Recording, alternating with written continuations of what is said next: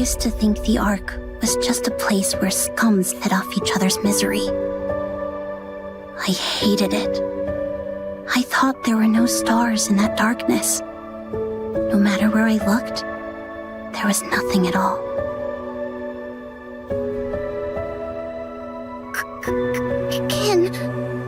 Can I get your autograph? Who are you? Fan! I'm your fan. Did I really give you hope? Can I really keep doing this? Your songs gave me hope. And you were my one and only idol. You're forever. No, you're already a star who won't ever be forgotten. It wasn't because you were special that I liked you. Honestly, I remember thinking, she's not even that good, so why is she always the one stepping up? But you just kept working hard. I'm ordinary too. No, actually, I'm probably worse than ordinary. So maybe if I worked hard, I could do something worthwhile. And maybe someday, I could become special. I think that's what I was thinking back then. That's why I wanted to do this with you. Because someday, I wanted us to become something special together. These days, it's hard to find people who still work their tails off, you know? Most of them are too busy laughing at people who try, so you hardly see anyone putting in real effort anymore. But you, watching you really fires me up. It really does. I've met a lot of NIKKEs because of my job. I know how tough life can be for you all. I'm always grateful for what you've done for us, so you don't have to worry about it. There's no need for you to be a shining light for everyone. It's okay to cast your light only on those who care for you and who treat you kindly. You don't have to be a force of light for the entire Ark. Even if you're a star that shines down only on me, that's enough. All I want is just to see you shine. Yep. And I'm here to be your manager, like I promised. This star hasn't lost its luster just yet. Please, find the next star. The Ark's new star. I hate the Ark. I really do. But I don't want it gone. I found my own stars, all thanks to the people here. This pestering trash heap they call the Ark. And everyone in it. I love you all. I'm going to be the Ark star.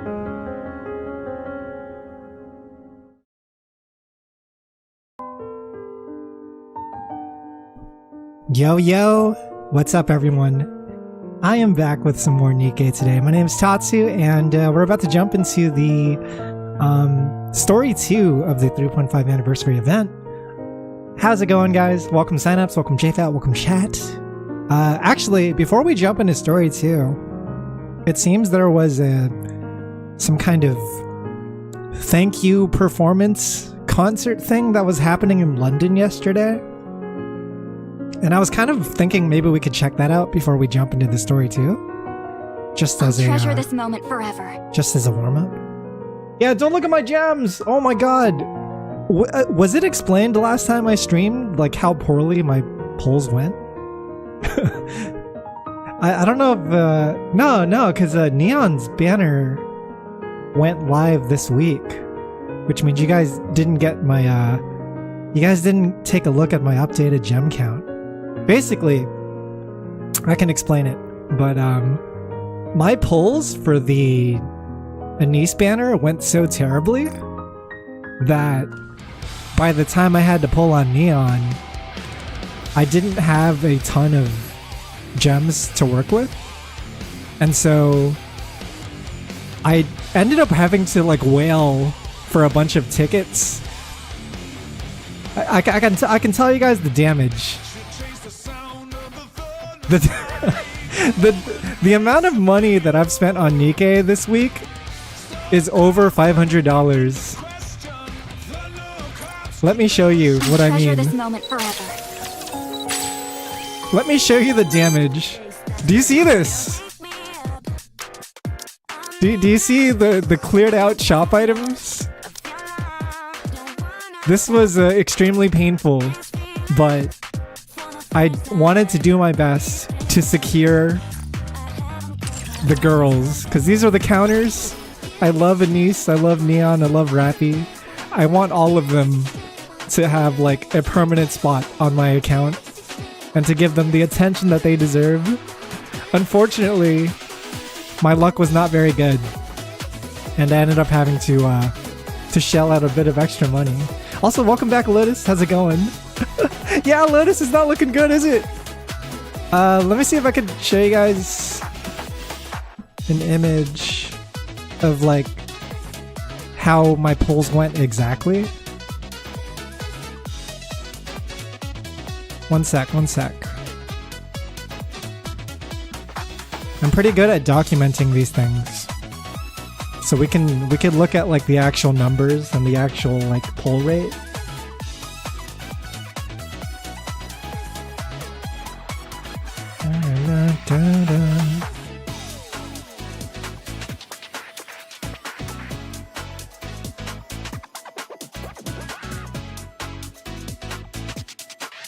I don't know if this is clear on stream. Can you guys read this okay? So on top is my pulls with Anise, and you can see I only got one copy in 700 pulls. That's really bad. That's like horrifically bad luck. You know, I got some other characters in between, but you know, given the nature of a 1% banner, I just had really bad luck with Anise's banner. My Neon pulls went a little bit better. I managed to get my first copy in 18 pulls, and then I got the second and third copies in a reasonable amount of pulls, but my fourth copy took a long time to reach. And so even if my luck on the Neon banner was a little bit better than Anise, a lot better than Anise's actually, it was still kind of below average. My goal was basically to try to like pull using this as like my guide. You know, try to like use these as like milestones, and we almost made it to the end, but my gem count is so lower now. I only have 16,000 gems left, so I don't know if I'm actually gonna continue pulling on this banner. I do have mileage saved up, and honestly, I probably should have just used it, but I don't know. Since my Anise pulls went so bad, like part of me wanted to have Neon save the day with her banner. Like I was so dead set on reversing my luck, because I was like, dude, there's no way my luck is going to be bad on 2 banners in a row. 180 pulls for 1 copy is pretty rough. Like the average, if you're doing a 1% banner, the average amount of pulls you should have to do is 100, right? It would be, if it was a 2% featured character, then you'd do 50 pulls. If it's a 1% character, you'd do 100 pulls. Like that's the average, right? But yeah, I spent so much money that I ended up opening a CD account with my bank the next day. I had to be an adult, chat. I was like, bank, can I invest some money in some future funds? So yeah, some stuff has been happening recently. I kind of got a little wild, you know. But yeah, maybe we could work something out. Like, yeah, let me know the interest rates and everything, and I could transfer the money over to your account ASAP. But yeah, that's me. That's been me this week. I am going to do my best to save up on gems. Not exactly sure if I want to pull any more, but I'm out of what do you call it? I'm out of the multiplier bonus on my Google Play account, so I can't rely on that anymore to do polls. Because I usually try to what's the word? I usually try to splurge on Nikke only when Google is having a multiplier event. Because it means I get to save a little bit of money and feel less guilty about it. I'll give you comprehensive instructions. In terms of like amount of money I've spent on Nikke this year, I've spent like $2,000 already, which is bad because it's only May. It is May 1st, as they say in the Devil May Cry memes. and I got like a lot of months left to go before the end of the year, so I gotta slow down, dude.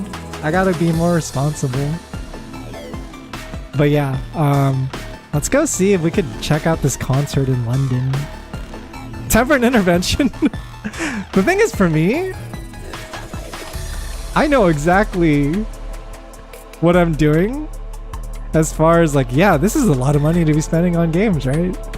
But it's also responsible for me because I'm not like I'm not at a point where I like can't put a roof over my head or buy food to keep myself eating. I'll give you comprehensive It is just a ridiculous amount of money, but I am not irresponsible, I guess you could say. It's really expendable income for me. Still gotta get my my what do you call it? My tax return money too. See, it's only a summer event and then anniversary and then collab left in the year. Yeah, those are gonna be the scary ones. I imagine, like, I'm kind of taking a gamble, right? Because I think they're going to most likely drop a limited unit sometime in summer, like they did last year with Dorothy. And if that's the case, I'll have mileage ready for it. But I need to start saving gems for the collab. Because if it's the collab banner, I want to pull in it with normal gems instead of using mileage, right? That's the efficient way to do it. Give me 1 sec there, guys. I gotta like shift some windows around. I'll give you comprehensive instructions. My setup's all messed up right now.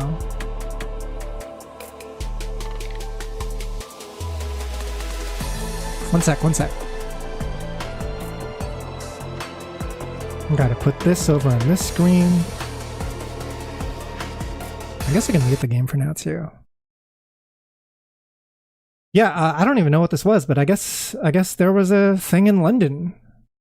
The TT Star special thank you performance in London. And they did a live stream. This was like 2 a.m. for me yesterday, so I didn't get to watch it live. But yeah, let's go check it out. Oh, there's YouTube chat. That's what every gambler says. Gamblers are just coping, you know? Just let us cope. Let me rock it, okay? Wait, how much of this was just startup? We're like 9 minutes into this video. What is this? They're giving away iPhone Pro and a TT Star fan support gift box.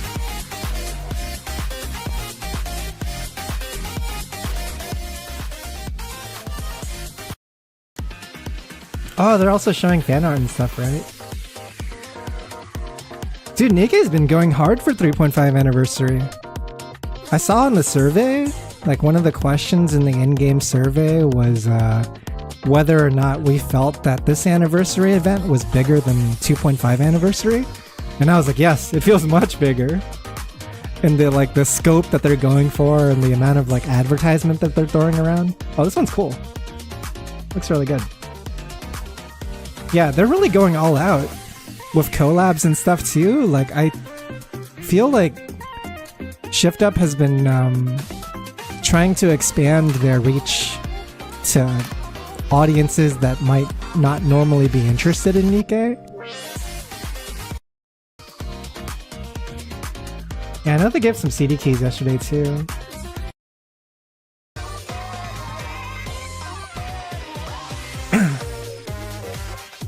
Dude, that's crazy.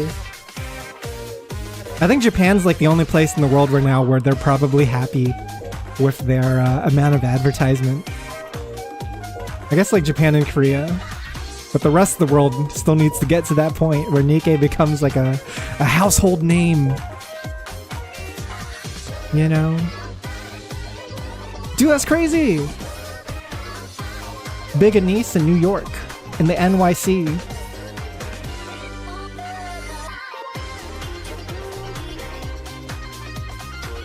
Dude, that's wild. Do you guys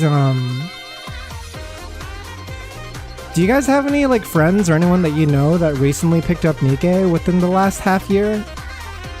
I'm curious.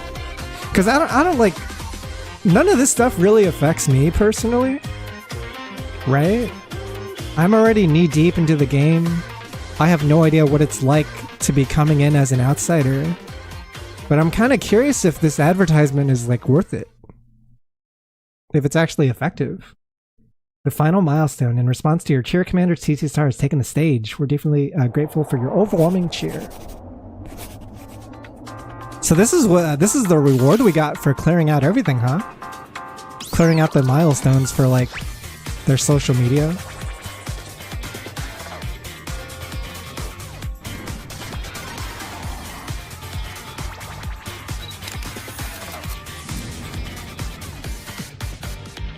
I would have never expected that 3.5 anniversary would have focused on, you know, a pop star group. But it's so smart, man. It's so genius how they did it. Oh look, cosplayers. So there actually was like a concert in person, huh?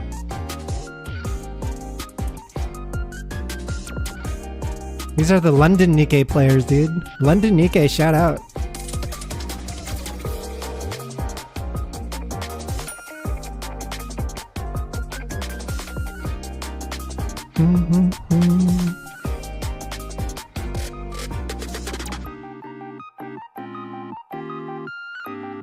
Man, maybe Nikke's bigger than I thought, huh? Like, the reach is kind of insane.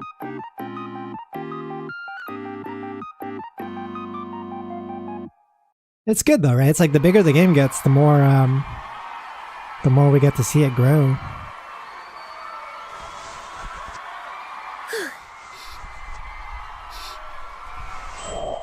Oh, so they had like a big ass screen.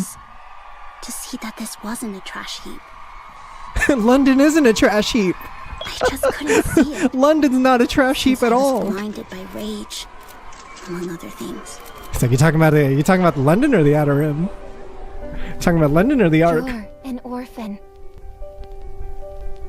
You only got in here on some scholarship. You've got absolutely nothing. What's this landmark? I don't recognize this place because I don't know anything about world geography. What is this place? That's London Bridge? You mean the one that's falling down? That's the one? Yeah, I saw Australia was getting a pop-up too. Did I? Is this the titular London Bridge that is falling down? I'll give it a shot. Falling down, falling down? I really want to. Oh yeah, I have seen 28 Days Later. That's the place, That gives right? people hope.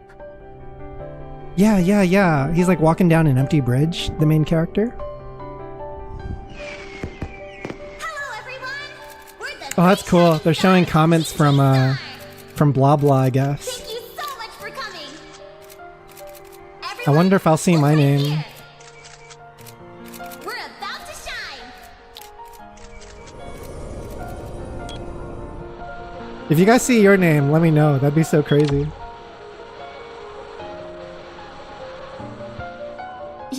Like it's censoring part of your name, but you should be able to tell. Wait till you hear this. So in the event, you could cheer for a niece and send a message, and they show up here now. I remember doing that. Whoa. Seriously? I remember there was like a website where I could cheer for a niece. I think I said something simple. I just said something like, "Let's go, TT Star."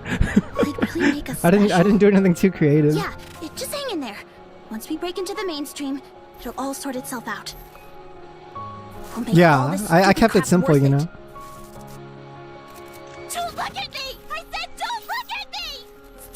Dude, today's story 2 is gonna be crazy, huh? Because the thing is, I let it build up for 2 days. I'm done being a pop star. Story 2 has been out since Wednesday, and I used to feel like I held off on nothing doing it until today. I went up 'cause I to wanted the to binge the surface whole with thing. a sort of self-destructive whatever attitude. Yeah, I wanted to have the energy something level to do it happened too, that since I've been kind of surprised me. busy with work. Definitely not an ordinary commander. Well, so you do see us that way. Finished story 2 earlier. It's got me messed up. I'm excited for the messed up for standing bits. up for us. Because I know it's gonna get messed up. I just don't know how I know that Neon how and messed I up they're weren't gonna much help portray during it. the recent incident in Right? the Ark. But we know about Crow stuff played like us for fools. Smile Time. And then when the heretic and Chatterbox appeared, And I imagine commanders had to we're take on getting more and more responsibilities. While I personally haven't. we're getting made some notable answers to the whole Mustang situation today as Now, well. that's not to say that I haven't improved. Like ultimately, it has to end with Anise However, becoming a soldier, I think right? I'm quickly That's how it has to approaching the end. limit. Based on history, I want to be based a on the proud member chronology of Counters who can events. come in clutch. She can't be Not a burden that holds everyone back. staying in TT Star. Yeah, she has to leave the group. That one day, if you decided to stop being a pop star, and from there, the art, just as pretty then, I will give you Oh man. expansive armament stuff. No, it's crazy thinking back to it because remember that when they had like the NIKKE baseball game in LA? Even in this dark, In trashy California, there place, was a NIKKE baseball game. I there should have are known by shining then stars. that like the game was Stars starting that to grow out of continue to shine hand. No matter the circumstances. Dude, there were I there were want those stars to cosplayers look at pulling me up and to find the hope. baseball stadium and getting turned away I want to be a because star they for were them. dressed too inappropriately. For all the other stars. Like the NIKKE community was not I ready want to surround people with for dazzling like love. having to confront the public So that's with how the goal. gooner they are. This time, I'm going to shine bright. Because you know, when I'm you going play to the be the game star and of you the log in arc. every day and it's like your A thing, star that gives people you don't really hope. think about how the rest of the world sees you, right? But as soon as NIKKE becomes like a more mainstream thing, and you know, suddenly you gotta show up in a baseball stadium with Thank you like, for loving us. you know, kids and all that in the audience as well. You're suddenly like, oh wait, I gotta relax, I gotta chill. Oh shit, let's go! Yo, this is a cool setup they got. It's not the most extravagant setup, but there's some smoke, there's some lights and stuff. It's looking good, man.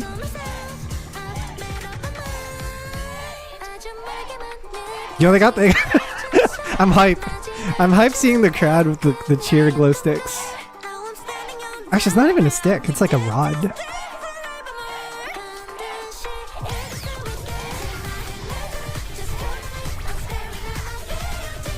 They picked a pretty tough spot to set up at the bridge. Do you think people are confused walking by? They're like, what's going on over there? Why is there an anime girl? Yeah, where's Mint and Prika? I would have liked to see all three. You're absolutely right, Lotus. We're missing the trio, right?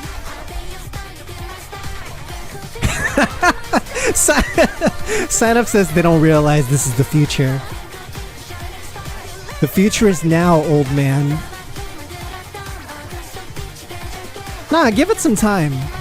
By 2040, everyone's gonna be an anime girl. I'm gonna be an anime girl in 2040. I'm gonna change my my gender to anime girl, dude. I'll be legally recognized as an anime girl, and the law will allow it. It'll just be a thing that you can like sign up for. I abandon my flesh, you know? Upload my consciousness into VR chat. My real body will be being fed potatoes through a tube. So it's pretty short. It's not the longest, but I hope everyone there had a good time. Seems like it was like a limited number of people.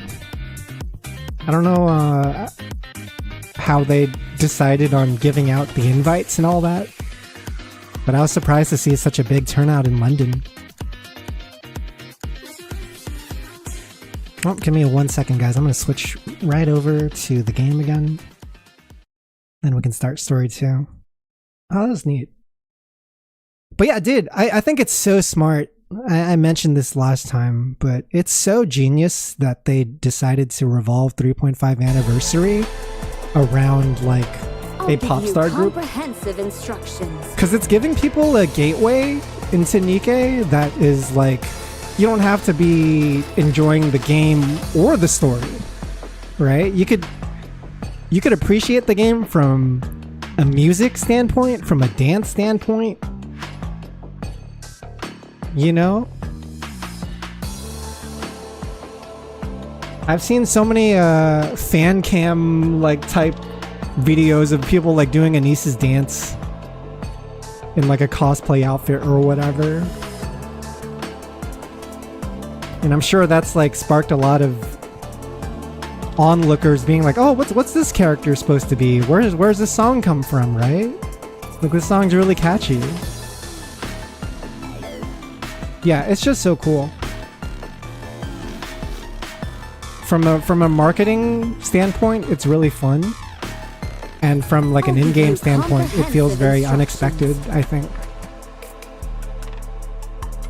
Sorry guys, doing some last minute adjustments to my my windows. I'm gonna move these windows around.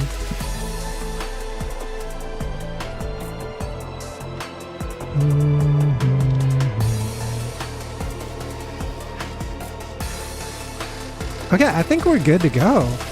Let's jump into the story. Are we good to go? I think we're good.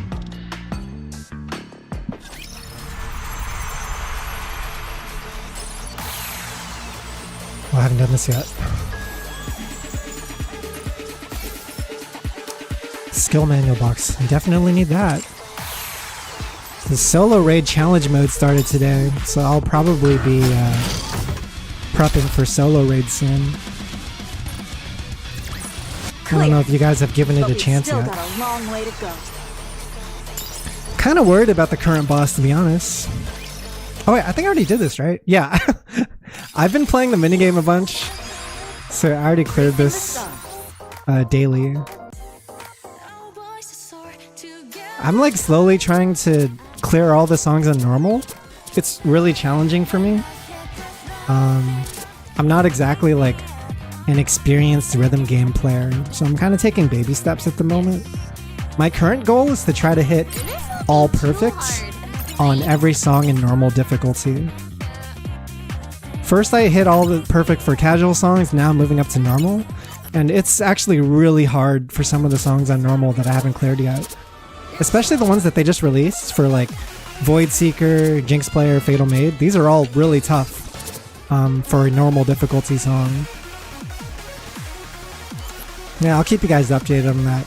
It's just really fascinating for me because, you know, as someone who isn't really familiar with rhythm games, I've gotten to learn a lot of things about rhythm games and experience it for the first time. Like, you run into these challenges such as not knowing when to blink, not knowing how to control your breath, because sometimes like I have to hold my breath for certain sections so that I can like lend my focus to what's happening on screen. And so that means I'm literally not getting oxygen into my body, right? So then my brain starts working slower. So I have to be all careful about that. Like, it's actually way more in depth than I thought. There's also different modes of play that I've noticed. Like, sometimes I find myself relying on my eyes more than my sense of rhythm. And I sometimes, like, you want that too, right? Like, you want to just be on autopilot instead of dedicating your full focus for 100% of the song. And so I have to like find and pick these spots where I jump between different modes of play just to clear a song like to the very fullest. It's really weird. This is all new to me, so I'm like, wow, have rhythm game players been dealing with this the whole time? And I looked it up, and apparently it's stuff that they deal with. Like stuff like how I mentioned earlier about how I hold my breath. Apparently that's a thing that rhythm game players do. A lot of rhythm game players struggle with keeping oxygen up over the course of like a song that's like 102,000 or 1,200 notes or whatever, right? Trying to get all perfect notes for 5 minutes straight is really hard. You know, I cleared a song earlier. I cleared a All Begin from the 2x2 Love event, and that felt harder than most like video game final boss fights that I've ever done in my life. That feels harder than Sekiro. It feels harder than Dark Souls. It's like absolute perfect play for 4 minutes straight is not easy. You know? There's all this muscle memory involved. There's like reacting involved. And you can't let up for a single second. It is so difficult.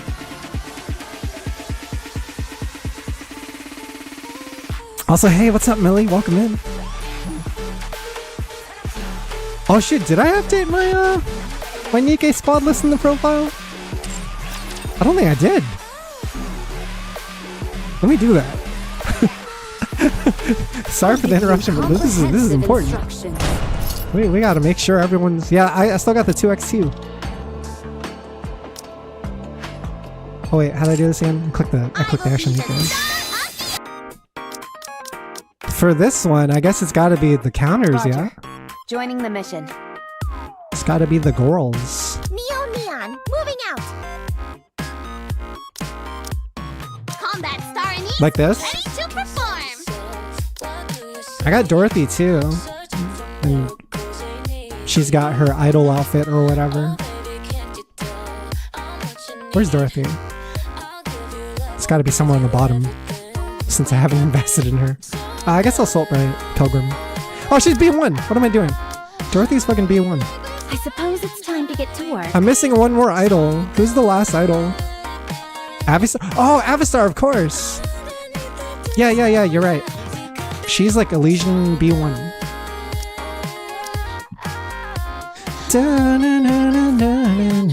That looks good, right? Exactly my forte. That looks solid.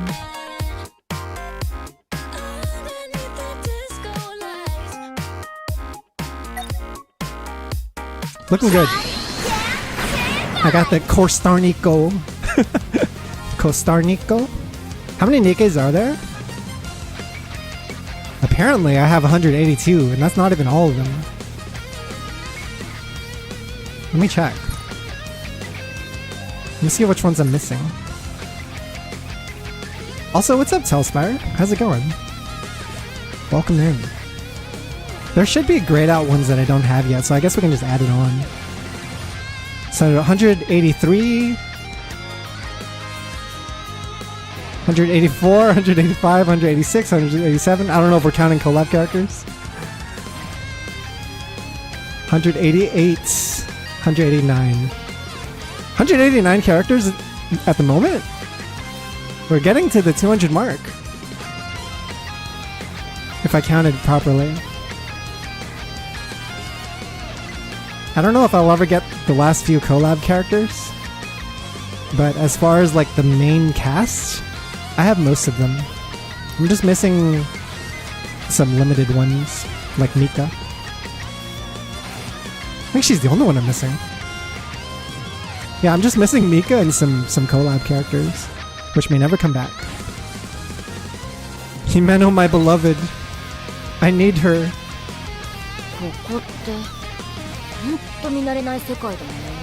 She doesn't even speak English. I'll treasure this moment. He's like, what the fuck am I doing here? There are a few on the story you can't recruit to. There are. We call that NPC jail.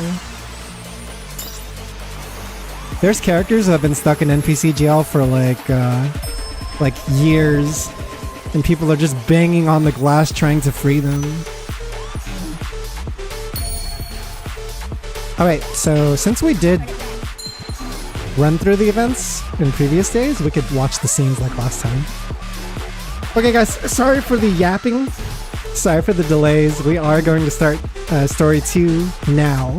I'll timestamp it on the YouTube video in the future to make it easier for people to find. But yeah.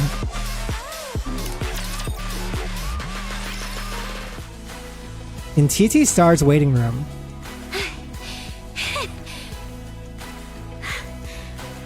We're back in the present day. Look at these sweaty girls. Sweaty idle girls. There'll be a lot more yapping. There's just some long bits. I hope it's long.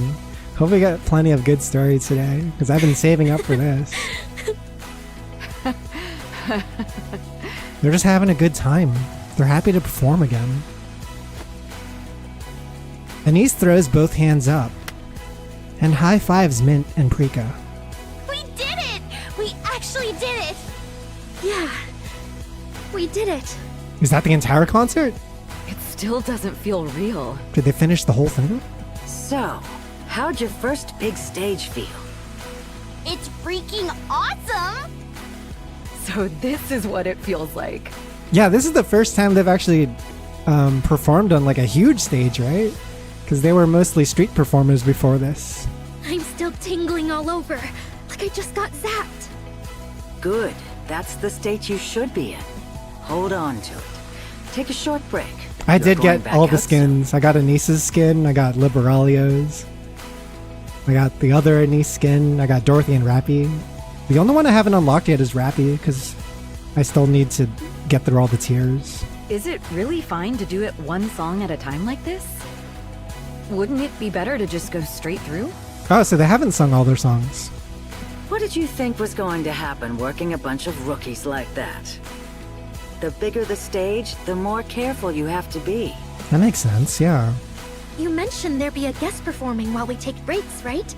Oh, is that why Volume is like out there? Is that why Prima Donna is performing as well as like an intermission? Who is it? You haven't told us yet. Yeah, you kept dodging it every time we asked. It's in your best interest. I don't get why you're making such a big secret out of it. It's noise and volume. Yeah, Prima Donna. I did see Noise the other day. Why did it have to be those two? Wait, why? Do they feel like they're getting one-upped At this rate, they're basically gonna overshadow us. since they're actually like famous, and we're only starting to get famous? Oh, I guess we're not what they came for. Oh no, the self-confidence is gone. The confidence is shot. We've kept the That's guest crazy. performers under wraps. It's okay. We're making them sandbag. Everyone out there came to see you, so relax. Oh, okay. Well done. On your first big stage, you didn't slip once, and you kept your nerves in check. You delivered exactly what you rehearsed. Dude, this is the part of the event that is so cool though, is like, as I'm playing the dance minigame, it feels like I'm also practicing alongside them, right? And I feel the grind. It's so difficult practicing some of these songs and getting into rhythm and having it commit to muscle memory, right? Yo, Awesome Jossum, welcome in. How's it going? What's with you all of a sudden? I'm praising you. Don't make me repeat myself. You'd get halfway there even just by standing on stage. I don't know everything you went through back then. But I know this. You clawed your way here and put up with whatever it took. Because you wanted a chance like this. Don't mistake this for luck. This is one of the results of everything you've done to get here. Back then, you didn't have the means or the room to seize an opportunity like this. Now you do. It also helps that we've like been in the news recently, or like have been have been caught saving the Ark multiple times, and people have like seen us do the deed. Like Anise is becoming a hero more than just a pop star, right? So hold on to it with everything you have. It's good And don't good let go. publicity, for sure. Yeah, I will. Good. Now get ready. And don't get cocky just because you nailed one song. everyone gets to their feet, exchanging quick glances before heading out. On the way to the stage, Mint pokes Anise in the cheek. Huh? What the? Come on, smile a little. You look like you're off to kill someone. Yeah, it's smile time, Anise. Man, I still can't smile naturally. It's time to smile. Like we used to do. You're good now. So don't hold back. Just smile.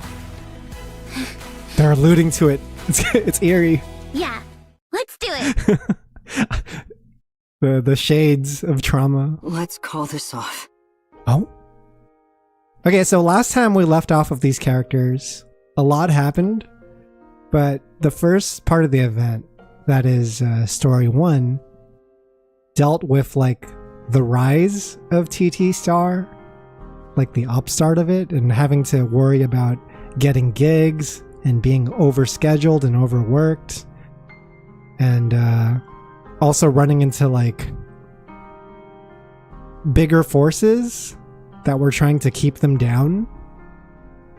And so now we got some characters popping up, like Anise's old classmate that used to be like one of her only friends in school is now with us, and she's an assistant.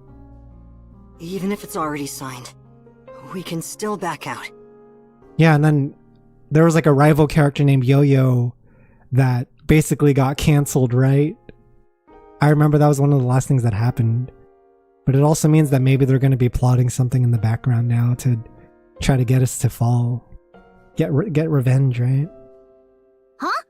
Wait, why? Let's go. We're calling this off. Why are we calling it off? The whole thing? Boss? I heard you're Mr. Mustang's son? Is that true? Oh, they're going to talk about it. I heard you two aren't really on good terms, and Mr. Mustang said he wants to make things right, so we just thought maybe we could help somehow. Okay, I remember now. The last thing that happened in story 1 was the girls ended up signing up with Red Mustang and his deal. Like, he shows up to the office and has this whole like fake persona that he like gives them. And he's like, yeah, you should join my like record label or whatever. You should just sign right here. And then the girls take it. They sign almost like immediately because they feel like Hanson is being overworked right now, and they wanted to like make him proud and stuff. But it also means like now they're, you know, contracted with Red Mustang. Yeah, so the deal was him and Risa will be able to stay on the team. I wonder how this is going to play out. It's kind of interesting. Yo, Dimitri, welcome in. I'm doing story 2 today. I just started. Get you two talking again? What's up? Anise. You don't know. You don't know what he is. He's a monster. My father's a monster. Thank you. I really do appreciate your concern. I'll speak with my father and try to make things right. So, let's cancel this. That should be alright, right? But why? They don't know. I mean, if Tetra's backing us, we could... The thing is, like, all the scenes showing Red Mustang in a bad light have been happening, like, outside the public view. As far as the public is concerned, he's just, you know, he's just a guy who's CEO of the company and leading everything and doing a good job. And he's got, like, charisma and all that. Seriously do way better, right? Just got off work. I was gonna wait, but ended up finishing the story last night. Oh yeah? Well, what's your rating? Thumbs up? What's your final score? It's Tetra after all. They're basically the heart of the entertainment world, so we could really... No! Tetra's nothing like that! That place treats Nikkes as nothing more than products. You must not go there. He just wants to protect them, but they don't know. You'll be destroyed. Completely ruined. This isn't the time. I'll go. I'll handle this myself. I want to do this. Uh-oh. What? I want to keep going with Tetra's support. We've worked hard. And I know we're not anything special. But maybe that can change. Maybe, even a little, we can become something more. I mean, it makes sense, because from their perspective, they've been on the grind this whole time. They've been suffering and like being overworked and like putting in their best effort. But it still doesn't make them number one, right? But maybe with Tetra's help, they can become number one. This is the big break. This is the opportunity revealing itself to them, right? Like, even if you knew there was shady stuff involved, I'm sure a lot of people would take the deal regardless. Maybe someday we'll have our moment. Maybe someone will finally notice us. That's why we've kept going all this time. Yeah, it's like, it's true in the real world too, but sometimes it's not about how hard you work. Sometimes it's about who you know and the connections that you have. And whenever an opportunity appears before you, you kind of just have to take it, right? Sometimes it's difficult to make that decision on the fly as well. To withhold and being like, oh, no, I don't know if I should take it. I don't know, right? You're doing better than you realize. It's just that your efforts haven't shown through yet. There's still plenty of time, so Hansen's like, you're doing great. Just keep going at your current pace. There's no need to jump onto this thing. Until when? How long do we have to keep going like this? I'm not sure we'll ever really shine. Since we're not special. So does that mean people like us just have to keep crawling along inch by inch with nothing to guide us? We're supposed to believe there's something out there waiting for us when we can't even see it. Do we just keep feeling our way forward blindly? This is a chance. If we have Tetra backing us, then even ordinary people like us can become something special. Yeah, and then Mint is convinced that they're just like ordinary people, right? She doesn't think that they're special, but she wants to be special. She wants to be given the opportunity to grow into something bigger. I just realized now there's no way Mrs. Miss meets in TT Starlin. No, because she's already out of the picture by this time of the event, right? She cut ties with Red Mustang completely. I guess I'll refer to him as Red Mustang for the rest of this event. There's like Red Mustang, and then there's current day Mustang, right? But let's treat them separately as to avoid potential confusion, because something might be going on there. We're only immortal superhuman millionaires. We're worthless unless we become billionaires. They're not that rich. They're still pretty indie. They're like trying to climb up the indie charts, basically. But they're tired of just being seen as indie. They want to be like mainstream too. To be fair, they are climbing the charts with just one song. They were doing great, but they self-doubt so much they think they're just having luck. The thing is, we also have what's her face? Yo-Yo is out of the picture now. You're wrong, Mint. You are special. No more Yo-Yo. In what way? At least on the leaderboard. What exactly is so special about me? About us? If we really are, then why are we still stuck at the bottom like this? Is this what you call special? Mint. I know what you're worried about, boss. You know what I really like about Mint and Prika's design is they have these like indications on their body that they're like been practicing really hard, right? Whether it's like the little bit of like tatter on their clothes or like little bandages on their like body and stuff. Like, they're actually putting in the work. We know how tough it is for Tetra's pop stars. But we can do this. I'm sure of it. I don't think it's going to be that different, and we've done just fine so far. Yo-Yo pulling up in the first half fucking shook me. I was like, why are you here? I felt the same way, Dimitri. I was so skeptical at first. Because, you know, they never show her face in the first half of the story. Or in Pretty Star, rather. They don't show the classmate's face either, but then both those characters came back. And now they have character models associated with them. I thought it was pretty hype. Yeah, I like that Risa appeared after Yo-Yo appeared, and it was like, hell yeah. We got backup, right? We're not alone. Struggling blindly won't get us anywhere. If we're going to struggle, I'd rather do it where there's at least a chance. That's what we do best anyway.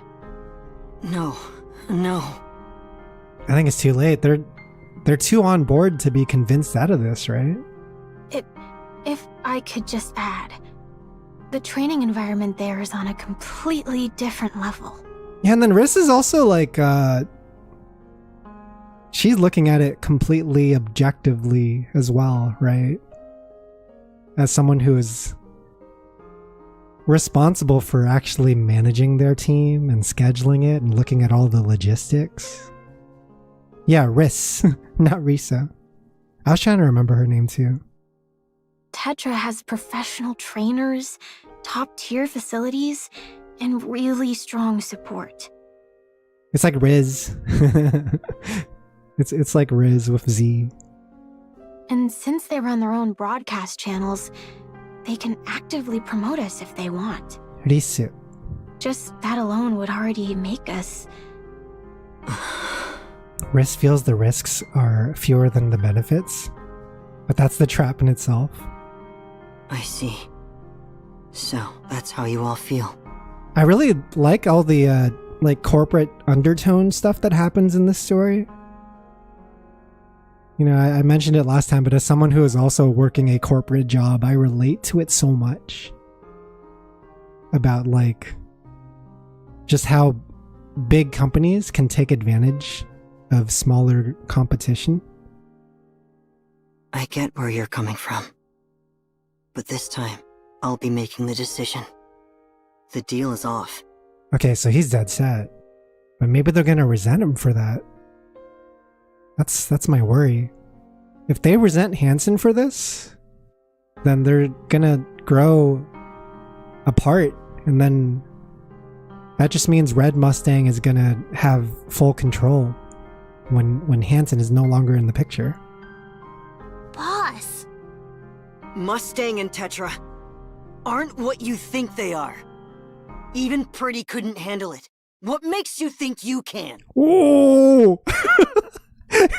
Yo! Oh shit, oh shit. Oh, that was a deep cut. He said that from the heart, but also I think it came out the wrong way. He said that out of like a deep frustration in himself, but I think it comes off as him like not believing in them. I'm really sorry. I wasn't trying to compare you. I truly wasn't. But no. This isn't right. I can't allow it. You know, what he's saying is like, look what they did to Pretty, right? But then what they're hearing is you'll never be like Pretty. And if she can't do it, what makes you think you can? Yeah, he's usually so soft-spoken, right? So if he's like raising his voice like this, it's really uncharacteristic of him. Hansen straightens his clothes and heads for the door. Just then, a voice from the TV cuts through the silence. It's been a while, hasn't it, since we've seen any movement on the major charts? Oh, the talk show again. The major charts have been pretty stagnant for a while now. Unless someone from the top messes up, it's almost impossible for smaller groups to break through. It's been a year and a half since the rankings last changed. That alone tells you how closed off the music scene is. So with Yo-Yo out, that opens up a spot. Exactly. Everyone's scrambling to claim that spot right now. Yeah, of course, right? It's not like everyone else was resting on their laurels. Like, these are hungry wolves trying to aim for number one. What's interesting is that Tetra's starting to pay attention to the indie charts too. Oh? How so? Tetra has officially signed TT Star, a small-time Ooh. group that includes a niece, the victim of Yo-Yo's bullying. So they've already hit the news and everything. The fact that they're signed? This has happened really fast. Wait, they're supporting an indie group? That's a first, isn't it? Yes, it's their first time. This motherfucking holding the pose like that gets me when she's sitting like that. Tetra's usual approach has been to let the smaller groups fight it out. He's doing that Dark Souls 1 emote. You know the one I'm talking about? It's like, are you not entertained? And only step in once one of them makes it big. This is the DS1 emote. Yeah, news gets around fast. What the hell? Didn't they just sign this contract like an hour earlier? But as I said, that hasn't happened in a year and a half. It's like a bit. It's like they signed the contract, and then the background when they look outside the window, like after Red Mustang leaves the room, you start seeing TT Star in the billboards and shit. Some see it as a way of supporting a bullying victim. It's like within seconds, right? Yeah. Honestly, with so many groups out there that are both more skilled and have more potential than TT Star, it's not exactly an allegation they can shake off. Hey! The smaller groups probably won't just sit back and let this happen. They will. No one's stupid enough to pick a fight with Tetra. Fair enough. If anything, most people are probably thinking, wait, could that be us too? Oh? So Tetra's setting a precedent by pulling someone up from the indie scene? Yes. With Tetra backing them, this is basically a declaration that they're pushing the group straight into the mainstream. Well, that's interesting. Guess we'll see what Tetra's decision does to the pop star scene. All right, let's move on to the next story. The thing is, it's weird from Tetra's angle too. Because if they're gonna like buy out this group, are they actually intending to buy it out in malice? Is Red Mustang taking over TT Star just to have it fail on purpose? Or does he have plans to actually make them the new number one? Right? How much belief does he have in them as actual performers? Because we know he spites the fuck out of Hanson. We know that he's been trying to sabotage Hanson's like dream for the past year or whatever. So that's the part that's sketchy, right? They've already made the announcement. That was fast. I hate my son so much that I'm going to have my company stocks go down and have this project fail on purpose. I mean, I wouldn't be surprised if we start seeing Tetra make some new investments in music artists that aren't just TT Star. We've moved up to 11th. All they did was announce it, and we jumped 2 spots. Yeah, because they lost Yo-Yo in Tetra. She's not their cash cow anymore. So we need a new cash cow. So it's kind of, I don't know what to make of this. I don't know what Red Mustang's intentions are. Hanson yanks the door open and storms out. Oh, this is bad, dude. Oh, this is bad. Hanson's like too mad right now to get through and like actually reason with them, and he's already tried his best to talk to them. So what happens now, right? I'm sure we've all been in this situation where it's like you can't get through to someone, and so you kind of just give up. But then giving up is also surrendering. You just kind of have to let things play out, right? Break it. That'll cost you 20 billion. Oh shit! Is he fucking causing a ruckus in the in his dad's office? Must you be so petulant again? Yo, the petulance though. No, That's a fair price. That's what Tetra spent on them under the contract. Why would I throw that kind of money at outsiders? Uh-huh. Go on. Break it. Just be sure you can afford the penalty.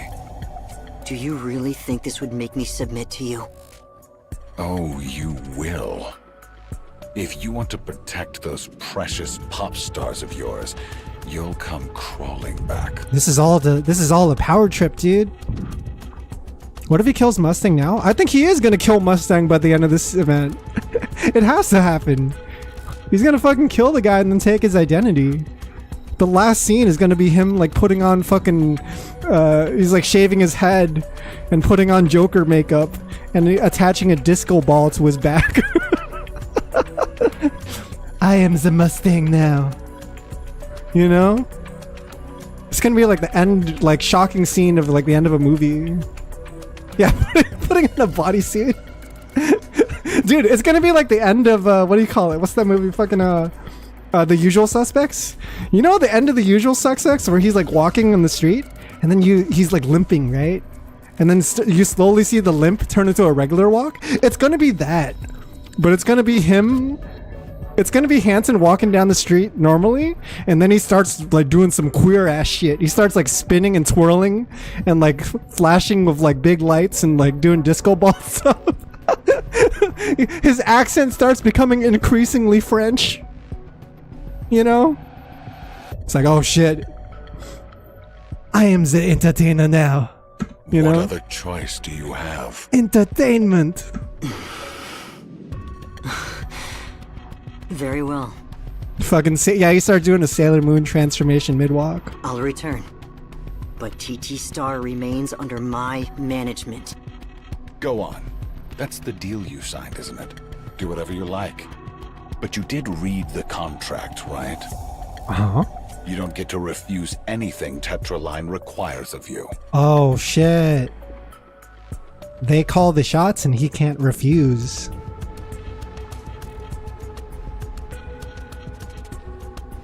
It's like, he's under management still, but he has to follow orders. It seems to be what the contract says. The second you do, the contract's void, and you'll repay every last credit I invested. So money is involved as well. There's terms to this contract, and if we break the terms, we are financially responsible for something that we probably can't afford to pay off. Noted. Good. Let's have some fun and turn those things into the greatest pop stars this industry's ever seen. Those things. He says they're things. He doesn't see them as people. You've got a lot to say for someone who can't even remember their names. Yeah, that's crazy, dude. This is the part of the story that I'm suspect about, though. It's like Anise has only ever been close to Hansen, but up until this point in the story, she has barely interacted with Red Mustang. You know? I'll have those things perform. Give them the best facility, the best staff. Bro, you gotta stop calling them things. And That's crazy. Tetraline Concert Hall. I'll spare no expense. I feel like the way Red Mustang carries himself in a private room is like too easily exposable. Like, what is stopping Hansen from just bringing in his phone, setting it on record mode, and then putting it in his pocket, and then like, you know, like leaking that to the news or whatever? You gotta expose this guy somehow, get everyone to see his true colors. See how Mustang's coat checker pattern isn't symmetrical? Yeah, I saw someone on social media like try to fix it because they were bothered by it. They're like, why isn't it even on both sides? Why is there predominantly red on the top right side? Yeah, you can't unsee it, right? Someone photoshopped and fixed it. They're like, ah, it feels good now. He's truly evil, yeah. This is the most evil. This is true evil in every sense of the word. This asymmetry. Here you see it now too? Thanks. I didn't notice that till you pointed it out. Asshole. And the audience? Just me. I want to see for myself why you're so obsessed with them. After that, I'll decide how to turn them into superstars. I'm sad.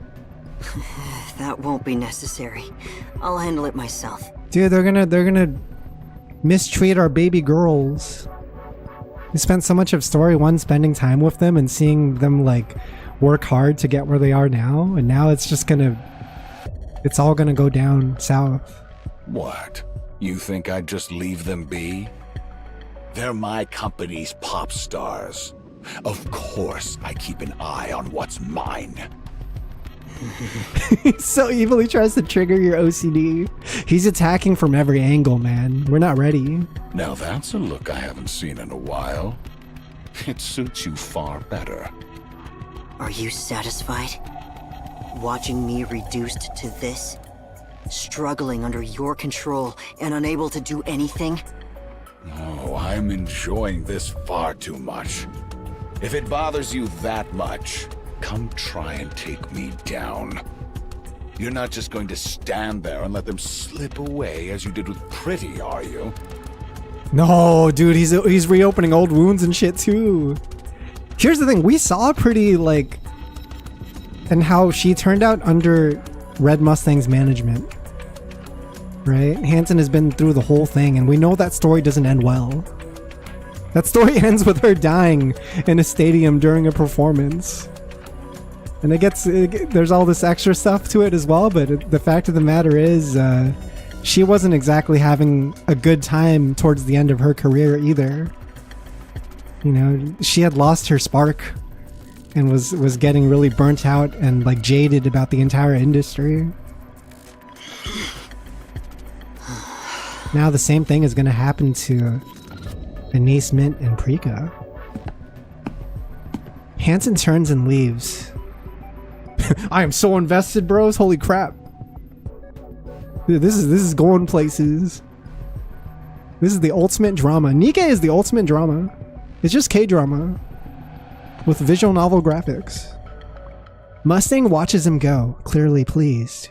Now that's entertainment. No! It's true entertainment. Stop. Oh.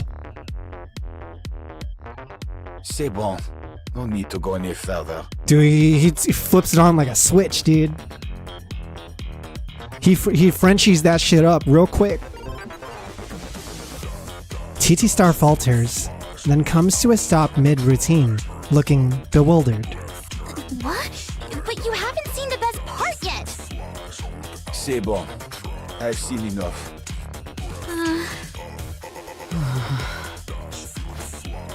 Mustang stands up from his seat. C'est acceptable. With that, he heads for the exit. On stage, Anise, Mint, and Prika freeze mid-dance, staring after him. The music cuts off, and the staff begins clearing the stage. What the... Isn't it obvious? The test's over. What do you think the result's gonna be? He didn't even stay to the end. That tells us everything, doesn't it? I suppose we're done for. He's like establishing the power dynamics early on, right? It's like, hey, you guys have to prove something to me.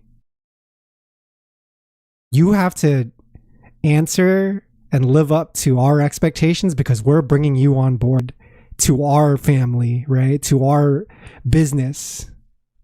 You know, step up. But Tetra really is something else, huh? Check out this stage. The equipment's insane. And, look over here. Anise raises her hand and gestures to the empty seats. Dude, I'm digging this OST, by the way. I saw Cosmograph has been uploading like a crazy amount of new songs onto his YouTube channel.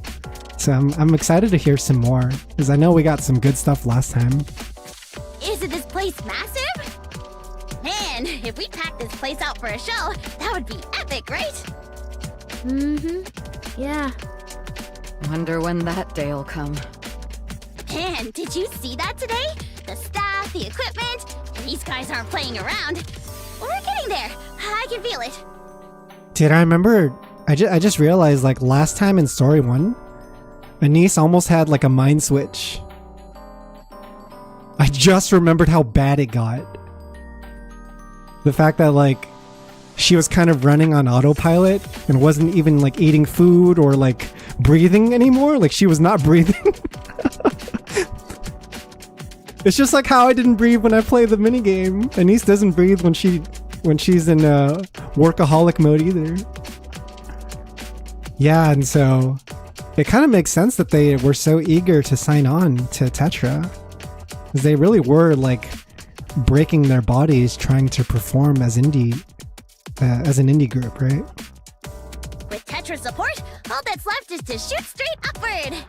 Yeah. Meanwhile, Anise is just like trying to keep positive. I don't think Prika and Mint are doing too well. If we do that, we'll become something truly special. You're good with words, as always. Good work, everyone. They said we can head back and rest now. Seriously? That's it? Yeah. Whoa, this schedule's way too chill. Oh, boss! Still calls him boss, at least. I didn't realize you were here. This place is incredible, huh? I've never seen anything like it before. You still mad at us? I'm sorry, we should have run it by you first. They really should have. Don't worry about it. But they also did it for his sake, right? From their perspective, they were just trying to protect him in their own way. And that's the tragedy of it. He was also getting like overworked. Every scene you see of Mustang in Story 1 was him like making time to do something with the group. But otherwise, he was just in the background doing meetings, setting things up for them, finding opportunities. Like, he's the guy that makes it happen. This place is incredible. Performing here would feel like a dream. Right? I guess he's just doing his best to play along at this point, too. That's all you can do, right? I'll do everything I can to make that happen. Okay. Have you, had a chance to talk to your dad? Oh, yeah. It's a little complicated. It'll get better. I'm sure of it. Blood is thicker than water, after all. I never believe in that line. Or it is a line everyone recites, man, but man, let's just say some people don't feel as close with their family as others. Bro came in with a sob story and was like, but I'm gonna keep doing that shit though. Though I wouldn't know. I've never even seen my parents. He's good, man. Red Mustang is like the ultimate villain. He's like, he knows exactly what he's doing and how to do it well. They say that before they ask you to do some heinous shit. When it's time to come in, blood is thicker than water, my ass, you know, do your best. Salty Paris, you understand, right? You get it. But for you, it's going to get better. Yo, Definitely. fuck blood sometimes, you know? That's what I mean. Fuck blood. Yes. Thank you. All right, everyone. You did great today. Let's get some rest and put everything else aside for now. Aye aye. He's doing his best, man. Wait. This is our room? Oh no. Wow. Oh no. They're gonna get used to this life of luxury. It's so over, dude. Prika strides past and disappears into the showers. The water roars to life. Then, the handle creaks as it turns. This shower room's on another level. So, I heard the dorms are basically 5-star hotel level. They even have room service. Room service? They even do instant noodles? Even instant noodles? Yeah. It looks like they've got pretty much everything It's here. like, how low was your standard of living that you're impressed by instant noodles? There's a massage area, a sauna, even practice rooms downstairs. And there's a repair center inside too, so you don't even have to leave the building. They have all the things they need. There's a dressing room as well. They get new releases from major brands before department stores do. And they carry all sizes, so you can try on whatever you want. There aren't any strict restrictions on returns either. Wow!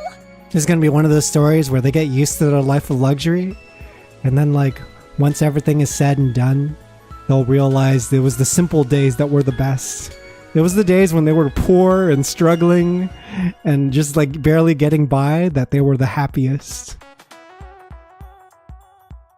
Riss looks around the lodging. It looks just like the luxury hotel she's only ever seen on TV. You can rest and practice here. It's perfect for pop stars. Honestly, if you have instant noodles, even in a nice hotel, not much changes. I just know, like in Korea and Japan, they have those like super decked out instant noodle shops where you get to like build your own instant noodle and like get all the toppings and stuff. And it always looks so comfy. Instant noodle shop machine. Yeah, and then you get to like add boiled eggs. Oh, I always wanted to do that. Like instant noodles are really simple, but those videos always make it look like just the most comfiest meal ever. You add like an egg. I did this once of instant mee goreng. It was so good. It's amazing. Have you done it before, Signups? Have you gotten to visit one of those joints? Because you've been in Korea and Japan quite a bit in recent years. You had one of those right outside your apartment? It's in Seoul. Dude, I want to go. The facilities are really so everyone. Is she getting emotional? You okay, Riss? Sorry, I really didn't mean to cry. We've all been through so much, and now to be treated like this, it just feels... I'm just really, really glad. Aww. I still love that Riss, like her character model, is just the standard NPC character model with like a little bit of a fangirl touch to it. It's so good. Just adds like a little poster to give her that extra like like I'm a fan, by the way. Oh shoot, did you guys see the cosplay of the NPC girl from NIKKE recently? Let me see if I can pull this up because this is really funny. I was scrolling Twitter the other day and I saw a cosplay and like didn't really like... I saw an image of a woman and I didn't really think anything about it.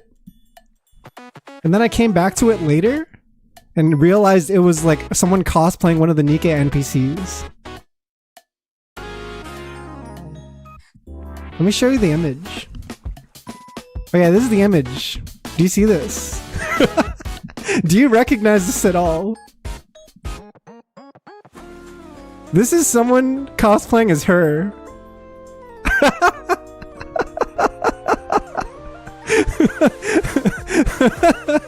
It's so good, dude. You got the like the awkward mannequin hands posing and everything. Yeah, she fucking killed it. She nailed it so hard. It was amazing. I really appreciated this. we need the Riss cosplay next. I need someone to cosplay Riss and have the poster. Cat killer NPC, never forgive, never forget. I haven't done that event yet. I need to do fucking Nyan Nyan Paradise? Is that what it's called? Come on, don't cry. Nero's event, right? You're going to make me cry too. I'm gonna go shower. You guys have all worked so hard. Maljurek, isn't it good? Also, welcome in. How's it going, Maljurek? Welcome in from YouTube side.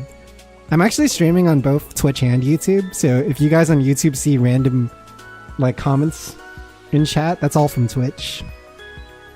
Yeah, what's up, Hagrid? Welcome in, dude. Things are going to be good from here on out. Yeah, Hiryu, I'm still catching up on all the old events. I'm slowly like trying to watch every old event that I've missed since I started playing the game a little late. I missed a lot of the stuff in like year 1. In a meeting room at Tetraline's entertainment planning department, around 20 people are seated inside.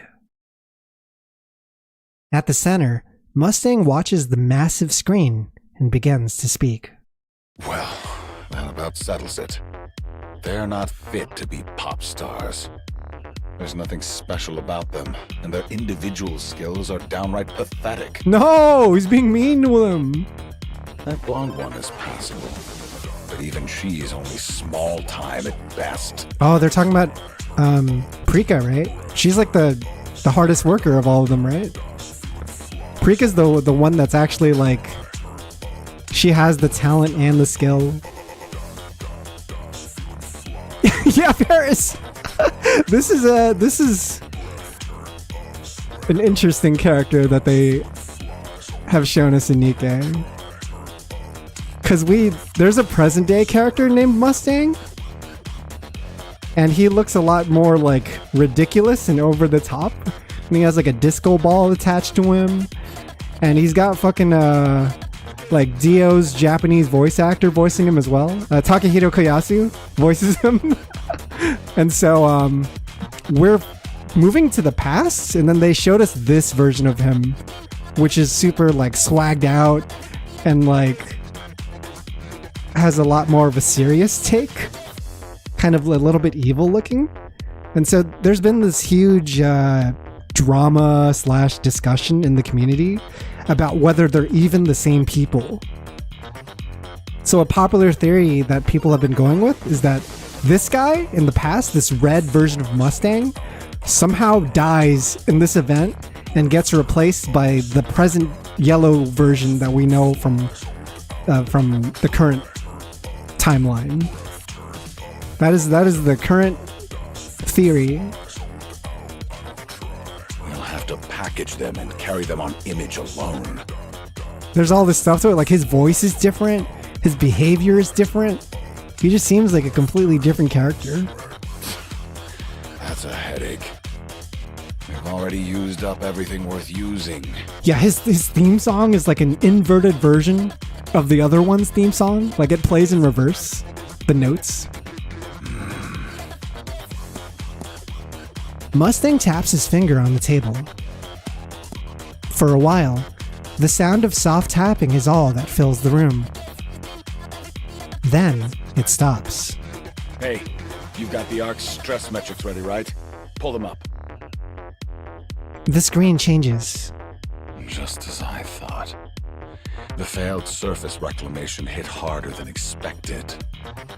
And on top of that, Pretty's dead. No surprise the stress is piling up. At this rate, something in the ARC is bound to snap. Bro's looking at like the war and how it's affecting the economy, and then basing business decisions around that. Good. We'll use them as the outlet. Yeah, Paris, it's good you bring that up because we were also talking about that earlier. About like how his jacket isn't symmetrical and how one side doesn't have the pattern. Some people did not see it until it was mentioned. Take those things. It is truly evil. 2 proposals each. I want ways to let the ARC citizens vent their stress. I don't care how far you push it. Have them ready by this time tomorrow.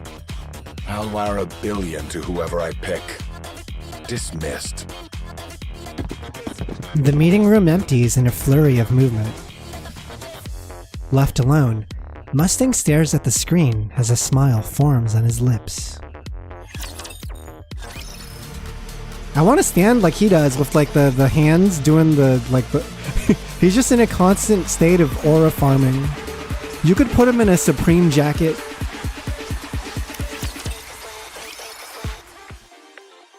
Music goes off. NIKKE music, man, never fails. NIKKE music goes so hard. I am like genuinely worried about how massive this game's soundtrack is gonna be by the end of its life cycle. Because we're only on year 3 right now, heading into year 4, and there's already like, you know, like 500 plus songs, and they're all fucking good. There's no throwaways, there's no like waste of tracks, like everything legit feels like a collection of albums that they release every 2 to 3 months. Because every chapter usually comes with a new like in-game soundtrack, like a new album.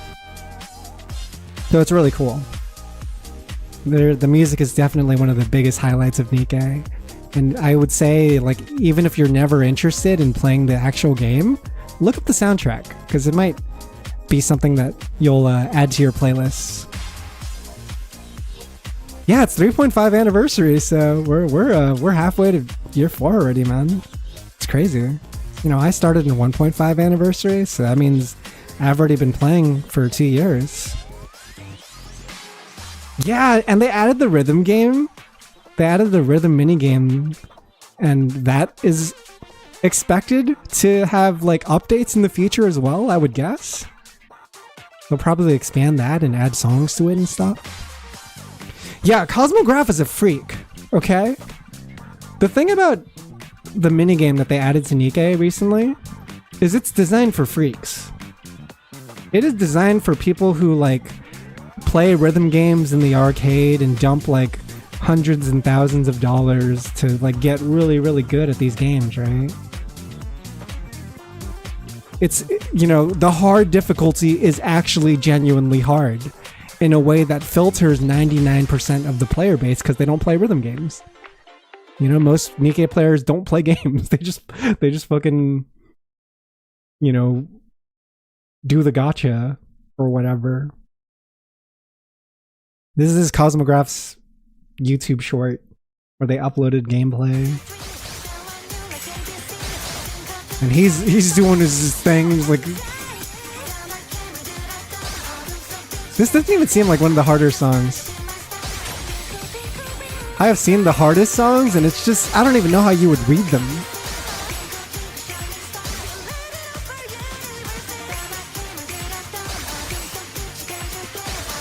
Yeah, this song's not so bad. Let me find you guys a nasty one.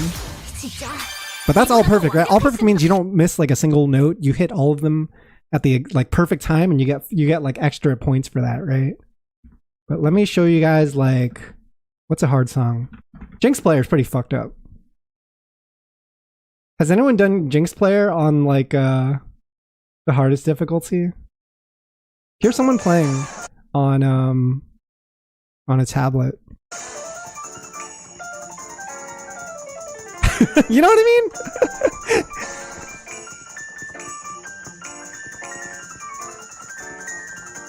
It's just for freaks. Like, you're not normal if you can do this. You're superhuman in some ways.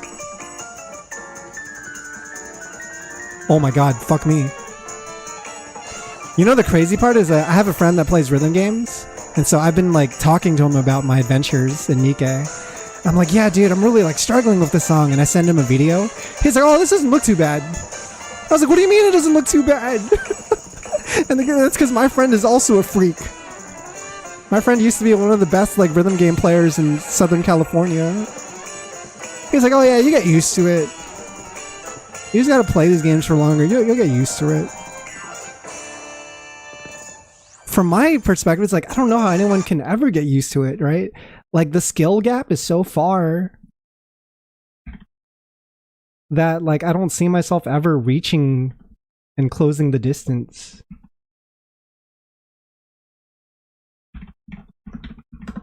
One sec. We can show one more. I know there's a there's a YouTube channel of this super talented Japanese player. He's been posting all perfects for, like, every single song. How's Rapture Storm's really fucked up. We could look at Rapture Storm, I think. Fatal Maid also looks fucked up. Yeah, I'll do Rapture Storm. We'll full screen this one. I already watched a little bit of this previously and I had to quit because I got scared. I stopped playing the video halfway. I was like, no, this is spooking me out. No, I encourage you, like, try doing this alongside. Try gesturing your fingers in front of you and following along with whatever they're doing. Right? And it's like, I can't. I literally cannot keep up with some of these notes. You have the hold notes, you have the swipe notes, which require you to swipe to the side. Oh my god, it's fucked up. This is the video I sent to my friend, by the way. And he was like, oh yeah, it's no big deal. He says, yeah, it'll look fast if you're not used to it. Yeah, you can adjust the speed too. I play on 3.0 speed, which is considered beginner, right? It is like the beginner level. But I can't imagine how someone is supposed to play at like double that speed and still get perfects. Oh my god. Fuck me, dude. I feel so filtered watching this, you know? And what are we now? We're a minute 30 into this gameplay. And we're not even, we just passed the halfway point. But you basically have to keep this up for 3 minutes. Missing, like, each individual note I could miss. I could get a good or a great instead of a perfect. This guy's been getting perfect the entire time, which is how his combo counter is still purple. So he's landing like what is essentially like a 2 or a 3 frame link consecutively over the course of 3 minutes. I don't know how strict it actually is, but it's definitely like, it's definitely strict. In this minigame, there's a perfect and a perfect plus. And then perfect plus is like the most perfect you can get with timing.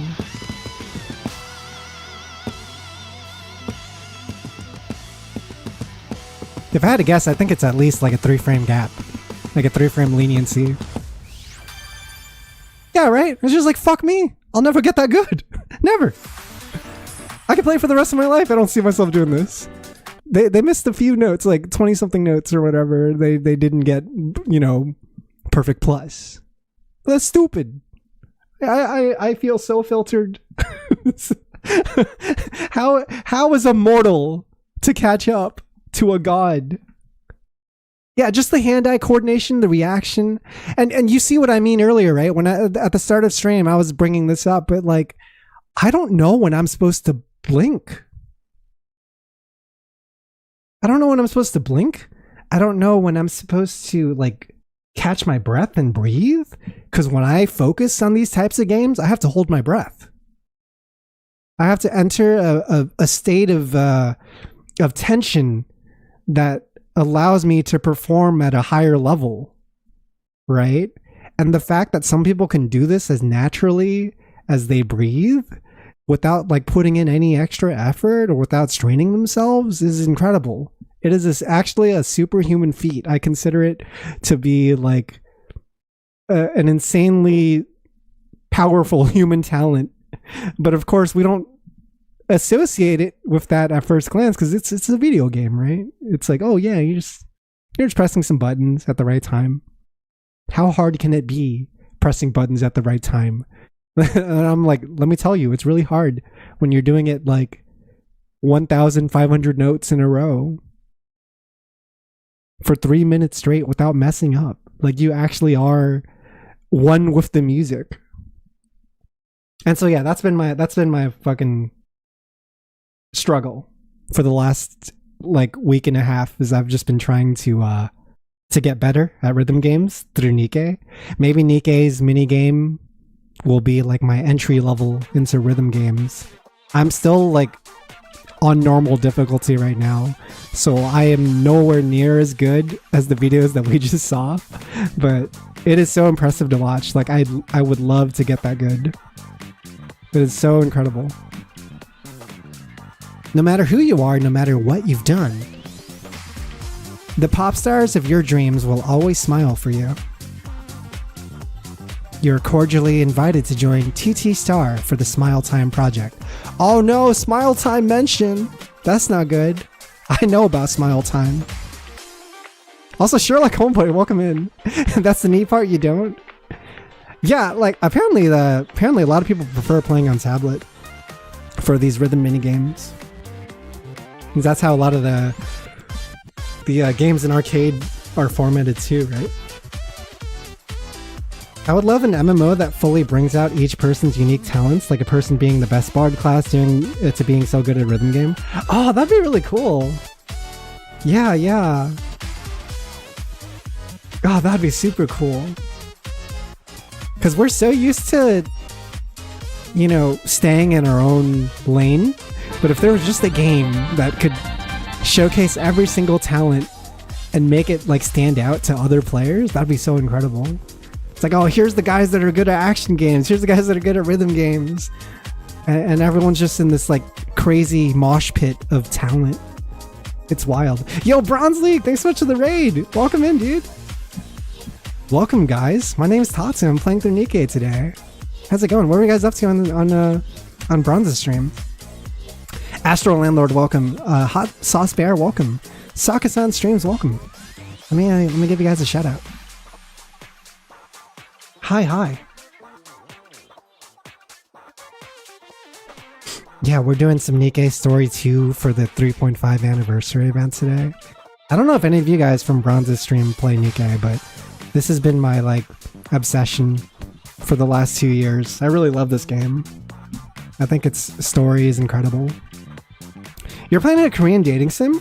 Is it the one I'm thinking of with the 5 girls under like one roof or whatever the hell it's called? 5 hearts under one roof? Is that the one? Oh, it is, right? Yo, let's go! Let's fucking go. Yo, who's your favorite though? Oh, season 2. Oh, okay. I'm not familiar with season 2, so I have no input to offer.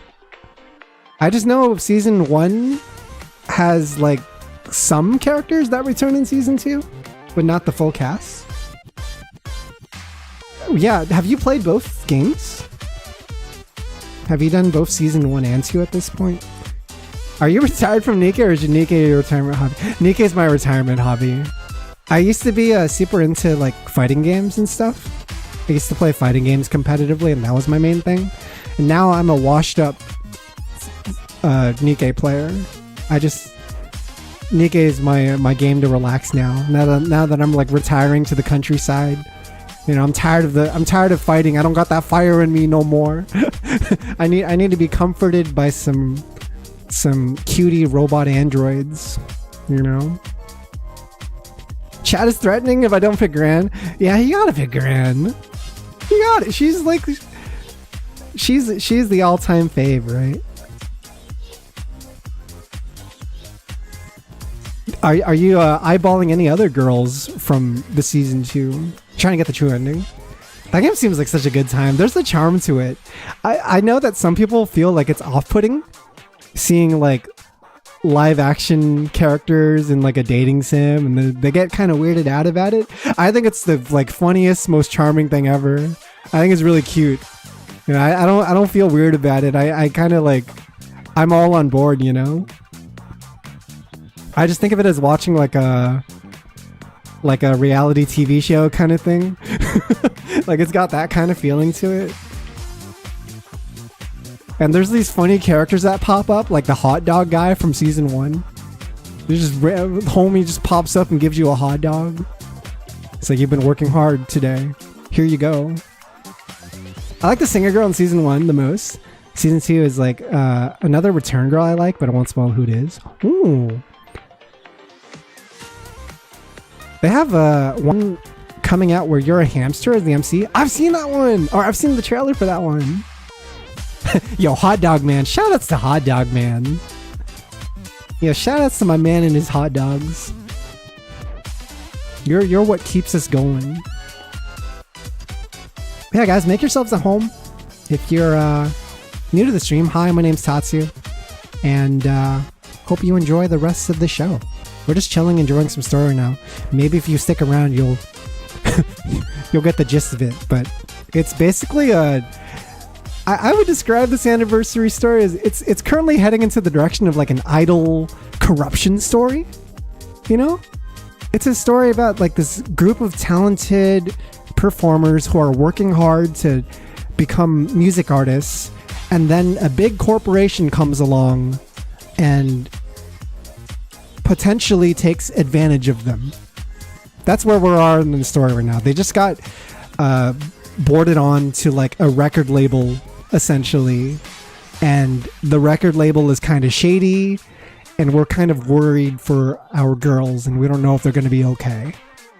That's the simplest way I can put it without getting into like all the lore and world building stuff. That's pretty much what we're working with. But yeah, welcome in. There's a new dude who Aura farms and some random dates and also eats hot dogs. What is it with the hot dogs? In 5 girls under one roof. Hot dog cameo every game. It's the new Easter egg, right? Behind the outdoor stage, the same advertisement plays over and over on a massive screen. Anise, Mint, and Prika stand at the center stage, staring blankly ahead. Anise glances over her shoulder at the line of bodyguards behind them. Yo, they got bodyguards now? I heard we're just supposed to smile and go along with whatever they want. That's gonna be okay, right? Bit much with the bodyguards, don't you think? I guess it really is different with big companies. They even have security for something like this. Riss, you heard anything else? No. I was just told you only have to smile. Just smile, it's simple. That's all you have to do. That's it?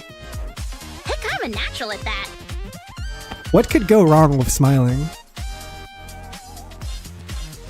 A heavy hand lands on Anise's shoulder.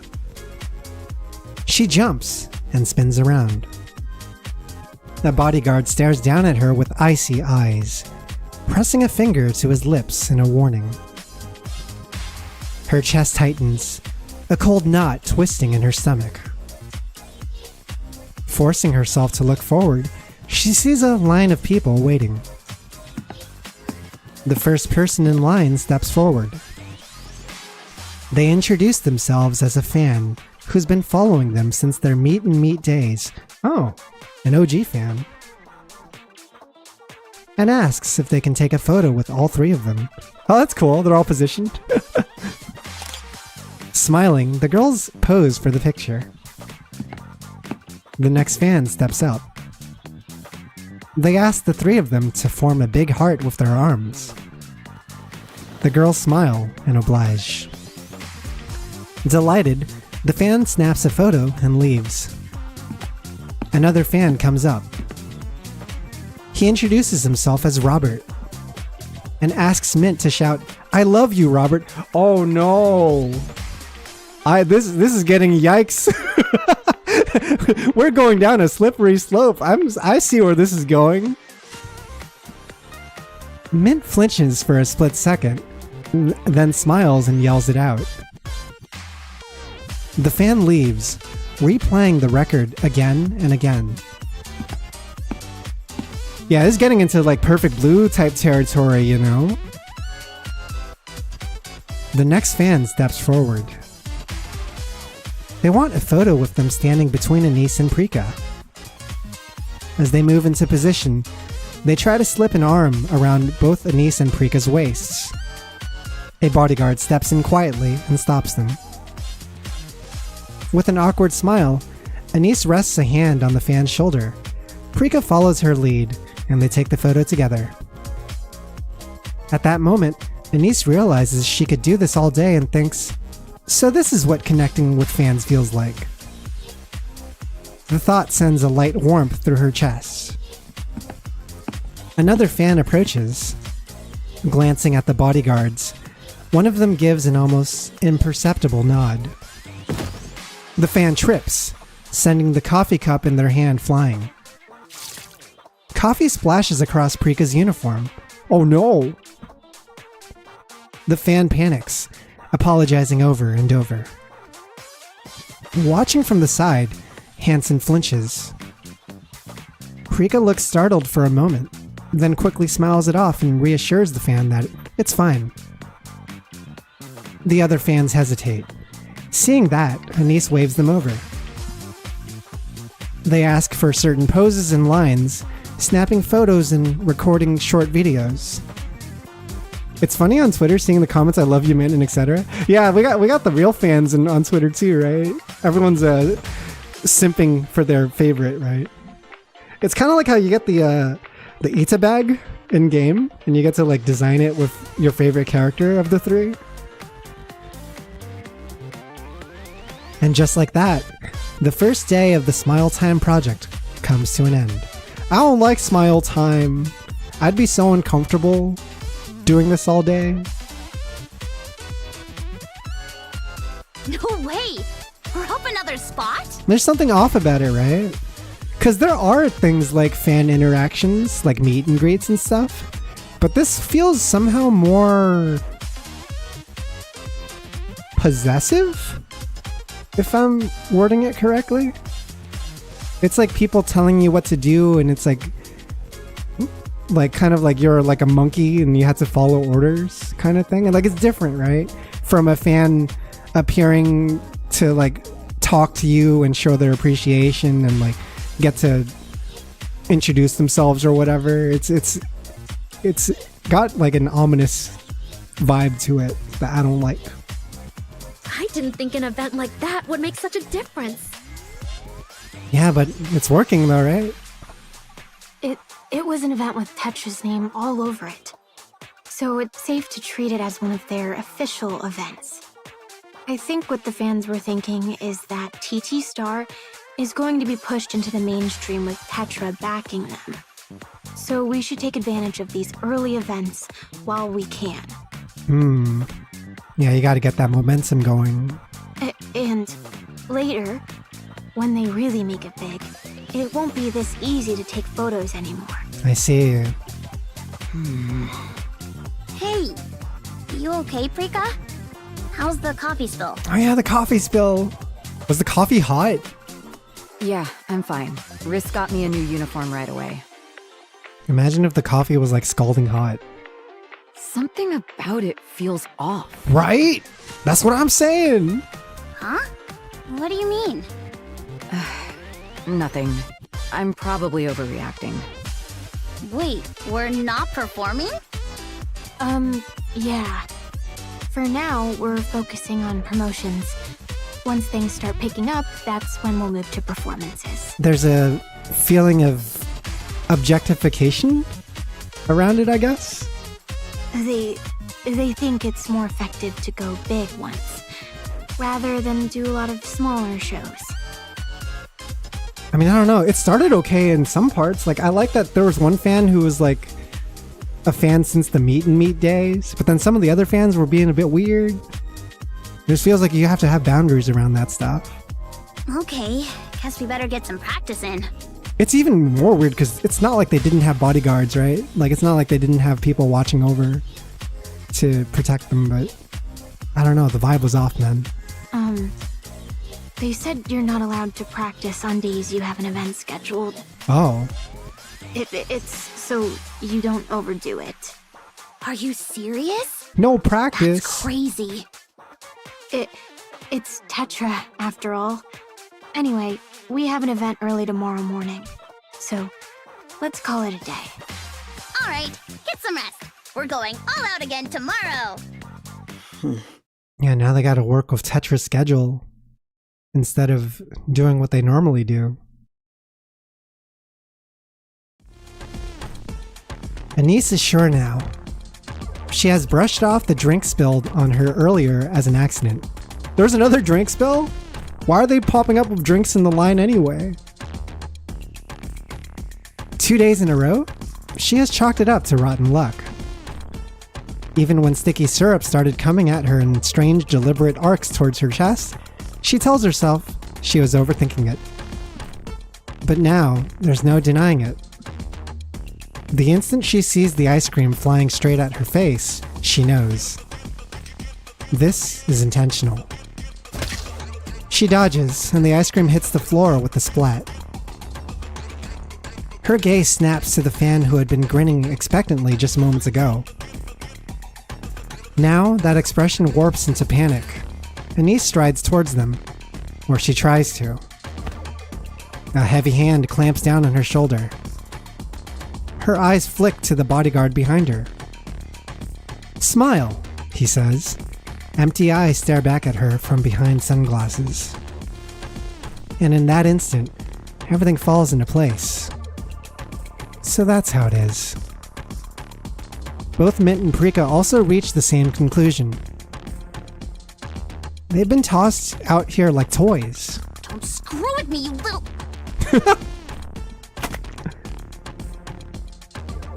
Prika scoops up the fallen ice cream and smears it straight into her face. What the fuck, man? Nah, these bodyguards are not here to help us. They're just here to help Tetra. She grins through the mess. Thank you for coming to Smile Time. Anise and... Yeah, the song is so ominous sounding too. This is not the song that you would expect to hear for like a friendly meet and greet, right? Anise and Mint watch Prika forcing a smile that's already starting to crack. They know exactly what comes next if this falls apart. The thing is, we know the sentiment that the public has with Nikke's in the arc is not exactly back to 100% yet, right? It was really bad before Pretty passed away. And then, like, Pretty's death kind of sparked a movement that got people liking Nikke's again, but I don't think it was enough. And I think a lot of the public still holds a lot of resentment for Nikke's and their social standing as part of people in the arc and people fighting the war for them and everything like that, right? Surface Reclamation War. Crippling penalties. Corporate retaliation. Their future comes into focus with brutal clarity. A star-shaped sticker that has been trampled into the floor until its shine is gone. With that in mind, the members of TT Star smile. They swallow down the sobs clawing at their throats, forcing their trembling lips into something that almost looks real. Like that. Oh, easy there. What's got you all riled up? Is this all Mustang's plan? Red Mustang's plan? Stop this at once! What do you think you're doing offering them up as toys to the public? Think you can afford the penalty? Yes, I'll pay. Even if it takes the rest of my life. I'll pay every last bit of it. So we're done. Oh shit, so he wants out. But is it gonna be that easy? Well, what do you girls think? You gotta get out, guys. This isn't it. You have to get out. Don't speak to my pop stars. Yo! Yo, Hanson. Well, well. Look how high you've climbed. 9th place. Top 10 already, huh? That's a big step towards your major debut. I think they're gonna be blinded by the leaderboard. they're gonna look at the results, right? Look at the results and look how far you're like having to deal with. Isn't it a good thing that we're becoming more popular? Don't listen to him. We can always raise the rankings back up. There's no reason for you to be treated like this. We can do it the right way. You know this isn't right. Yeah, you guys know this isn't right. So let's stop here. We can start over. Don't be foolish. It's not worth being No, top 10 is already pretty good. We already got a lot of exposure. You really think playing by the rules makes you special? Quiet! Now! We have to back out, man. Be reasonable about this. Let's go, girls. We're not letting greed steer us off course. Even if it takes longer, we'll do this properly. Something tells me they're not going to want to back down now. Boss? We... No, Anise, don't say it. We can still keep going a little longer. No! God damn it. God damn it. I knew it was coming, but it doesn't make it any less disappointing. Huh. Got blinded by the ranks. Yeah, some fans pulled some crap, but way more came to support us. That's true. I'm sure not every fan is mistreating you, but still. And, if this is all we're up against, we can handle it. I feel the same. This level of attention isn't something you can just ask for. If it's simply part of what we have to endure to rise higher, then I think we can handle it. And the penalty fee? Let's be real, there's no way we can ever pay that. Don't worry, we're good at surviving the grind. I don't know, man. You think this is as far as it goes? They can do far worse. They will do far worse. Bro's been warning them since frame 1. He's been known this whole time about what Tetra's, like, true colors are. Psh, that wouldn't matter. The bodyguards behind me will stop anyone from getting that close in the first place. They're not there to protect you, Anise. Exactly. Nothing gets through unless I allow it. Those bodyguards are there under Mustang orders, they're not looking out for your interests. We got no choice now. Also, hopefully the internet connection's not too bad. I do see us dropping into the reds. I'm hoping it stabilizes soon. If it doesn't, I'll try to figure something out. Thanks, boss, but we've got this. We'll handle it like we always do. Together. This is the thing though, right? I think this is the recurring pattern that we've seen in the event, even in story 1. Is it's like, how much punishment can you take, right? Because if it's not going to kill you, a lot of times I think the characters are willing to put up with the punishment.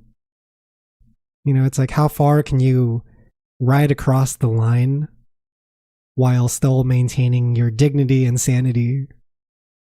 And so Anise is like, yeah, we could do it. It's fine. We could push further.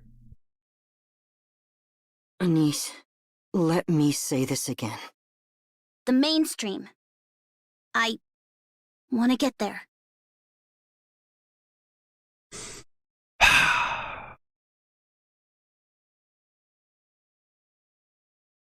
Okay, so it's like, it's complicated because it's not just about the group necessarily, but also like Anise as an individual wants to live up to Pretty's like legacy as well, right? She wants to be as she wants to shine as brightly as Pretty did, and Pretty was number 1 at one point. So maybe she is just going to keep climbing until she gets there. Yeah, there is no other choice. This is just no other choice. It's just the Korean film. Mustang claps his hand and so hard it echoes through the place. Good. So you've made your choice.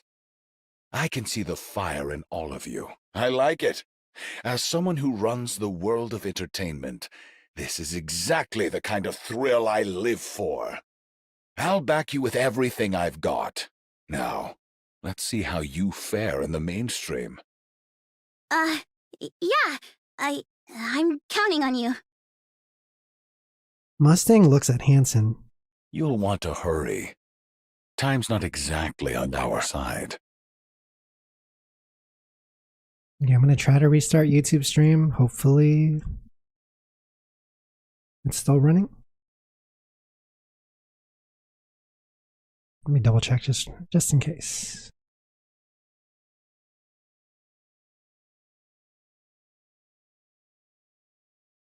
If you guys want to help too, I'll post YouTube stream in chat. Let me know if it's like running there.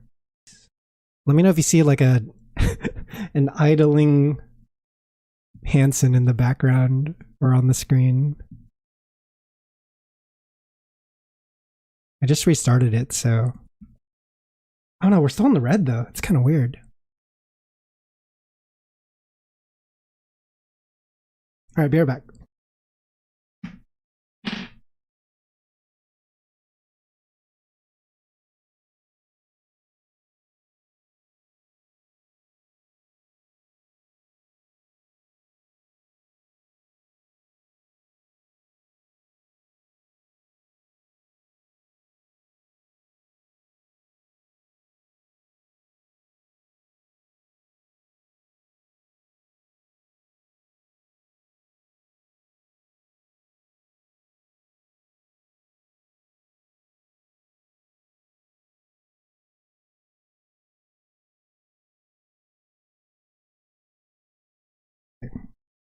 Alright, I'm back.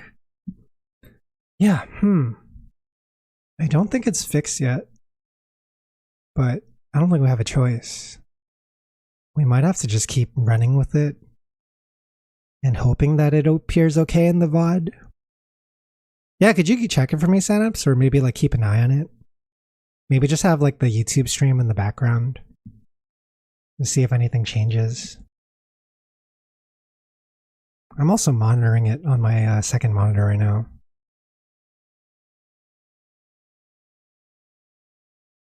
But I think we're live, right? Yeah, we're live. Yeah, I'll just resume for now. Hansen watches the members as they chatter excitedly about the future. It doesn't take long for him to realize they're pushing themselves, trying to hide their anxiety. Even so, he can't bring himself to cheer them on, since he knows exactly what kind of man Mustang is and what will happen next. There's nothing he can do. One after another, people fall for Mustang's empty promises, hurling themselves into the fire without hesitation. And the fire consumes them all the same. The weight of helplessness presses down on him. He doesn't think he can talk to those girls, or he doesn't think he could talk those girls out of the future they're so desperate to believe in. Still, he has to act. He needs a way to overturn everything in a single move, even if it means going to extremes. You can go back to early parts of the stream on YouTube. Oh, you can't go back? Did the VOD split? Everyone, I think I'll need to be away for a while. No, this is the word. Where are you going? If you leave, it's GG. We're not going to have anyone warning us. Huh? What for? About the dangers to come. I have something important to take care of. It's rather urgent. What?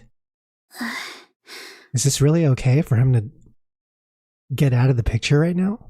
Hey, boss. About earlier. Uh-huh. No, it's okay. I understand. I'm sorry, I got a bit carried away. I might be hard to reach while I'm away. Will that be alright? No, he's cooking though. What if he comes up with some sick plan? Oh, yeah, sure. Got something important to take care of? Yes, it's something I have to do. Yeah, got it. Just make it back in one piece. I don't think he's leaving for no reason. I believe in the homie. We'll manage, so don't worry. Alright. Get some rest. I'll see you soon. He's gonna start acting behind the scenes. I believe it. I like that the niece has so much trust in him too. Still calls him boss and everything. It's become somewhat of a sacred word, right? Boss. Maybe this is how he's gonna plan out how to take out Mustang. That's what I'm thinking. Because I don't think he'll just leave for no reason and just leave them to hang. He's not giving up. That's not the vibe I get, right? And he's not taking a break either. I think he's scheming something. That night, Hansen lies awake until morning. At first light, he sets out. Okay, we get to actually see his POV? His eyes burn with a resolve he's never shown before. See? He's got resolve, man. He's cooking. Let that boy cook. Let that boy cook. He is pissed off. He is taking action. Man, I love Hansen. I hear some Hansen slander sometimes. It's okay. And let me tell you, any enemy of Hansen is an enemy of mine. No talking shit on the king, the goat. These days, you can't get by on singing and dancing alone. Oh shit, is the stream back on online? Yeah, we're good now, huh? You guys might have to refresh if you are running on a delay, but it seems like we're back on the green. This can be our chance. With Tetra's support, we can finally shape our individual image. Then, we might actually make a name for ourselves And a proper debut wouldn't feel so out of reach anymore. Yeah, they haven't even debuted yet, right? I'm going to spray this on your face now. When I do, make sure you thank me and smile, okay? Okay, and rolling. Check the forums. These days, there's not a single person who doesn't know us. We're basically celebrities now. They're selling themselves out. There are way more Smile Time posts than TT Star posts. But it's really all the same, so it doesn't matter. It's not the same. You're crazy. Smiling is easy, and the fans keep saying my smile is pretty. My boss looks a lot like you, Mint. Your eyes look almost identical. I confessed to her, but she reacted as if she was disgusted and turned me down. Then the rumors spiraled out of control, and I ended up quitting. I don't think it's right to trample on someone's feelings like that. So, apologize to me. Tell me you actually liked me. That you only turned me down because you had your reasons. And say it with a smile. This is the only way. It's the only way someone like us can ever stand out. I just have to smile more. They say I look better when I do. The fans, I mean. This is messed up. That's why they're here to see me, right? Because I look pretty when I smile. So, go on. Watch me smile as much as you like. I like that. This kind of shows like the dark side of entertainment in a way that's reflective of, NIKKE's themes. Because we know in modern day Mustang, whoever that guy is that's running Tetra, he has like a form of entertainment that propels his idols into the limelight, that protects their best interests, that gives them the respect they deserve and stuff. And then you get this other like dark side of idols getting taken advantage of them being like seen as toys and objectified, and also just like fans abusing their relationship, right? Mint, you're actually terrible. You've got nothing going on for you except your pretty face. Don't you think you're kind of a burden? You don't even practice in front of the mirror, do you? You just stare at yourself and think, yeah, I'm pretty. I don't need to practice. This is fun. You're having fun too, right? That's why you're smiling with me. Honestly, I didn't push myself that hard. Compared to Anise and Prika, I had it easy. So I'm fine. If it ends up like this, so be it. Maybe this is the price for trying to reach the top without earning it. This is also like reinforcing Mint's negative perception of herself. Because this whole time she's telling herself that she doesn't have talent and that she's nothing special. But now it's like, hey, you're actually good at smiling. And the more you smile and the more you follow orders like this, it's having you increase in popularity. You're helping TT Star like climb up the rankings. So just keep doing what you're doing, right? This is your purpose in our team. And that's really sad. But those two are different. They worked for it. They gave everything they had. They deserve respect. Yeah, like I didn't realize this was so bad with Mint, but she actually does have an inferiority complex about her relationship with the other two members of TT Star. Don't touch them. If you do, I swear I'll make you regret it. Don't you dare drag their names through the dirt. Come to me. Come closer. Look at me smiling. Isn't my smile pretty? That's right. So come to me. So what exactly are you good at, Mint? You're a worse dancer than Prika, and your singing doesn't measure up to Anise either. Other than your looks, you don't really have anything going for you. So why are you even trying to be a pop star? Come on, I'm kidding. Smile a little. See? You look so much prettier when you smile. Sparkle, sparkle. So pretty. We're shining so brightly right now, aren't we? Dude, she's gonna mind switch if she keeps this up. She's gonna discard unnecessary things about her being. Yeah, she's trying to protect the other two. That's the sad part. Bright enough for anyone to see, no matter where they are. Right? That's true, right? Dude, this is so creepy too, because this whole time you never get to see, like, her face. It's just her smile. Her face doesn't matter, right? Not in this scene. No. We're not shining at all.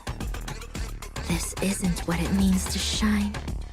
Sparkle, sparkle. Hello, I'm Mint. Would you like to see me smile? Fuck! Prika has everything going for her, but her expression is too cold. That's why you look best when you smile, so smile more.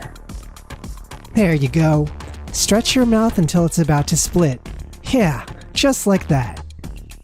Gosh, you look so silly, it's adorable. I hate this. I really hate it. I don't want to do this kind of stuff. I was just getting tight to this segment. Dude, it's fucked up! I just want to It's dance so messed and up. sing. Why am I even here doing this? What even is this? What's smile time? Why are we doing this crap? It's like invoking a rage in you. You're like, these are fictional characters, but I'm like so upset with how they're being treated. This is not cool. I want you out of TT Star. Honestly, you ruined the lineup. You don't even fit the group. You're freakishly tall and not even cute. This is seriously irritating, so can you smile and apologize? What even is this? Seriously, how is this supposed to help us? Stop. Just stop. Let's start over from scratch. I find it interesting that Prika's POV is a lot more honest than Mint's. Where Mint is like kind of fallen back on having to do what she's only good at and believing that it's helping the others. Prika's more like, fuck this, right? Yeah, from the beginning. That's the right call. We don't even need to push it this far. You almost debuted back when you were a human, didn't you? And then you died in that accident. Honestly, that might have been the best thing that ever happened to you. I looked up your clips and you have zero talent. At least now that you're a NIKKE, you're barely passable. Back then, you were just pathetic. So go on, smile, and thank Anise and Mint. Thank them for letting you debut at all. I see. So you can't give up. Even if it's pointless, you're still clinging to it. You think this is your only shot, and that there won't be a second chance for us. Maybe she feels like she's tied to the other two. Yeah, that's the vibe I'm getting so far. You're that desperate. She has to play along because they're in too deep. TT Star is going to flop. Groups that blow up on cheap gimmicks like this never last. If you want to survive, you should start relying on actual skill. This kind of noise marketing, it's embarrassing. When I was younger, I worked until my nose bled. That's how I earned my place. This is my book. Read from cover to cover, and I'll be back tomorrow to test you on it. Don't disappoint me. Yeah, I'll do it. I'm in. I'll smile. Not for them. For you. You really think that if we keep this up, we'll get what we want? then I'll believe it too. Come on, let's smile for my friends, for the team. She's being a team player. She's being a big sister. Seriously? What a joke. You just go around smiling like that all day? How do you even live like that? Must be desperate as hell just to get by. If that were me, I'd rather kill myself. Seriously? Do you not have any pride? Lift the corners of your mouth gently. Don't force it. This is so stupid. What even is this? I want to bail. Ease your eyes down a little, but not too much. Just enough for a soft curve. She's like playing the game, but she doesn't want to play it. I hate this. Seriously, I hate this. Too much and it'll look fake. Keep it subtle. Stay in It's so character. forced, right? Yeah, that's it. We hate smile time, Janice. Please stop. The thing is, we know how bad smile time is because they kind of allude to it in the main campaign story. But this is like the first time they've shown it so explicitly. Yo, Janice, thanks so much for the 23 months. Thanks for the tier 1, dude. I really appreciate it. I hate it. I'm assuming you're finished I with the hate it. event. Smile. Smile. Smile.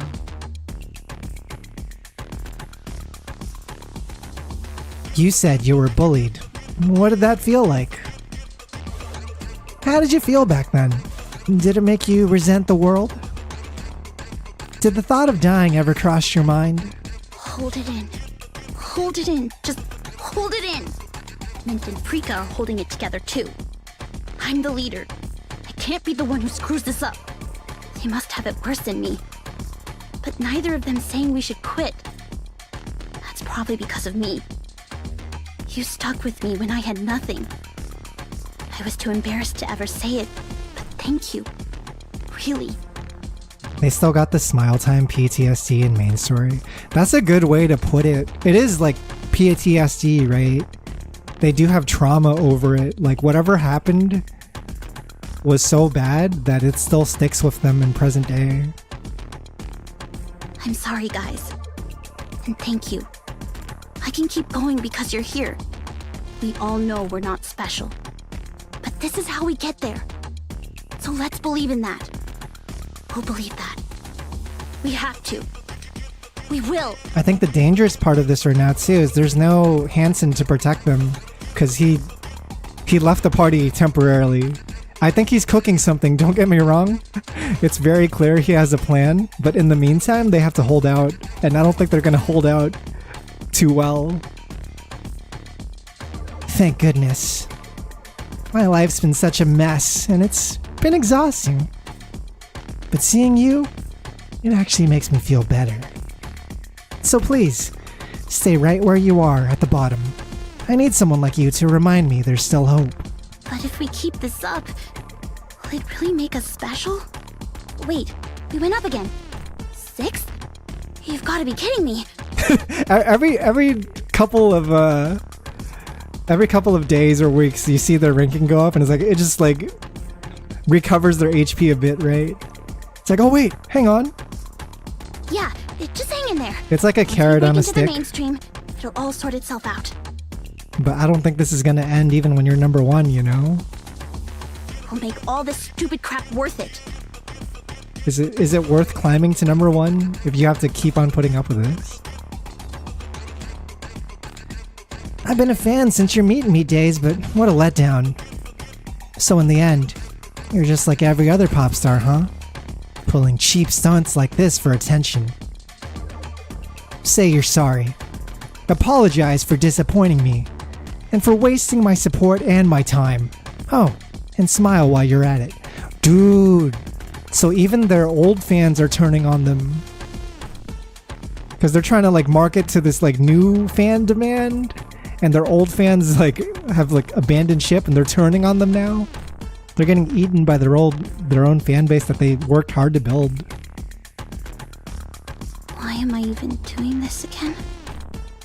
Oh, right. I wanted to be like Pretty. I wanted to give people hope. I wanted to become a star.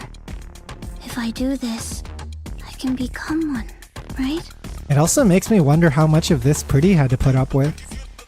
I don't think they show much of it, but maybe it's implied that she also had to play ball. I can, right? I mean, that is why I'm doing this, right? They're all gonna fucking mind switch, I swear. It's so over.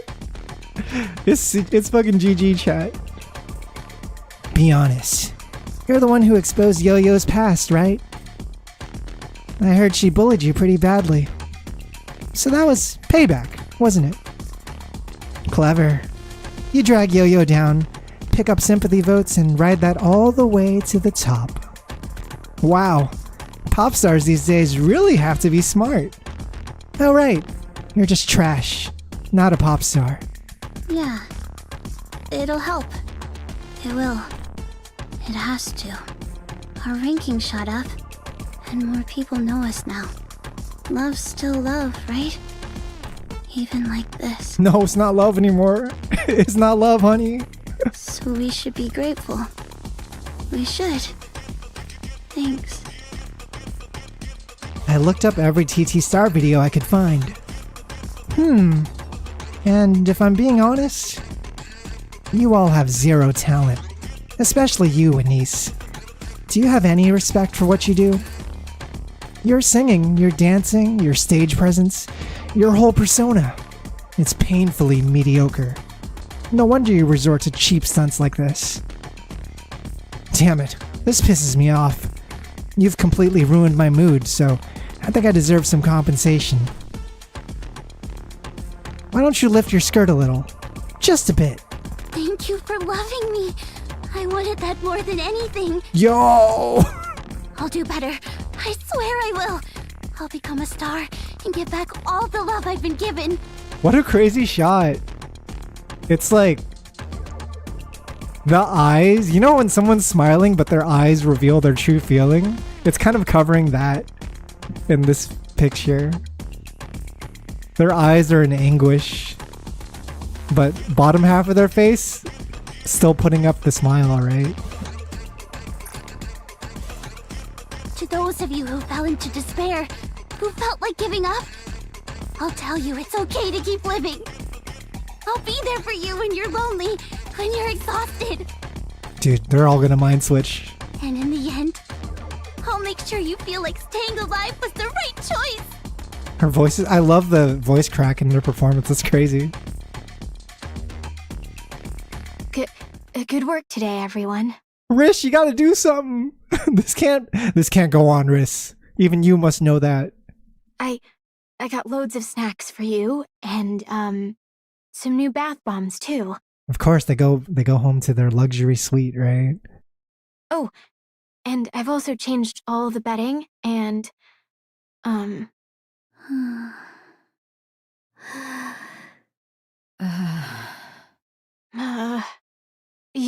you made it to number 4 on the indie charts. They're saying they've never seen a climb this fast before. The thing is, they're doing it in a way that doesn't have any like self-respect. And when you do that, the fans aren't going to give you any respect either, right? So it's very superficial to climb this way. You see the number go up, but is it actually worth it? Can you really call that success? Is that a metric of success that you're interested in achieving? Rish just doing literally anything she can, no power here. Yeah. It really is like just up to Hansen at this point, but he's still working out whatever he's working out in the background, right? It's all thanks to you guys working so hard. You've really done an amazing job. She says the words, but it sounds so forced. The room is completely silent. They sit scattered across beds, chairs, and the floor, staring blankly into space. 2 weeks have passed since the Smile Time project began. It's been 2 weeks, guys. 2 weeks and they're fucking done. They are about to, like, mentally break. Turned into toys for the masses, TT Star is already breaking apart. Guys? Huh? Yeah. What's up? Anise, no! Her voice. There's no star in her voice. There's no light.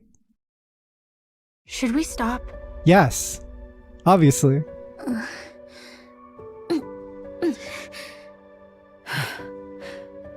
Let's stop. Mental health and all that. We all know this isn't right. This isn't sustainable. Let's just stop. Yes! Riz, thank you. How do we even stop this? We can deal with the penalties later. Just set that aside for now. Riz, my goat. First, we need to get out of here. We might have to start over from nothing, and maybe we won't ever make it back as pop stars. It don't matter. But this isn't right. So please, let's stop. God, bless you, Riz. It needed to be said. It was a discussion that had to have been brought up. It is so important to address the elephant in the room. What about Boss? Still, no word. He's not picking up either. And the thing is that he can't exactly tell him his plan either, right? He just has to cook in silence to make things happen behind the scenes. Because I don't think they would have, like, believed him either with their current... They're preoccupied, basically, right? Anise looks at Mint and Prika. They meet her eyes. And only now it hits her. It's too late. She should have said something sooner. Can we stop? Her phone vibrates. She glances at the screen. A notification pops up. They've hit #1 on the indie charts. Everyone looks at one another.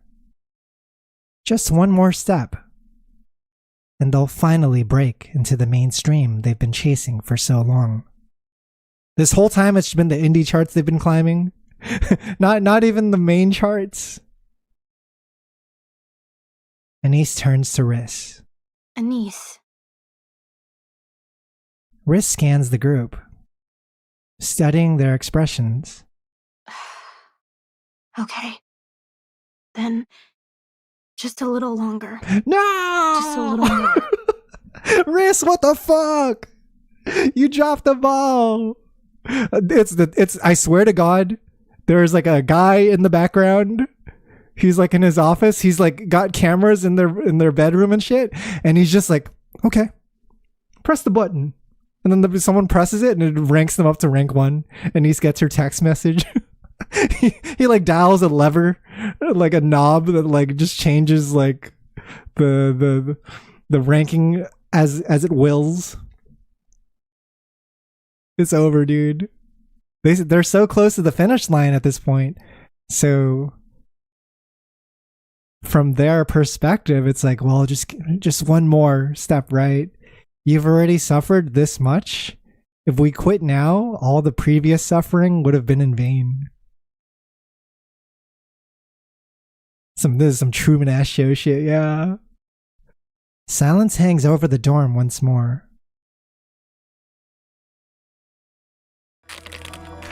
A faint, relentless biting sound breaks the silence. The room is dark. The only light comes from Yo-Yo's phone. Oh shit, the Yo-Yo? I forgot about Yo-Yo. What's Yo-Yo gonna do now? She stares at the screen and chews her nails down to nothing, as if she can tear through the display with sheer will. It's the indie charts. TT Star sits at #1. She refreshes. Again. And again. The ranking doesn't change. She refreshes again. Still, nothing changes. The sound of her nails being gnawed, raw, fills the darkness again and again. The only thing breaking the silence. Okay, Yo-Yo is about to make some moves. She's going fucking psycho in her dark room. It's a conflict between Rissa's conscience and her promise to keep Anise to help her achieve her dream. Oh man. I've only known Mint and Prika for a short time, but man, does it feel bad seeing them like put up with all this.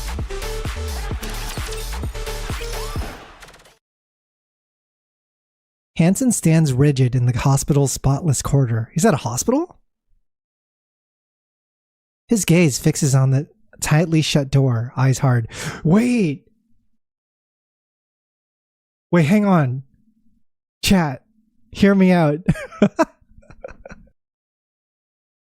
Hear me out. I think I know why he's at the hospital. What do you do at hospitals, chat? You have, you take care of ill people. You have operations. You have, surgeries, right? I think I know why he's at the hospital. Yeah, we might be getting a little bit of facial surgery. Which is fucking insane. Okay, let's check it out. That's the new theory though, right? He checks his phone. BRB, guys, I gotta go get facial surgery to look like my dad, so I can kill him and take his place as Tetra CEO. A notification pops up. TT Star is taken #1 on the indie charts. I'm sorry, everyone. Just a little longer. Please. What's the recovery period after facial surgery, guys? How long does it take for the face to heal after a facial surgery? It's almost over. Just hold on a bit more. I'm sorry. Dude, he's like prepping it and shit. He's got like he's on the hospital bed and they're like, drawing like lines in his face to like check out all the different proportions. And meanwhile, in his right hand is like a book on how to speak French. It's like French 101. I am ready. Have you seen Face Off? Well, it sounds familiar. Face Off? Is that a film? He slowly closes his eyes, replaying what just happened. The documents came through. Oh, that's right, these two! He talked to Elysian and Missilus last time. Like the heads of the company, presumably. I was under the impression our audit team already had a full picture of Tetra's misconduct, but... Wait, is Elysian and Missilus gonna contribute to Mustang's assassination? Because I think an assassination is on the way, but I didn't know they were willing to go that far. This goes far beyond what I expected. Wow. There's a lot in here that could ruin someone. We've already cross-checked. I don't think they're gonna want to involve themselves in something that shady, but maybe they'll help out some other way. No. If we make our move, indirectly, in a way that doesn't get them in trouble if something like trails it back to them. Like they have to do it without leaving a trail. Yes, that would be the end of Tetra. It has to be Hansen's actions alone that end Tetra, not tied to anyone else. If it fails, right? Mustang too, I bet. Mustang and Tetra are one and the same. There's no difference. Yeah, he is the face of the company, the leader. He's the man that makes that shit happen. Good. Hansen, I'm impressed you managed to gather this much damning material on Tetra. And to leave no trace behind. Your capabilities exceed my expectations. Thank you. I think the issue is Tetra and Mustang have too much power for their liking. So, especially at this point of the story, you're telling right? us to use this to attack Tetra. Because think about it, even just from a historical standpoint, like at this point in time, what is happening with the surface? We had just lost the surface reclamation war. Elysian stonks and Mistless stonks are probably not doing too good.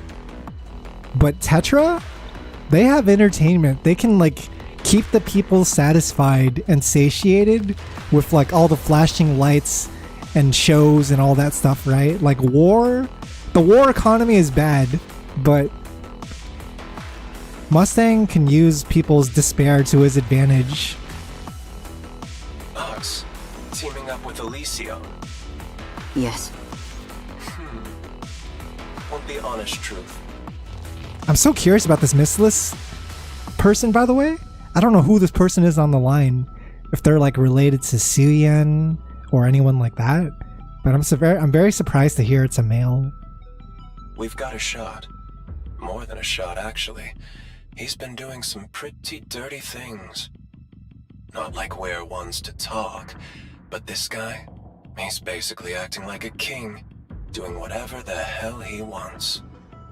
If we start shaking things up with this, Tetra will fall apart. More importantly, he's been working closely with VTC. And then the lady on the Elysian line makes me think that she's related to Ingrid with her voice. Like maybe like Ingrid's mom or something. And the central government is already at odds with them.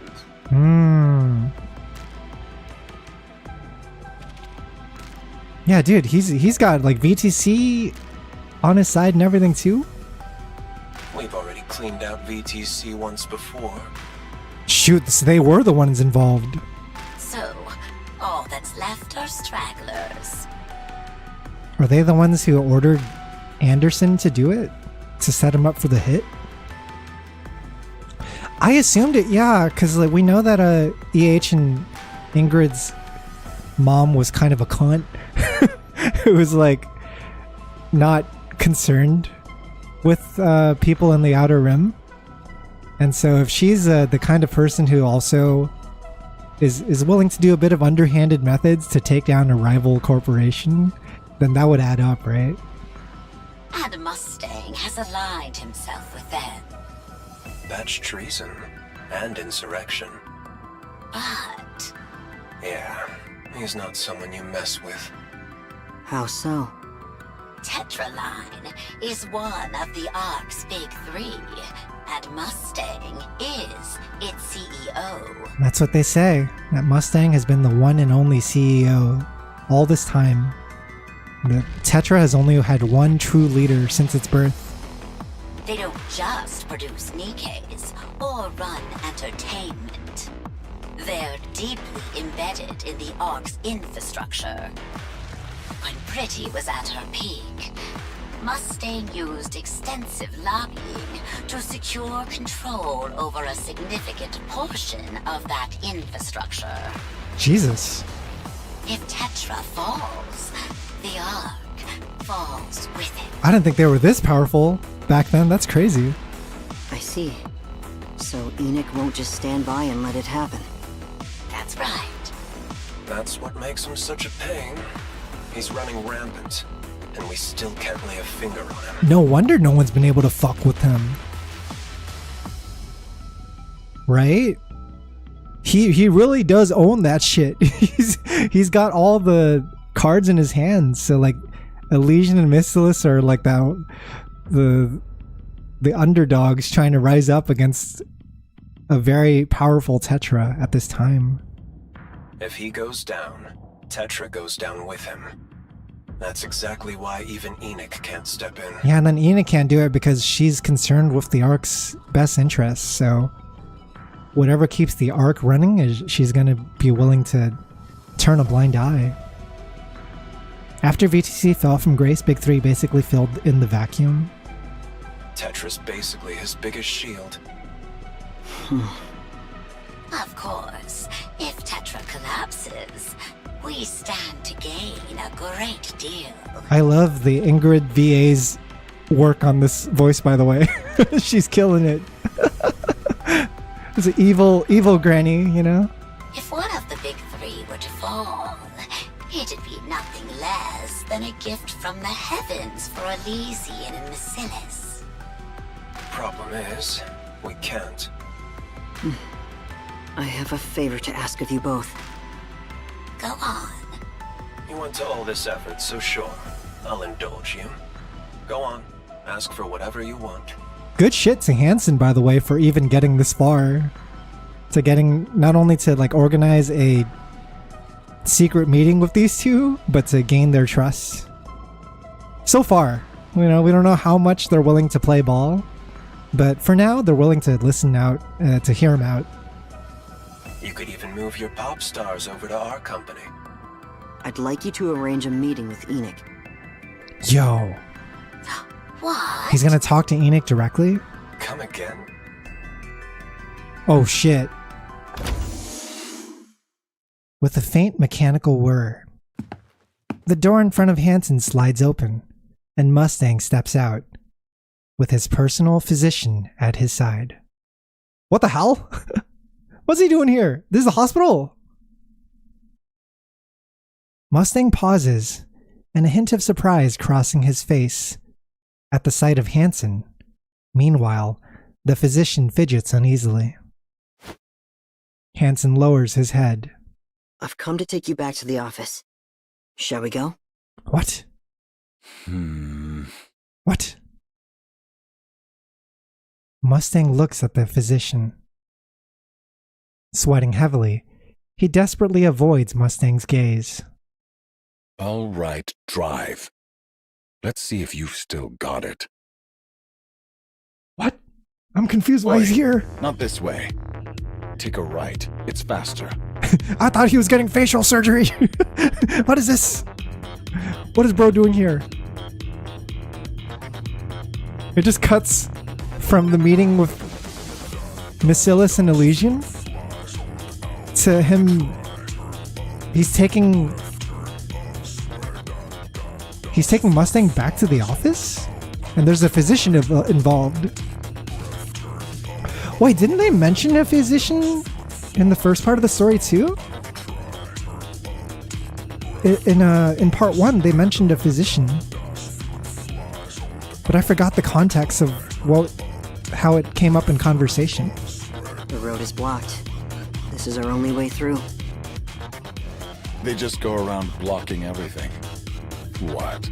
We're supposed to put up with it just because we've got cars? I think, like...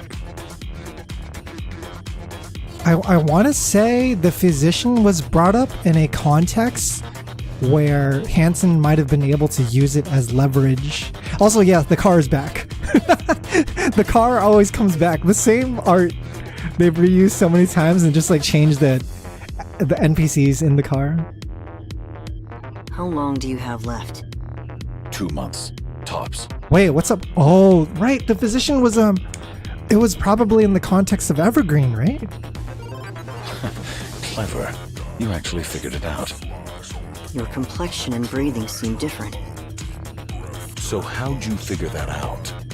Do you have any idea how many years I've spent looking at your face? None of the others noticed. Yo. That's because no one ever really looked at you. Dude, I love that. I love that this whole time, Hansen has been locked on to who Mustang really is.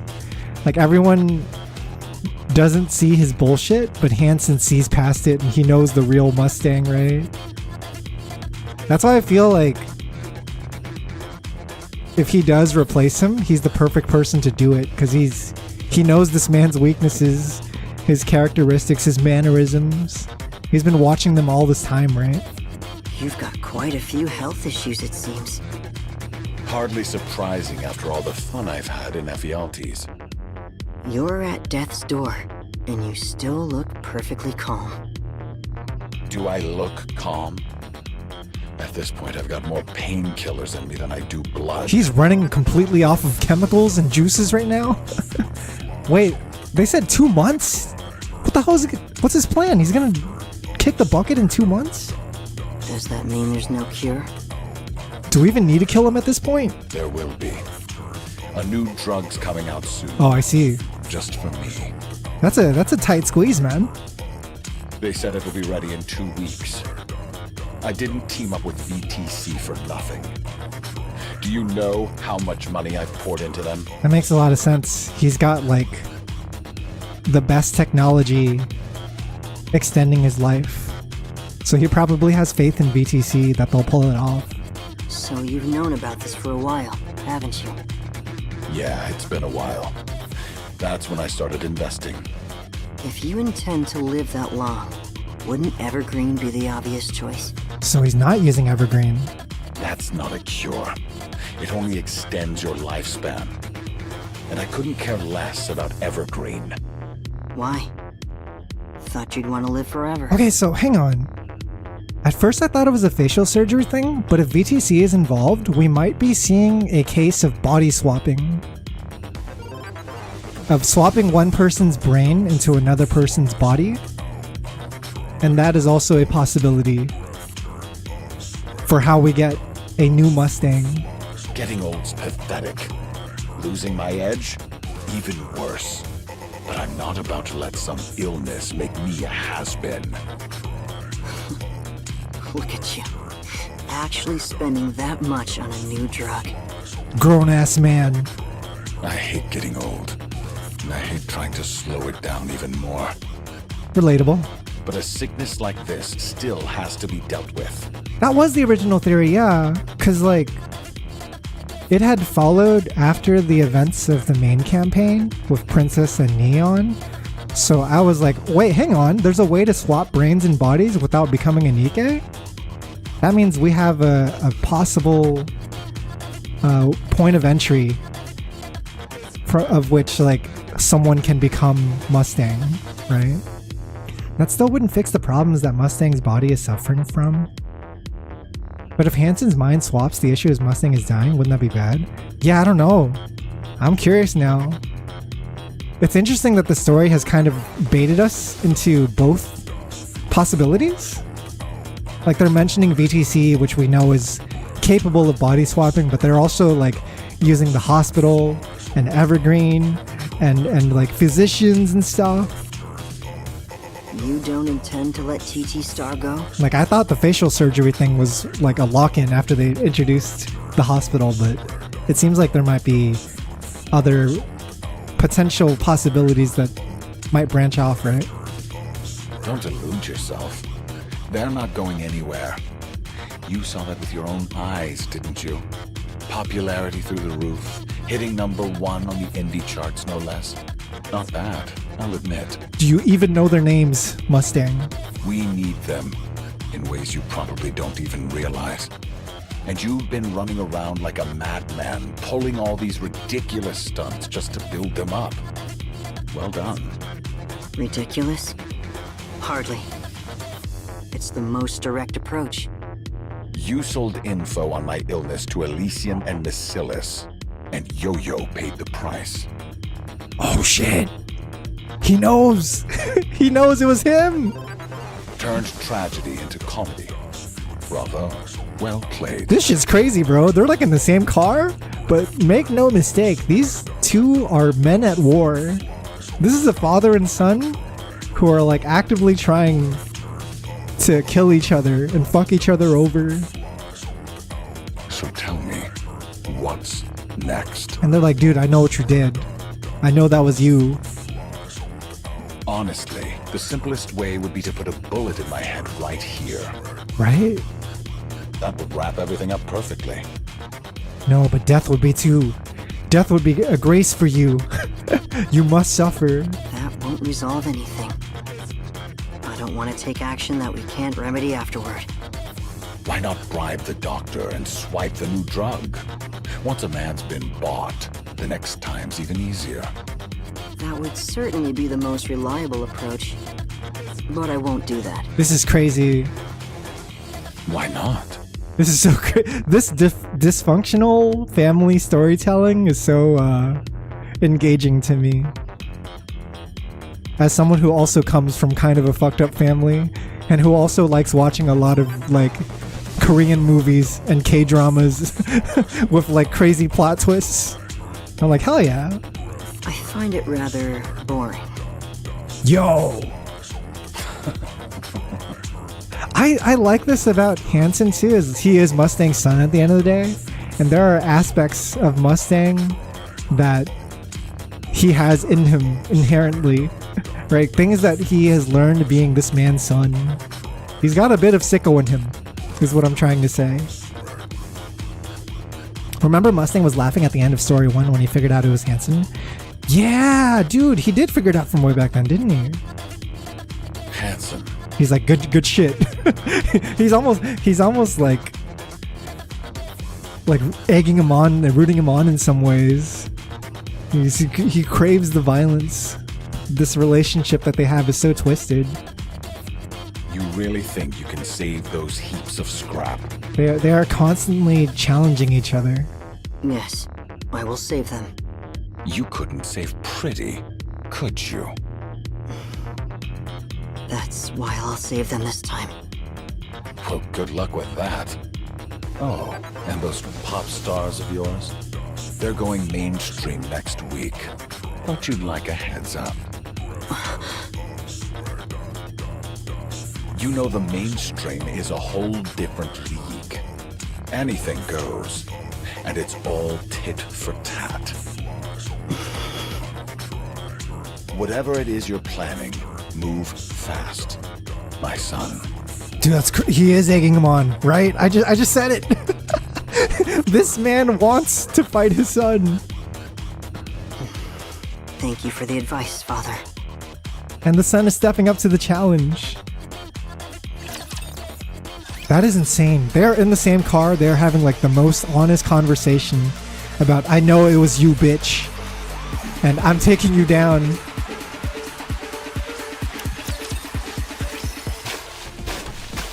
The fuck is happening here?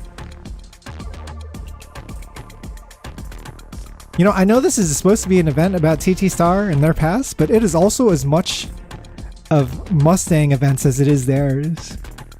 Right? It is a Hansen's event, I should say. Coolest thing here is that Mustang is using TT Star to toy with his son, right? It's like one is representing a dark form of entertainment and trying to enforce that on the other, and the other one is like using the wholesome version of entertainment. And we've seen Pretty do both back then, right? Pretty was the talented idol who could have like genuine performances, genuine talent, who touched her fans and changed people's lives, but she was also a cash cow. She was also a way for corporations to milk her and make money as a product, right? And so that's the battle, that's the struggle that's happening in this event. This is where I was like, these motherfuckers are on some Eisen level corporate war. It's kind of like Death Note-y. It's like this conflict between two guys, two fellas, and they're like in each other's heads the whole time. You know, like, what's your next move? I know it's you. I know you're the killer, Kira. But how do I predict where you're going next, and how do I stop you from doing it? Water balloons hit Anise on all sides, or from all sides, bursting on impact. Foul-smelling, brightly colored sludge splashes across her body. She tries to smile, but it won't come. Hey, why aren't you smiling? You don't feel like it? Huh? That's weird. Isn't this supposed to be the smile time? Anise tries to smile, but her lips just won't budge. Hey, seriously? This is pissing me off. Do you have any idea how hard I worked on this? Fine. Don't smile then. Just say, ah. Come on, open up.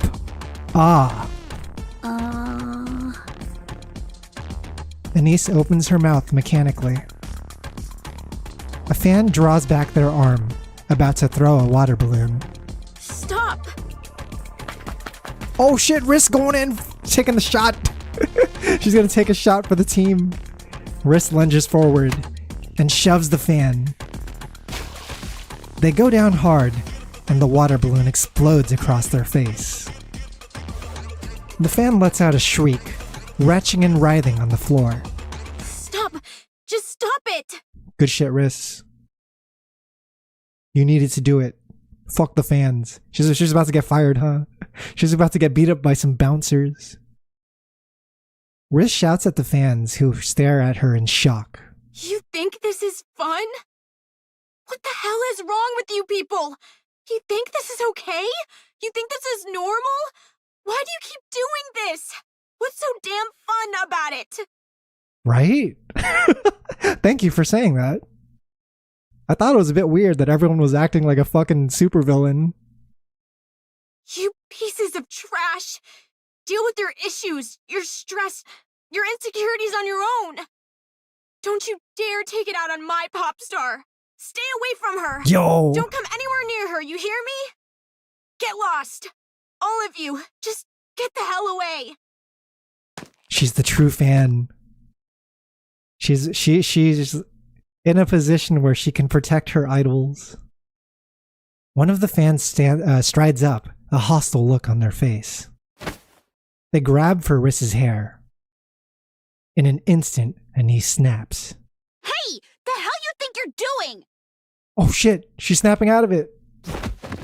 Anise shoves the fan hard, sending them tumbling across the ground. That's a shove from NIKKE. Oh shit. Shouts erupt from all sides in an instant. They close in. Oh fuck. We got a situation. we got a situation, chat. This is bad. I know it might have felt good in the short term, but this is kind of dangerous now, right? Anise backs away. Furious faces surround her, voices rising into a storm of insults and jeers. She tries to lower her head. Ugh. Riss grabs a stand off the floor. Oh shit. What the hell is wrong with you little shits? Oh shit. Yo? Is she about to do something she's gonna regret? Ah! I said get the hell away from her! Is Riss not around in the present day because she's in fucking jail? Riss swings the stand wildly. The fans recoil in alarm, scrambling back. She got melee weapon! She's about to do Dynasty Warriors shit. Riss versus 1,000 angry fans. Panting hard, she shouts after them. Don't come back! Don't you ever show your faces again!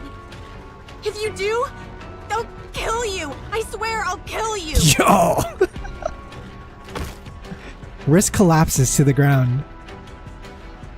She breaks down, sobbing. Why are you doing this to her? Why? She's my pop star. She doesn't deserve this. She is the last fan. She's so pretty. She worked so hard. Oh man. I'm so proud of her. Oh man. So why the hell are you treating her like this? Anise walks over quietly and wraps her arms around Riss. Ugh, Anise. I'm so sorry. I screwed everything up. Don't apologize. What the hell? But I can't. I just can't do this anymore. I hate this. No, I hate myself. I can't stand watching you fall apart. Mint and Prika rush over, pulling Riss into their arms as she wails. They needed this though. They needed something to wake him up from whatever the hell they were putting up with. Let's stop. Yeah. This is a huge wake-up call. Let's stop this. Ugh. I'm so sorry, guys. No, you do not apologize for this. No. Thank you. Yes. Thank you for seeing us as pop stars. As people, even. Right? Forget the pop star part. This is like dehumanizing. Thanks for stopping them. The thing is, like, this story also comes from a place that's relatable in real life, right? Which I think is why it hits so hard, is that there are people in the idol industry and people who have to put themselves out there like this and be Abuso fans in real life too, right? It's like, what's the price you pay to climb to success? How much of your dignity are you willing to throw away? Anise raises her head. Countless fans are snapping photos and recording videos, capturing every moment from a distance. And only then does it hit her. While the Smile Time project was happening, not a single person stepped in to stop it or help her. Riss was the first. This has been going on for like over 2 weeks. TT Star is suspended for 3 days for breach of contract, while the Smile Time project is temporarily put on hold. As for Riss, she is deemed responsible for the incident and is barred from the Tetraline premises for 3 days. 3 days isn't so bad. That's fine. Thing is, this is barely exaggerating. People are dead ass like this. It's terrible, dude. And in the context of the story, it's happening at a really bad time in people's lives where they feel like they've lost hope and they're trapped here in the Ark and like there's no way to ever return back home. And so they're like, they got all this shit bottled up and they're ready to like take it out on others, right? She packs her belongings and returns home. Oh, she's leaving? 3 days later, she is found dead in her house. No! What the fuck? They fucking killed my girl Riss? No way, dude! Dude! She died doing an act that mattered, like a noble act. And they fucking killed her off. The question is, who did it though? Was it Tetra? Or was it the angry fans?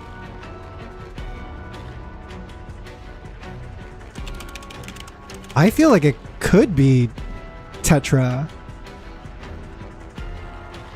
Because if you see it from their perspective, it's like, who the hell is this bitch thinking like she's putting a stop on our operations? She's making our idols look bad. Our product looks bad, right?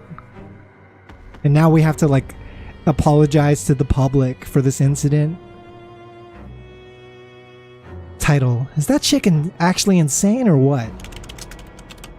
Aren't you the manager? Why are you acting up? Wait, Hanish shoved a fan? For real? Lamau? The manager's attitude sucks. The pop star's attitudes can't be any better.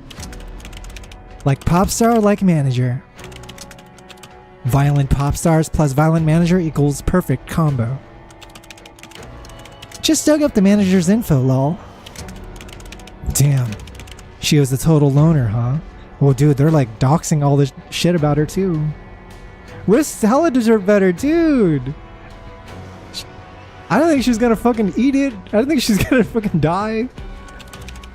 I was just wondering the whole time though, because we don't see her in present day. There's no mention of her.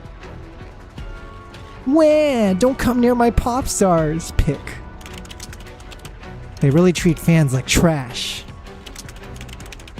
Honest opinion? That manager's ugly. Seriously? Smile Time is put on hold because of this? Look at TT Star's rank is dropping. Damn! Straight to 28th? We worked our asses off to boost them. And this is how they repay us? Yeah, it's like they take credit for it too, right? That's the problem. The fans, the quote-unquote fans that were supporting him and propelling them higher on the rankings were not the fans they wanted. They were just Smile Time fans. Motherfuckers got me Arthur memeing again with the fist. you got the clenched fist, Dimitri. Who cares if the pop stars are good when the manager's out there ruining everything? Who cares if the manager's good when the pop stars are out there ruining everything? Wait, isn't that the same line twice? They goofed on the localization, maybe. Heard they were friends back in school. Heard they were bullied the whole class together. Lol. Or heard they bullied the whole class together. Oh, so that's why Yo-Yo got taken down. No, that's not what happened in school, okay? You weren't there. You're making shit up. This is fake news. Already down to 52nd. Yo, Hanson, can you do something? You back from your vacation, bro? Hanson stares blankly at the list of posts Riss read on the forums before she died. She died from asphyxiation caused by carotid compression. Her suicide note contains only a single line. Oh. Oh no. It was suicide? I'm sorry for ruining everything. No! Dude, she hung herself? And she did it because she felt like she was responsible for ruining everything for the others. I don't think they expressed their gratitude enough for her. I don't think they showed their appreciation to Riss enough for like her putting a stop to all that nonsense. That sucks so bad, dude. And then it's like, since they had to take the break, and since everyone had to like kind of they were put on timeout for a while, right? It also meant that Riss was alone in her thoughts for a while. I think it's possible it was Tetra and still a fake suicide. Maybe. It could be possible. We know Shade exists.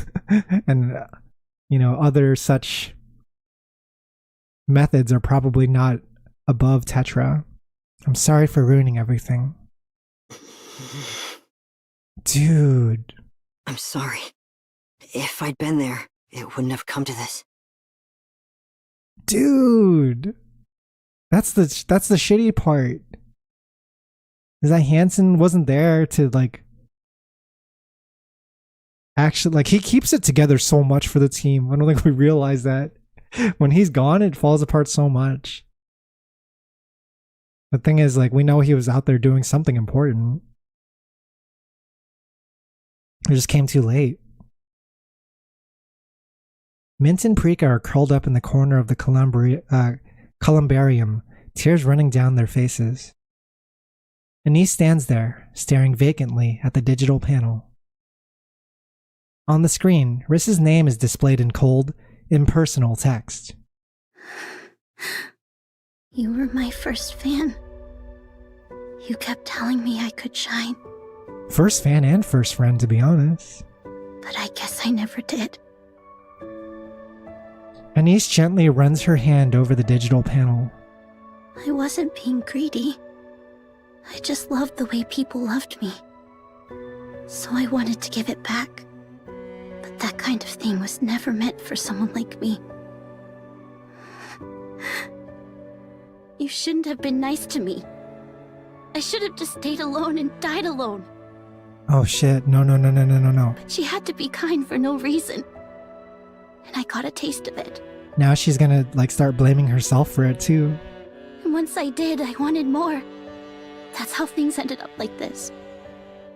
It's your fault she died, is what she's thinking.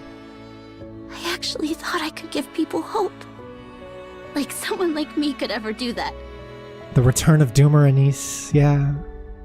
I'm nothing special. I'm not even average.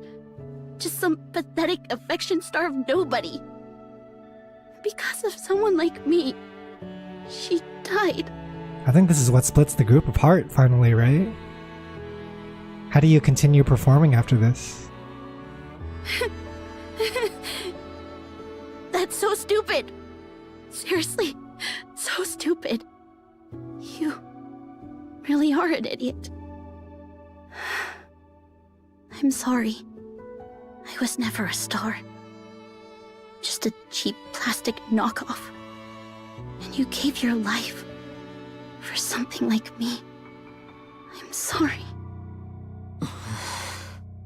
Boss, you've got something important to take care of, right?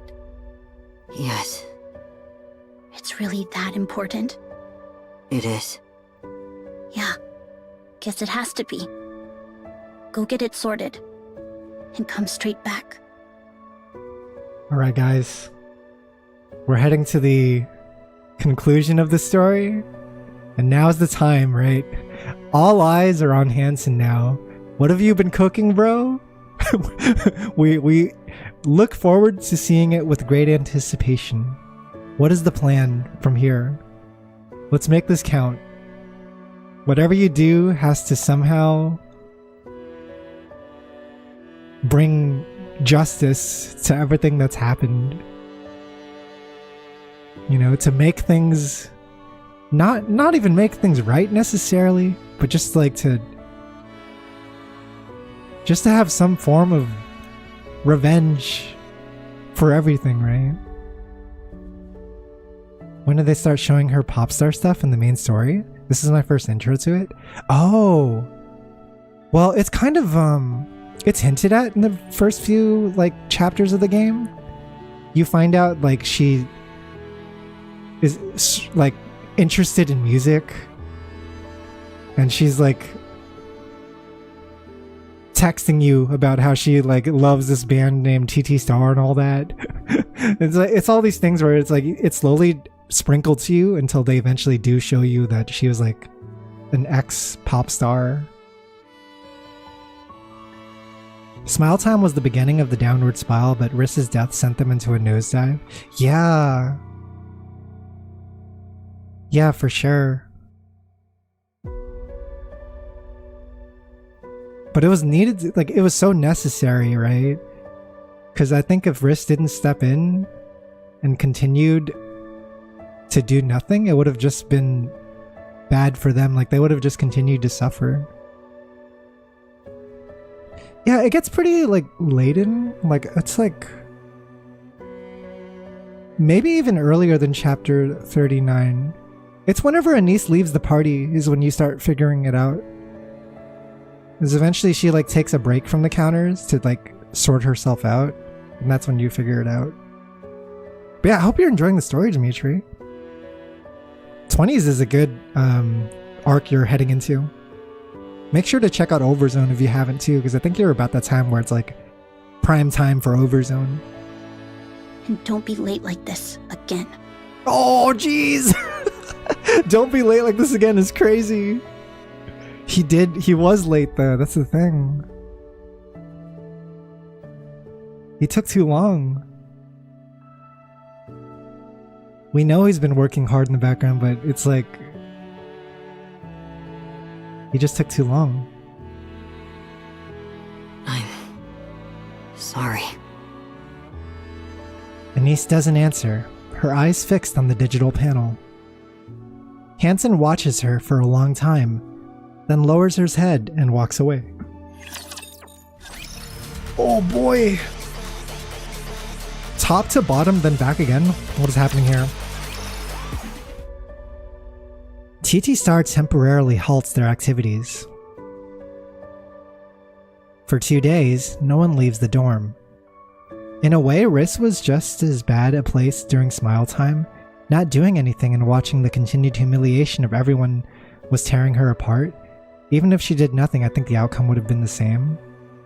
I don't know, because for the way I see it, it's Hansen wasn't there to do anything, so usually it's always been Riss that's had to step in to protect the idols, right? But of course, their hands were tied either way because everyone was on board with continuing down the path of doing Smile Time and putting up with Tetra's punishment and participating in the program. Everyone was on board. It was just, yeah, I feel like someone had to put a stop to it. Honestly, at this point, with how much main story and events go back and forth, it's more important than ever to be caught up.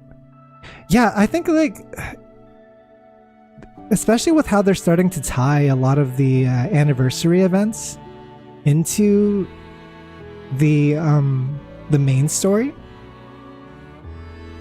I worry that, you know, by a 4th anniversary, by 4.5 or 5th anniversary, we would have reached a part of the story that's like inaccessible for new players. That, you know, people like who are outsiders coming in might not know what the fuck is going on, and they might be turned off by that, right? That there's like so much to catch up on. It's the feeling you get when you're like behind on One Piece episodes and people are telling you to watch One Piece and you're like, dude, I don't have it in me to watch 700 episodes of One Piece or like 1,000 episodes of One Piece. I'm too behind. And then you end up just not checking it out, right? And you rob yourself of its story just because you're behind. Like, I worry that NIKKE will eventually get to that point. Maybe it hasn't gotten there yet, but it's definitely heading there slowly. Not a single word passes between them. They lie there, staring blankly into space. Tears come, sleep follows, then tears again, over and over. Their ranking continues to fall. Posts demanding the truth behind Riss's death flood the forums. TT Star offers no response, as they no longer have the strength to do so. They are too consumed by their grief.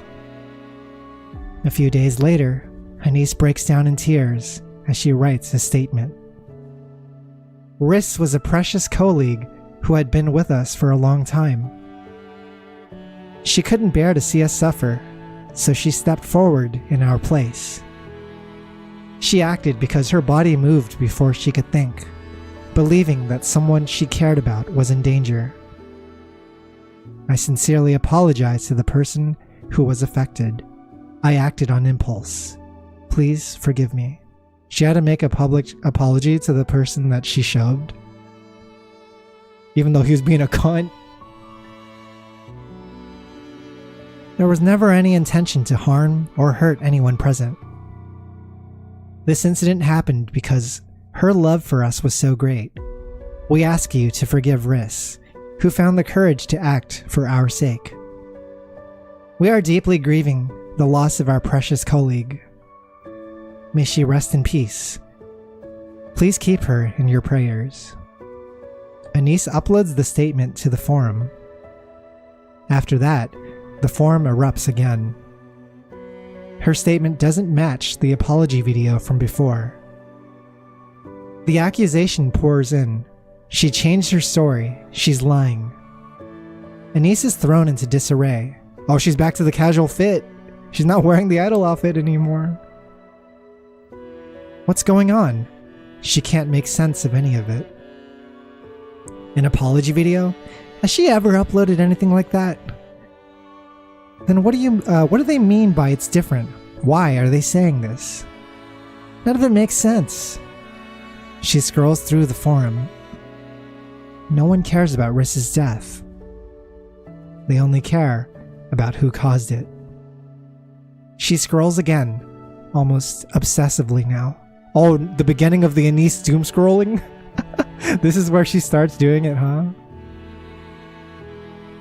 It must have been the group's abuse.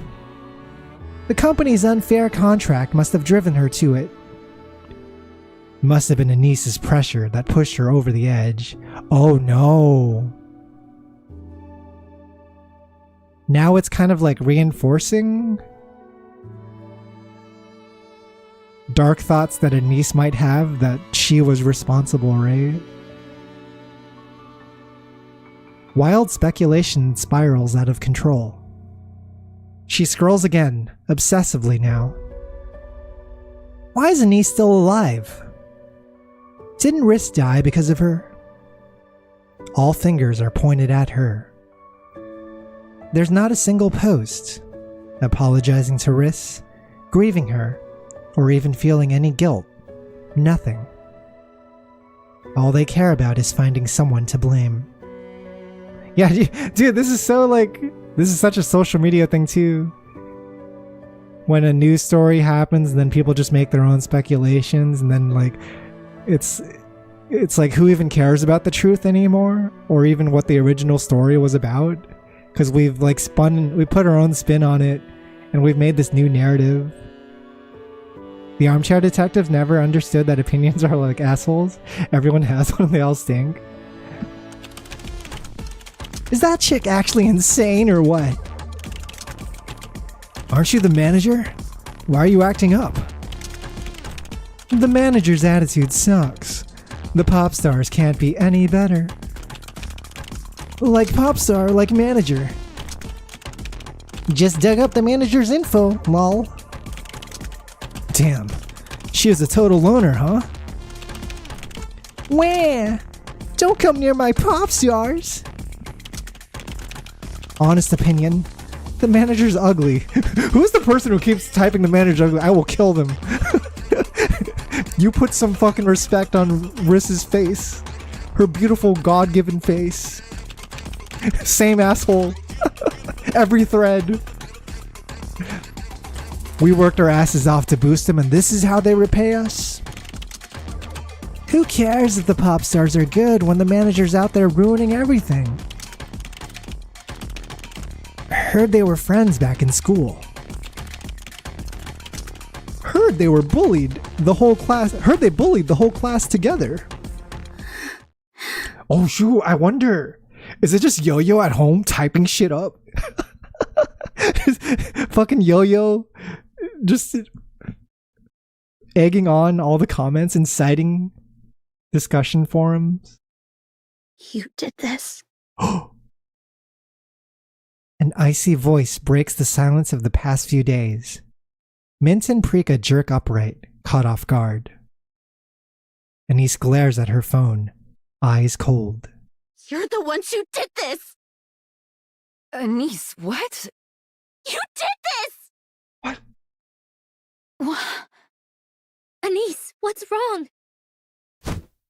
Anise hurls her phone to the ground, then stomps on it again and again. Mint and Prika rush in and grab her, pulling her back. You did this! You did all of this! Who? Who did what? You killed her! You mean the forums? Anise! I was worried at first that she was like blaming Mint and Prika.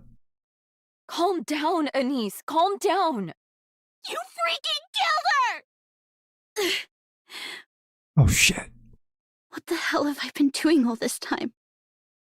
Going so far for these worthless things. I danced. I sang. And for what? What a waste. Absolutely a waste. My life's been such a waste. That evening, Tetraline announces that, despite the controversy, they'll push TT Star into the mainstream. A few days later, they follow up with another statement. After their debut performance, TT Star will be ranked at the very bottom of the major charts. The moment the news breaks, TT Star shoots to the top of the indie charts. Fan communities flood the forums with posts celebrating their debut. Watching it all unfold, Anise laughs through her tears for a long time. Oh boy. I've consumed a lot of media with this type of narrative, but this is like gotta be the darkest one. This is fucked up, right? Like Perfect Blue is dark in its own way. It's like not exactly a happy walk in the park either, but holy shit. We got suicide in this one. We got dehumanization. We got like the ugliness of social media and just of the ugliness of people in general, of doom scrolling. They've really covered a lot of different negative emotions and topics that I think has really worked in the story's favor and made us like really feel for these characters, right? It's almost torture porn. You're like, when does we need Hansen to step in and do something. When the fans show up to support, I got mad as fuck. Like, who? What fans? Forget it. Anise. What's up? What's up? Why are we even doing this? Oh, is this about the debut? Yeah, how do you perform after this? That's my question. This is reflective of the darker aspects of the idol industry and social media. Dude, you see it so often. Stories of people who finally left the idol industry or the entertainment business. And like they come out with their true story about how horrible it was. And how like they didn't realize how horrible it was at the time. That they were in so deep, right? That like, you know, now that they're out of it, they look back and they finally see it for what it is, you know? Mainstream indie. I don't give a damn anymore. Yeah, fuck it. I'm done. Time to join the military. Perhaps make some cool friends. One with kind of an aloof, silent personality, and another one who's obsessed with firepower, and also a hot commander who wants to fight for our rights or something. I don't know. I'm just making this stuff up. Could happen. Might happen. I'm not getting up there to sing and dance for that pack of trash. Riz is gone. And Boss hasn't shown his face in days. It even hits harder for Anise that Riss is gone compared to the other two, because she's known Riss before she ever became an idol. She's known Riss before she ever became a NIKKE. This is like one of her oldest bonds that she's ever had, like her first true friend in life. So what? We just do it anyway? Wait around to get screwed over again? What if we can change it? How do you change it, Mint? What's the plan? Everything was gold and then until you realized it was just gold paint? It just felt mad random that they got bullied OD physically and mentally. Then the fans pulled up to celebrate them hitting the top was crazy. I was saying it's her oldest friend. Yeah, it's like her first person that ever like made friends with her in school because she was like an outcast, right? Change what? When you're still unknown, you can disappear at any time. So you have to do whatever it takes just to survive. You have to put yourself out there. Take every chance you get to win people over. No, that's the kind of mentality that's gotten you in this predicament in the first place. That's why we ended up in such a vulnerable position. Please don't misunderstand. I'm not saying the fans were right. But if we make it to the mainstream, things will be different. Oh, that's the cope, right? The cope is that since we're still climbing, that's why we're suffering. That's why we're still having to put up with all of this. But once we make it past that struggle, once we make it to the mainstream charts, then we can finally get past all this, right? And make it worth it. We'll have people who will stand up for us. We won't just have to take it anymore. She's technically right. In the future, they do make it. In the far distant future of 3.5 anniversary. We can change that. Once we go mainstream, our voices will carry more weight, and people will begin to take notice of what we do. You know the crazy part, chat? I just realized we haven't even gotten to the Avastar backstory yet. The Avastar deepfake has not happened yet, has it? Feels bad, man. That's gonna be the fucking. That's like gonna be the last hit that kills the creep and gives you the CS. That hasn't even happened yet. Holy crap. We're not even there yet. It'll take time, of course. It'll strike when you least expect it. It's gonna happen after whatever the fuck Yo-Yo is plotting. It's gonna happen after whatever the fuck Mustang is plotting on his end. They're gonna get like knocked down 3 times, and then the final hit is gonna be Avastar deepfake. Insane. But at least we won't be treated like a joke anymore. Those idiots? Yeah, right. Anise, not everyone in the world is like that. There are far more good people than you think. But she can't see those good people right now because all she can see is the bad people from her perspective. Where are they then? I've never seen a single one. All I've seen is trash. Yeah, no one stepped up to protect them, right? Even the fans that claimed to be their old fans kind of turned on them. It already happened after Anise posted her apology. They mentioned the video. Oh, did they? On the forums? I must have missed it. You'll see. Avastar's a good egg, but she did accidentally make an oopsie. But it was out of obsession for an idol she looked up to. It was the fake apology video. Oh, they did mention it. That's right. I was confused about that. They mentioned in the forums there was a fake apology video, and that was the deep fake. Because Anise makes an actual apology, right? But before that happens, there was a fake apology video made by Avastar, and it was her trying to save Anise in her own way. Yeah. That was Avastar. They'll cover that in the main story. But, yeah, just know Avastar did it with good intentions as a fan. Fine. Let's say they exist. Then where the hell were they when we were getting treated like that? Yeah, thanks for bringing that up, Lotus. I totally missed that context. They weren't there. I didn't see them. So what? They just don't exist? If I can't see them, why the hell should I believe in them? Anise. Yeah, no, not happening. I can't. Popstar, give me a break. That's way out of my league. The dreams are so dead. The dreams are so over.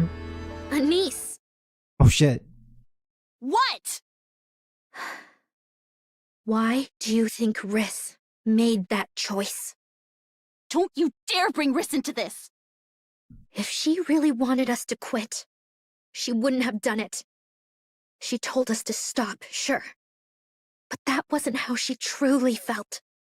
If she'd meant it, she would have just walked away. She wouldn't have gone that far. More than anyone, she wanted to see us up there, shining and giving people hope. She wanted to see us become stars. That's why. She did it because she didn't want us to be dragged down with her. Let's do it. Let's become stars and say it to their faces. Oh shit. Don't mock effort, don't resent growth, don't trample the weak. Let's rise to the top of the arc and say it proudly. Thing is, Prika hasn't said a single thing. What's her opinion on all this? On a stage where the whole arc is watching. We'll give courage to those who keep trying, celebrate those who are growing, and stand up for the weak. We'll bring hope to those in despair, stay beside the lonely, and comfort the ones who are worn down. We'll make people feel like it's worth staying alive. Let's become that kind of hope. Let's become stars. I'm very surprised she found her second wind somehow, but okay, Mint. Hey, that's my line, you know. We're on the same team, so let's share, okay? It's no big deal. The Arc stars, huh? You really think we could pull that off? I know you can. No, we can. Strangely optimistic. Prika, what's your opinion on all this? Prika taps on her phone, and an unfamiliar tune starts playing. Listen to this. Not bad, right? What's this? Our second original song. Eyes on Me? What? Riss and I worked on this whenever we had some free time. Oh shit. It's basically done now. Finally? We wanted to show you once it was finished, but then this happened. Oh shit. Let's use this for our debut stage. And Riss worked on it too. I want to sing and dance to this. I want to show everyone just how far we can go. And Riss was supposed to hear it first. Oh man. You're in, right? We're nothing special right now. But we'll prove we're getting there, step by step. And right in front of them, we'll become better than anyone else. We'll become stars that shine. Anise. Anise, This is good. What's it called? be my star. Oh, it's Be My Star, not Eyes on Me. Riss came up with that, didn't she? I mixed the song titles. Apologies. Yeah. Let's do it. I'm in. Well, Eyes on Me is different. Eyes on Me is da-na-na-na, da-na-na-na-na-na-na. Yeah. Be My Stars. This one. I do clickbait the most. When I play the rhythm game, clickbait was the first song I finished, so I always go back to that one. That's the only one I really remember.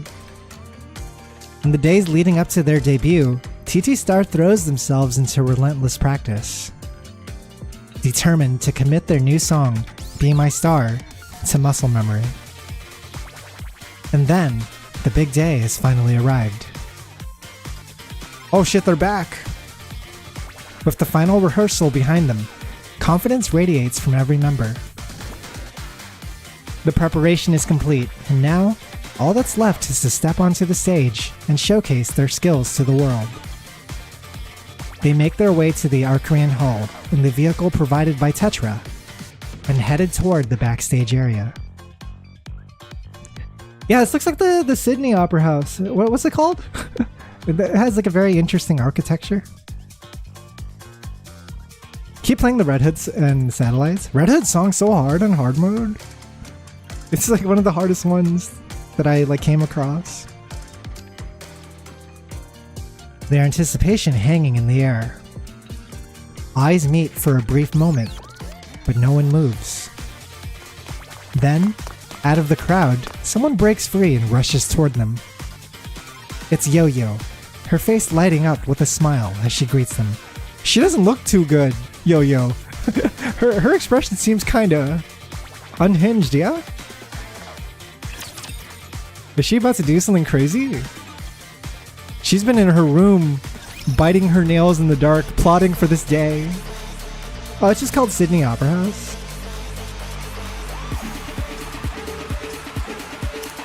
Simple name. 4 hours earlier in Enoch's room. That's right! Frickin' Hansen was supposed to arrange a meeting with Enoch. All tests are now complete. Thank you for your cooperation. I appreciate all your hard work. Initiating physical condition scan. Scan complete. No abnormalities detected. Oh shit, he's doing it. Aside from poor hygiene. Yo, he's doing it! Well, I haven't even been able to go outside for days with all these tests. He's preparing his body. So, what's the verdict? Can it be done? Can I become my father? Highly suitable. Pog? The plan you proposed is executable. And you're down to do it? Minor errors may occur, but no critical issues expected. Which would mean... In theory, there is no issue. However, the subject's consent is required. Oh, fuck me. How do we do that? Okay, so this isn't illegal business that we're doing. This is still it has to fall within Enoch's judgment. It has to pass her permission. I thought as much. Affirmed. This plan cannot proceed without consent. Consent obtained through coercion, including physical force, is invalid. She's like, by the way, in case you thought about doing this, no. The subject's voluntary consent is required. What happens after we obtain their consent? Upon consent, the process will proceed immediately. Can we drug him? Can we drug the shit out of our dad? The estimated duration is 5 minutes. That's fast. Correct. Understood. I'll see to it that I have their consent. Can you, Hansen? Get consent, I mean? Hansen checks his watch and strides out of Enix's room. Here's the part of the plan that I'm very curious about. Yeah, how the fuck is he gonna do this? TT Star's performance is in 2 hours. In a VIP room at Tetraline's private hospital, Mustang lies in a bed, staring up at the ceiling. At last, the day has come. The cure for the disease that's been eating away at him is ready. He's lost count of how long he's waited for this. He lets his eyes fall shut, a faint smile lingering on his lips. He waits.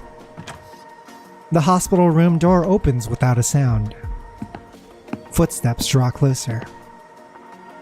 His heart starts to pound faster and faster, as if it might burst from his chest. The footsteps stop. Someone stands beside him. A feeling he hasn't known in a long time rises within him, a mix of anticipation and nerves. Slowly, he opens his eyes. And when he finally sees the face he's been waiting for, his smile spreads wider. So, you've finally arrived, my son. He was anticipating him? Yes, Father. I'm here. In Hansen's hand is a small mechanical device. A pale white liquid sloshing faintly inside. So this is the cure. Oh, Hansen's was the... Okay. Hang on. Yes, that's correct. We have the cure to the thing that was supposed to kill off Mustang because his body's deteriorating. How'd you even get your hands on that? No, that's a boring question. So, what now? You're standing there with my life in your grip. Go on, tell me, what do you plan to do with it? Father, I ask that you die. Yeah! We gotta kill him, right? There's no fucking way that we end this event without fucking killing him. I'm on board. Let's kill the hoe. Anise? Oh shit, hang on. Yo-Yo though. Yo-Yo plotline. Yo-Yo suddenly closes in. The stench is enough to make anyone wince. Yo, smelly Yo-Yo? Stinky Yo-Yo. She gnaws at her nails, flashing a crooked grin as she speaks. So, you're finally going mainstream, huh? Must be nice. They nailed her expression. She's going fucking crazy. After everything you did to me, you still get to make it big. Happy now? Yo-Yo, you've got it wrong. I didn't do that. That's right, we didn't do shit, right? I'm really sorry about what happened to you. But it wasn't me. It wasn't us. That's not the kind of thing we'd ever do. And that smile box thing counts as acting like a pop star? Did you come to pick a fight? Oh shit, they're about to throw down? Save it for after the show. We'll hear you out then. Mint's a professional. She doesn't have time to fuck around. This is an important day for us, so do me a favor and step back. I love angry Mint. Hey, Anise. Back in school, you took everything from me. You had nothing, yet you couldn't stand that I had it all. So you just took it. And that still wasn't enough? Now you've even become a NIKKE? What? You planning to take everything again? Don't play the victim, bitch. You know exactly what you did to Anise in the school days. No, that's my line. Oh, so you're saying it was all just a misunderstanding, huh? I love this, by the way. I like that sometimes the arch nemesis that sticks around the longest is just a hater. It's just someone you knew from your school days, you know? And you're adults now and you're NIKKEs and you're like, so much time has passed, but it all goes back to those school days. that school bully that fucked with you, right? They still want to settle the score with everything that happened. But we can't exactly clear that up, can we? We're both seeing things our way. So, I was thinking... I love Yo-Yo's like hater energy. She is driven purely by hate. Why don't we just pretend none of this ever happened? What? Yeah, let's pretend none of this ever happened. The fuck do you mean by that? Let's go back to when we were students. And this time we do it fair and square. Did you get shot or something? What the heck are you on about? If we could go back, I wouldn't pick on you anymore. So you stay in your place and keep your hands off what's mine. Then we wouldn't have to fight. And you wouldn't end up on that rooftop. It all started there. It was because Anise went to that rooftop to try to like end it all. And then she started hearing music that changed her. Yeah, it's wild. Cause dude, the whole time Smile Time has been happening, like the you know, the 2 or 3 week duration that we saw, probably even longer than that, right? That whole time, Yo-Yo's just in her room going crazy.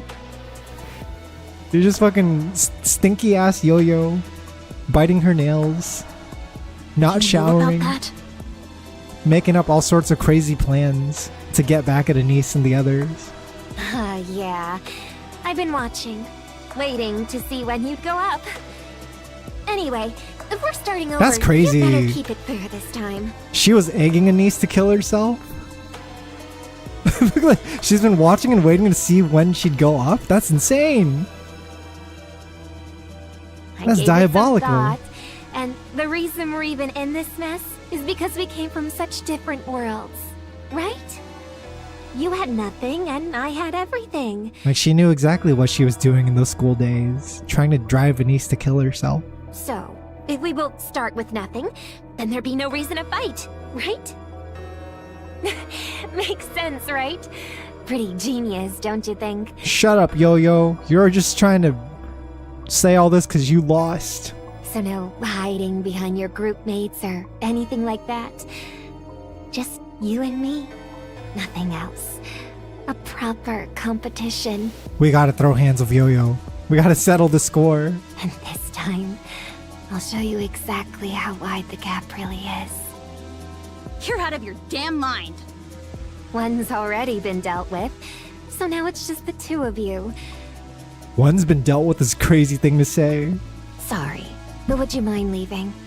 Anise and I have a score to settle. Wait, what? Come on. It's only a fair match if both of them step out. Why are you so surprised? Nah though, dude, if Anise ever gets jumped, I feel like Prika would jump in immediately. And then Mint would jump in and start pulling on the other person's hair. she would get her licks in. For sure. Wait. You said you took one out. Yeah, like what does that even mean? Mint would be like a biter and a hair puller. Just assisting however she can. Your manager? Who else? I've already killed her. Now I just need to get rid of these two. And then it'll be you and me. Wait, what do you mean you killed her?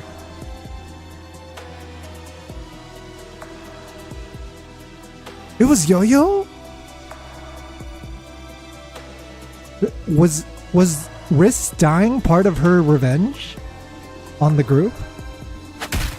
Whoa. Oh shit! Anise's fist connects with Yo-Yo's face. Holy shit. Wait. Wait, this is crazy. That's full contact. Her face is like caving in this pic. Yo-Yo goes down hard. Something flies from her clothes and skids across the floor. It's Riss's glasses. What the fuck? Why are you hitting me, Anise? Fuck her! Kill this bitch! Anise grabs Yo-Yo by the collar, yanks her upright, and slams a fist into her face repeatedly. Oh, hell yeah, dude! Wait, hang on! I know our idol days are over after this, but holy shit. Dark Anise is crazy. Yeah, this shot goes kind of hard. She got the Tatsun hands. It is so sick. The thing about Anise is she's kind of a delinquent, even in present day. Right? Her and Rappy are not above fucking a bitch up if they step out of line. And this is a case where you hear that your friend's death happened because of this person, that she incited it all. I love Anise, dude. I love when she kicks the shit out of Chatterbox's head. I like when she fucking gets into scraps with other Nikkes, whether verbal or physical. She's down. Mint and Prika are shouting, but Anise can't hear a thing. We gotta kill Yo-Yo. You're an orphan. You only got in here on some scholarship. You've got absolutely nothing. So why do you strut around like you're in charge? I'm the leader. I'm the class president, not you. It's like the most petty shit. Hey. Anise? No, not the wrist flashback. Do you like Pretty? Let it all out, dude. I support this. I know this is not a side of you that you're gonna be proud of someday. And other people might see it as ugly, but I support it. Let it out. I've been meaning to apologize for a while. We don't dislike you. That part's really true. I hope you know that. Yeah, if you ever become one, I'd want to be your manager. I don't suppose the concert's happening after this. It'd be so much fun, traveling around, performing everywhere. No! Riss, back when she was just known as Schoolgirl, talking about their future dreams. That's so fucked up. It's not like your goal is just to watch the concert, right? You want to learn something from it, right? You've been giving it some serious thought, haven't you? Yeah, there's like so many cameras recording them right now, I bet. There's people on the side like, oh, what's happening over there? Is that Anise? Then it makes sense for you to Is go. that Anise from TT Star? I thought if you ever came looking for me, I should be ready. So, I became a manager and worked hard to learn the job. That's right. She only ever showed up at their office because she was still following that silly dream they had from so long ago. Because someday, I wanted us to become something special together. Fuck! Don't you dare take it out on my pop star! Stay away from her! Don't come anywhere near her, you hear me? Fuck! Dude, I was gonna say, Riss committing suicide seemed so sudden. Get lost! All of you, just get the hell away! I'm so sorry. I screwed everything up. But I just can't do this anymore. Yeah, her death seems so sudden, so I'm like, was there anything more to it? Was there an assassination? No, I hate myself. I can't stand watching you fall apart. Please, know your place. Just because everyone humors you doesn't mean they actually like you. Dude, it's everything that's happening right now is a result from those school days.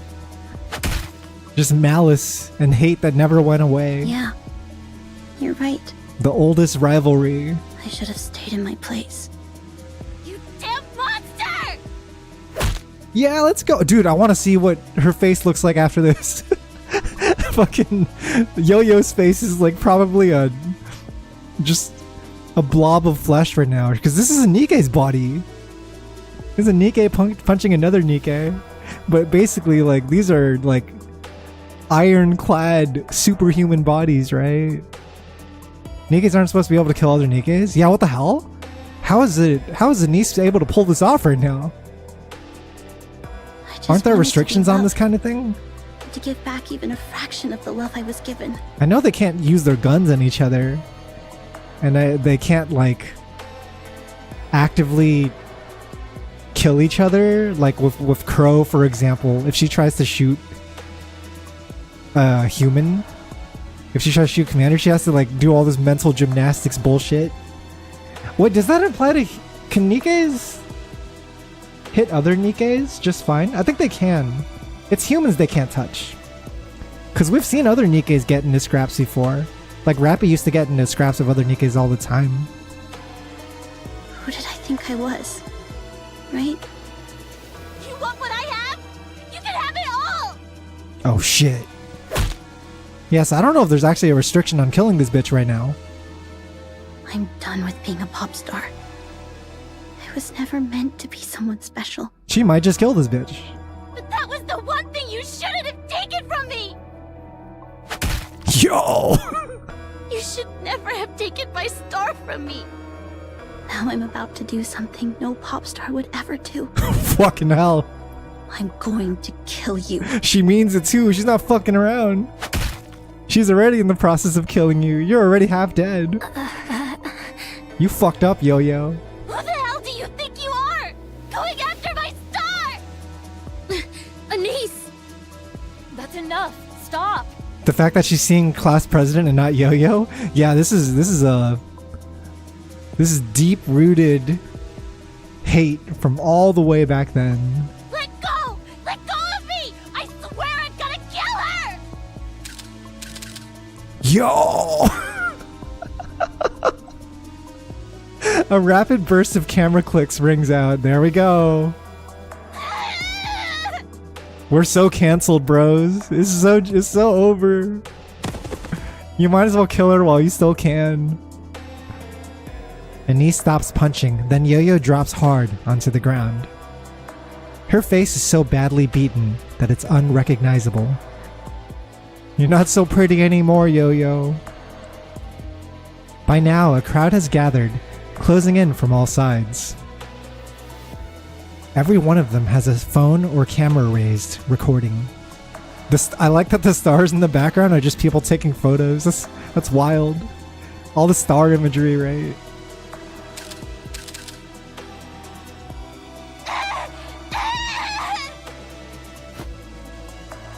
Anise springs to her feet. You enjoying this? Huh? I'm asking you whether you're enjoying this!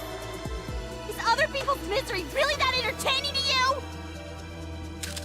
Yo, this goes so hard.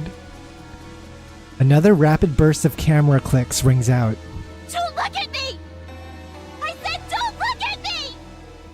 Stop it!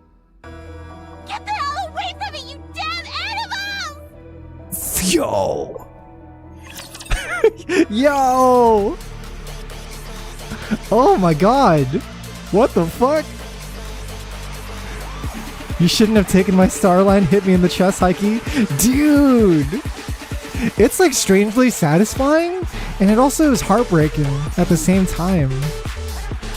Like, you really do feel the anguish from Anise, right? And the Michelle Marie, like, doing the voice work is so incredible too. Like, she really sends it through.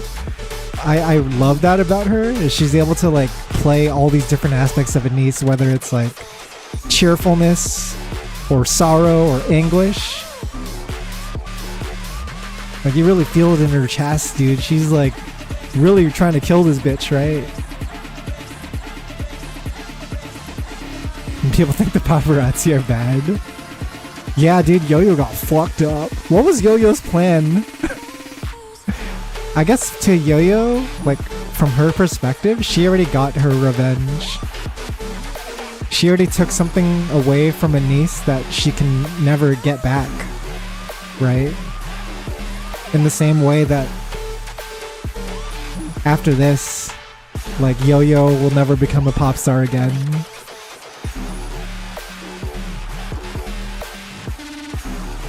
That shit was crazy. Yeah, meanwhile, Volume and Noise Chibis are on the stage. Are they still performing? Yeah, there they are. Break a sweat, break a sweat. I have this costume. Right, we're moving on to Mustang. Father and son time. I believe this would fall into like mission 210. 210-ish. Wow, it's been a while since we've had a story this explosive. A niece of TT Star has just turned the former chart-topping singer Yo-Yo into... well, mush. Yeah! Not something you see often these days. Sounds like these two go way back, even from before they were Nikkes. So how'd it end up turning into a full-blown showdown in front of a crowd? At the end of the day, it's just a news story, right? It all goes back to other people talking about it, gossiping about it, about this this public scandal, right? That's the horror of it all. You're aware TT Star's manager died, right? It's like it's the fact that Riss's death will just go down to becoming like her as a random line of speculation in an article. Oh yeah, she caused quite a scene during the Smile Time project, and the forums really blew up over it. From what I understand, she took responsibility and took her own life. Apparently, Yo-Yo straight up confessed to Anise that she killed Riss. That's fucking crazy, by the way. So Anise lost it and beat her to a pulp. She really did. Wait, what? Yo-Yo did what? This talk show must be insane, by the way. She did what? You hear audible gasps from the crowd in the studio. Hang on, that's weird. You got a live audience. Can a Nikke even kill a human? She's not a human though. No, they can't. Oh, they're talking about Riss, right? So how did Riss die? So how did she manage to kill her? It must have been psychological. If maybe she really did commit suicide? It was a lie. According to Yo-Yo, she did break into the manager's place to hurt her. Oh, what the fuck? But by then, it was already too late. And she's the one who reported the body. Yo! Oh shit! Was Yo-Yo just making up fake news to rile up Anise? That Riss really did commit suicide? She says she just slipped the glasses into her pocket without thinking. But that's hardly the point. What the fuck? So why'd she lie to Anise? Yeah, she had the glasses. I think that's what set Anise off too. Was seeing that she had the glasses. She wasn't about to go down alone, obviously. TT Star was set to hit the mainstream right after that show. So if she caused a scene right there, of course everything would have fallen apart. Wow, that's kind of scary. Do people actually go that far? People get scary when they're cornered. What the fuck? So what's next for TT Star? A comeback's probably not happening. Given the circumstances, she probably won't do any time. They say the Japanese dialogues are more explicit on Riss's death, but I haven't seen anyone translating it. Oh, really? I'd be interested in seeing that. From what I understand, I think the English text of NIKKE is derived from the Japanese text. And then I want to say the Japanese text is derived from the Korean text. So there's kind of like a banana phone thing going on with the localization. Like we're getting the third version of it, I believe. Mustang calling Hanson idiot son all the time. My idiot son. But her career as a pop star is over. TT Star will likely disband. And right before their big debut too. Talk about timing. All right, we'll leave it there for this story. That's because there's actually something even bigger coming up, right? What? What's bigger than this story? Yes, something major happened at Tetraline. Oh shit! Oh yo! I've been waiting for this. big enough to shake the entire company. Wait. How public is Hansen's plan? I assumed it would be happening in secret. But what's going on here? If you destroy that thing in your hand, I die. You're literally holding your dad's life in your hands, Hansen. That'd solve all your problems, wouldn't it? No. You and Tetraline are vital to the Ark. He understands that. If anything were to happen to you, it would collapse. And what exactly makes you think you can tell me to die? I'll do it. I'll become Mustang. Okay. We know this. We've known this since, like, Pretty Star. But go on.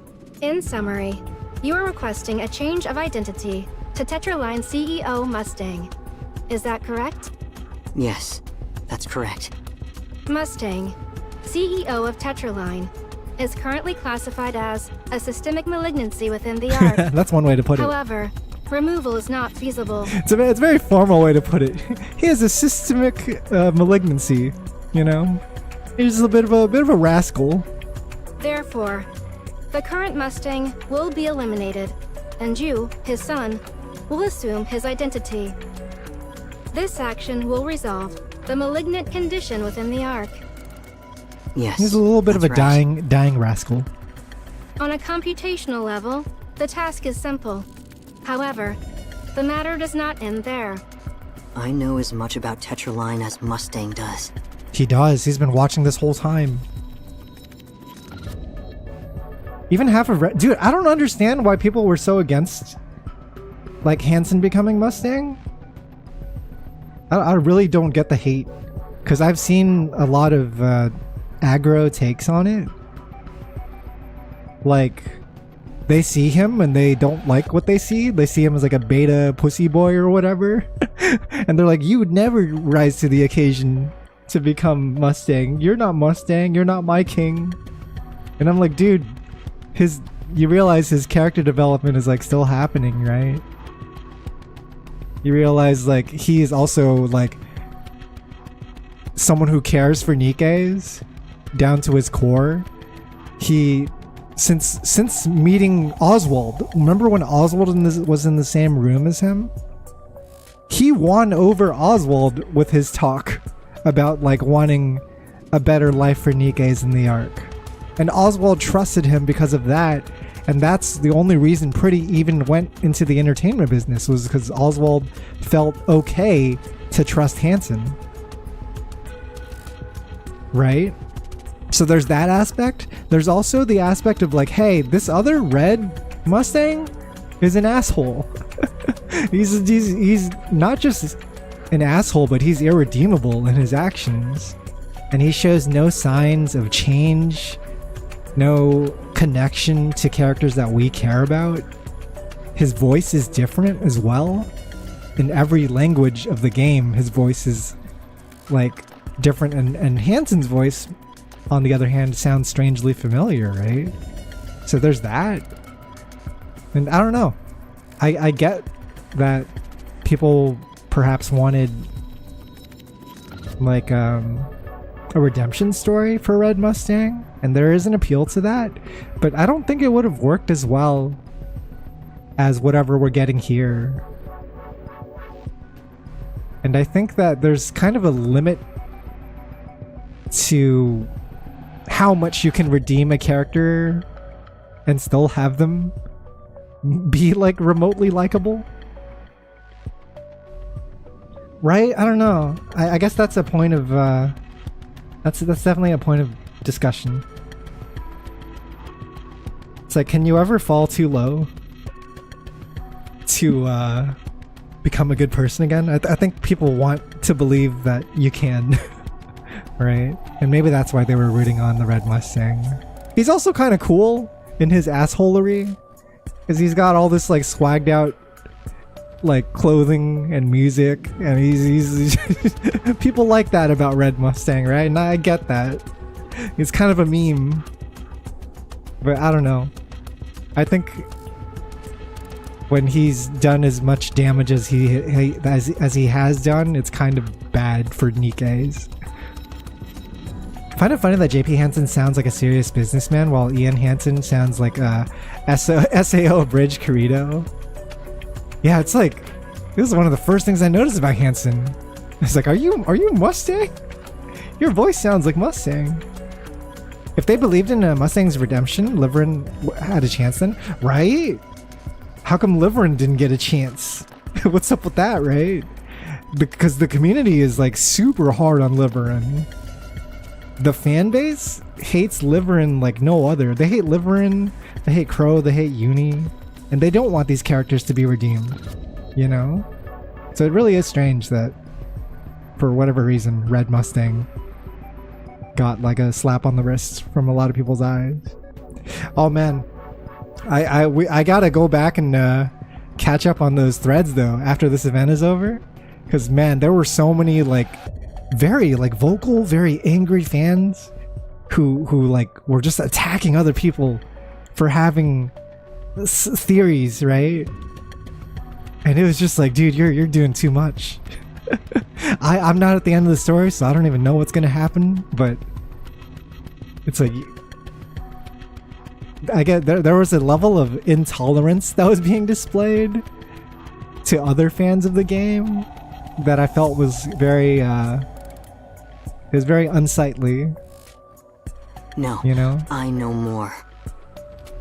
Requesting permission to verify. Yeah, I wonder if some people are gonna have it shoved back in their face at the end. Be like, see? We were right all along, and then they're just mad. It's like, well, story sucks. I could have written something better. Liverin keeps making stupid mistakes. Uni was taken advantage of because of Sion's idiocy, and Crow's just a total bitch. Crow is just a result of the system and how it has failed us, I think. That's how I see Crow. Crow is a product of bad things that already happened. She's just another, like, consequence of how poorly things have been run in the arc. Yes, certainly. So how do we get permission here? Hang on. Catching back up with this event in current time. Requesting permission to verify. The questioning will span several days. Okay, so she's going to question Hansen about whether he is competent to become a Mustang, right? Whether you know your shit about the arc. That's fine. That's important. Please proceed. I think that's very important. Oh, I see now.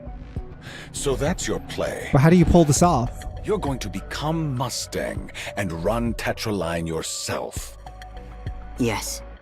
What if his dad's just down with it? He's like, this plan is so crazy, I'm okay with it. Right, of course. You know Tetra inside out. In the Ark, identity manipulation is easy enough.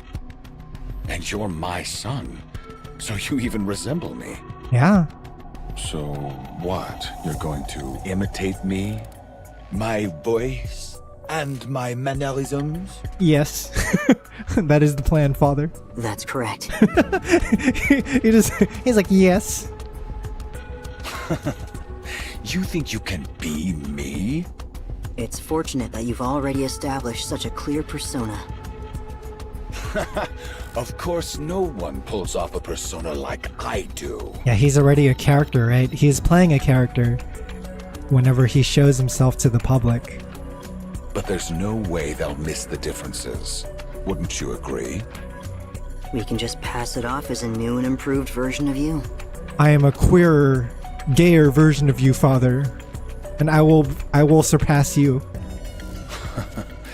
Yeah. There will be a Yes, disco ball. That's exactly my style. Perfect. So what happens to Hansen then? Hansen can do it. He's been watching Mustang for so long. Dude, their interactions growing up must have been crazy. Because I imagine Mustang has to like practice this shit, right? He's probably like in a mirror at home, doing all these like funny faces and voices and like twirling around. And Hansen's just like, what is going on over there?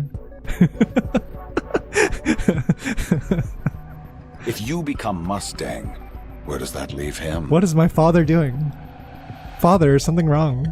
Hansen will die. Oh. and cease to exist in this world. Yo, Hansen! Hansen's gonna kill off his own identity and become someone new. So that's it? You're gonna spend the rest of your life as Mustang and Hansen's just gone for good? I think it's crazy, by the way, that they live in a world where, like, your mom or dad can look the same age as you through the miracle of surgery and treatment and all that. You really think you can live like that? I can. I've learned how to wear a mask well enough. Let's go. So what's your move with Tetra, huh? You don't pull off something this crazy without a plan. I will turn it into a true entertainment company. Because you don't entertain. Yo! You don't make people smile. Yo! Nor do you give them hope. He's like, you're not even good at this shit. You don't even do it right. That is entertainment, you idiot. They have different philosophies in entertainment, though. You can't give anyone joy without a little misery first. That's crazy talk. No, I don't think that's the case. Entertainment is meant to bring joy to everyone. That's what it's all about.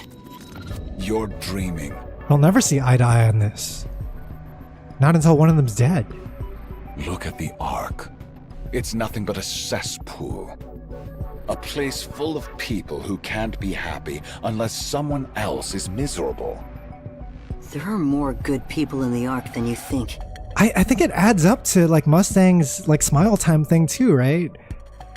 Like, his version of entertainment is so twisted that something like smile time actually makes sense.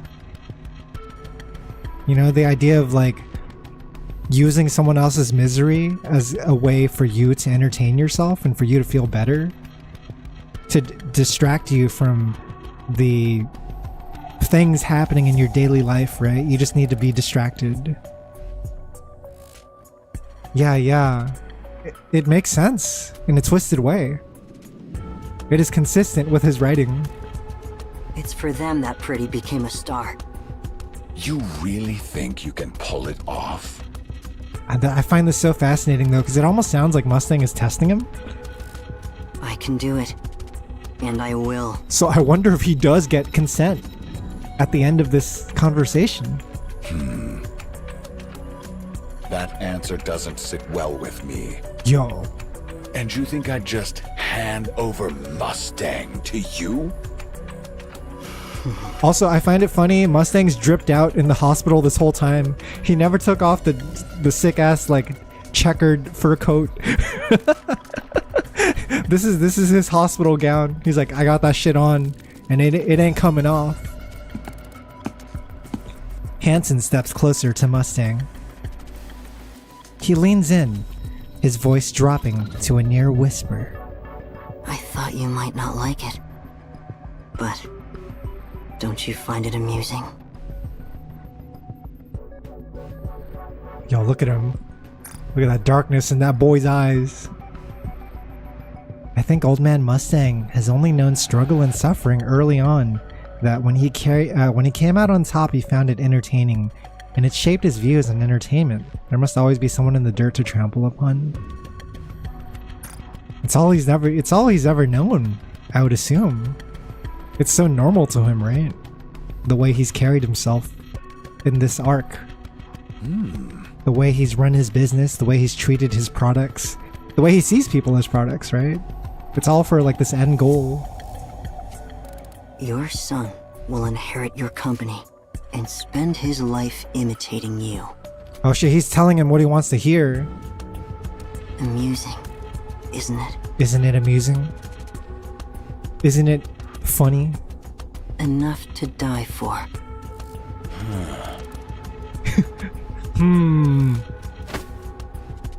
Mustang snatches the device from Hansen's hand and hurls it at the wall. It shatters on impact, spraying liquid everywhere. What the fuck? Entertainment. He loves it. He's like, genius. Fun. This This is insanely fun. Absolutely fun. I didn't see this coming at all. This guy's so messed up in the head that he's willing to play along with our plan. Ha! Go on, try and top this. That entertainment brings joy to everyone nonsense you keep yapping about. Let's see you actually pull it off. What the fuck? I will. And when I do, I'll spit on your grave. Yo. Whatever Hansen is rizzing to his dad or not, it's working. Right? He is displaying a level of spite and a level of hate to his father that has never been more direct.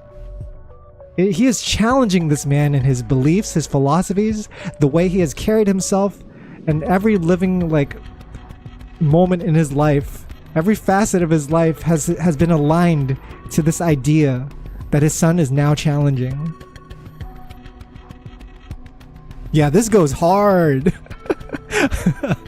I didn't think he was going to play along this well to the point of throwing away the thing that would have cured his body, but I guess he's entertained by the idea.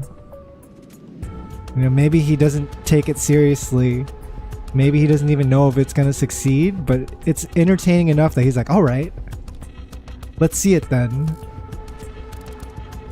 He loves the idea of his son being so ruthless to die and imitate him for the rest of his life, because if he succeeds, it's not Hansen, it's Mustang, and if he fails, he's proven right. That's the thing too, it's still Mustang. It is Mustang's identity that he is donning. Yo, what's up, Ann Lucifer? Welcome in. Yeah, and so it feeds into his ego if everything plays out. It's it's a win-win for him. Just as I thought. You really are my son. He loves it! What the fuck? That's messed up. Elysian and Miscellus have released a large batch of files exposing Tetraline's corruption. We didn't even need to kill the guy. We just needed to be crazy with him. And we've seen this in previous interactions, right? When they're in the car and they're just talking about how much they want to overthrow each other.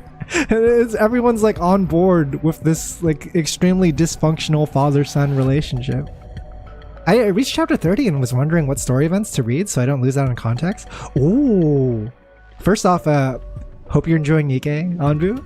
Second off, careful for spoilers, because I don't know if you've caught up on Anniversary event yet, but there is some stuff happening here that might be spoilers for later in the campaign story. I would say, do you know the in-game timeline feature? There's an in-game timeline feature that shows basically the chronological order of when events are supposed to occur. I recommend looking at that if you're not really sure what to read next. Because if you're at chapter 30, then by now, hopefully you would have already done Overzone. Hopefully you would have already done Red Ash, New Year, New Sword, Wordless. There's definitely things that you can experience out of order in NIKKE and still enjoy. I think the story's written in a way that covers your bases a little bit. It's not completely reliant on you doing everything perfectly in order, but if you want to do everything in the best order possible, definitely check out that timeline. It should help. Yeah, I think right now you're probably heading into Old Tales soon. Old Tales you can do after 31 or 32. It depends on how you want to handle it. Both times are great, I think. Yeah, because when I did Old Tales, I think I finished chapter 32 beforehand, but some people, I can see them enjoying chapter 32 better if they did it before. It depends. It doesn't really matter too much. Both are satisfying in their own way. I think Last Kingdom is doable for you right now too, I want to say. Last Kingdom I personally did after around chapter 26. So if you haven't done Last Kingdom yet, it's a good option. You've read Red Ash, New Year, New Sword, and Overzone. Okay, yeah. You're on the right track then. I don't think you have to worry too much. The next two are just Last Kingdom and Old Tales. But yeah, I hope you're enjoying Nikke. Be careful not to spoil yourself. Do take care. Some of the material is almost unbelievable in its severity. It begins with relatively minor issues like unfair contracts, systemic abuse, chart manipulation, and hidden funds. Isn't this bad? But it quickly escalates to human experimentation, illegal Nikke conversions, and even contract killings. It's crazy. Tetra's got so much dirt in. But how does Mustang turn around his reputation after this? This is wild. When do I read the other ones post 32? After 32, you're looking at I'm not sure if you're taking notes on this, but feel free to look at the VOD or whatever too. Chapter 34, after you finish that, you could do Footstep, Walk, Run, I think is a good time. So finish chapter 34, do Footstep, Walk, Run. After chapter 36, you can do Mudfish and Unbreakable Sphere, I think. That's probably a good time. And that should keep you busy for a while. But those are the next, like, breakpoints. Huh? Where'd this evil corporation come from all of a sudden? It's always been there. They're getting hammered from all sides right now, and their stocks hit rock bottom. The Tetra stonks are down. Elysian and Mistless, it's time to rise up. Meanwhile, Elysian and Macillus are on the rise. But that's just my take, so yeah, take that's correct, Andrew. You got it. What about Goddess Fall? Goddess Fall is going to be a little bit later. Goddess Fall... okay, I'll walk you through the next ones then. Might as well get this out of the way. But after chapter 40, you can do Eden Sphere. That's going to be a side story. Okay? And then after chapter 42, you can do Goddess Fall. And then that'll like catch you up with pretty much where like you're almost caught up in the chapters. There's only 46 chapters right now. Yeah. So where does that leave Tetra Line then? Eden Sphere leads into Goddess Fall, and it's a side story, so make sure to do it. Oh, you missed Second Affection? You could still do Second Affection. Even if you already did Last Kingdom. Like, Second Affection's a vibe. It's just Modernia traveling with the aunties. With Scarlet, Rapunzel, and Snow White. And it's just bonding time for them. Oh, you haven't done Last Kingdom either. You can do it still. It doesn't really matter too much, because those stories take place in a far and distant kingdom that doesn't affect too much of what's happening in the main story. It is like a side battle that they're doing. It does lead into Goddess Fall, and it does eventually affect the main story, but for now, it's kind of its own thing. It's like watching an OVA or a movie for Nikke with characters that you've never met before. Like, they're actually out on their own in this isolated kingdom having a great battle.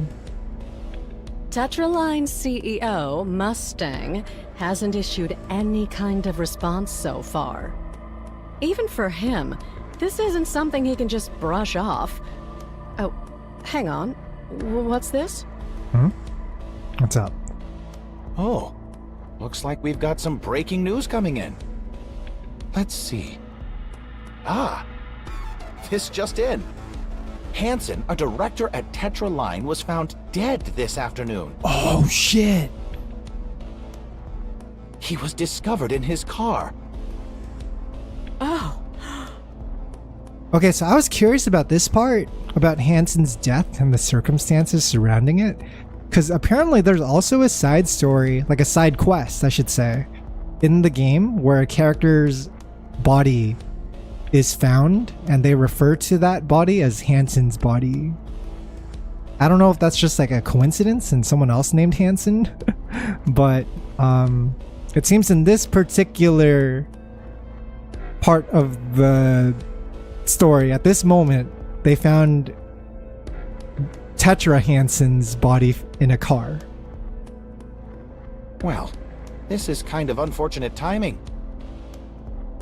I think it might be a different Hansen at this point, like the side quest Hansen. It might have just been a similar name. Looks like they'll pin everything on him. Because didn't they find that one on the surface? That's a bit risky to say, isn't it? Yeah, that one was on the surface. I saw that coming, so no surprise there. Yeah, I bring it up because there have been circumstances before where side quests have tied into the main story. And it's kind of difficult to know if it's, you know, coincidence or just, you know, intentional. It's not exactly interesting, so let's move on. No, go back to the story. It matters. Our struggle matters. They're like, oh, whatever. Oh shit, he's got that shit on. What the fuck? How interesting. I never pegged you two for this silent type, no? Yo, what the hell? He has adjusted so fast. What are you trying to pull? This is ridiculous. What? Is this some kind of joke? New theme song is already dropped. Do we have a problem? That's not even the half of it. I love this. For the rest of the arc's history, they have to deal with this guy now. And now you're trying to imitate Mustang, Hansen? I am Mustang. Mundio, I haven't seen faintest detail what you're talking about. He's good. He's very good. I'm talking about you. Are you serious right now? What do you think you're doing? I love this. This is the ridiculous Mustang that we know. Now then, good beyond. Listen up, we. Just straight Mustang. The one and only CEO of Tetraline. This is so funny. They have talked about this. There's characters like Sakura talking about how there's always only been one and only, like, there's only one true CEO of Tetraline, and it has been Mustang from the beginning. Look, insisting on it isn't gonna make it happen. Oh dear Hansen, NIKKE from this world told me everything about you too. That's so funny. He's doing like this weird like Peter Parker Spider-Man thing. He's like, oh yeah, Hansen's told me all about you. Yeah, you guys seem cool. Nice to meet you for the first time. My name is Mustang. I like entertainment and stuff. And I know all about the little deal you struck with him. On a chance for granting Hansen's wish, Tetraline will withdraw its support from the second surface reclamation war. Bien sûr. And all rewards go to Elysion in Merciless. Très généreux, no?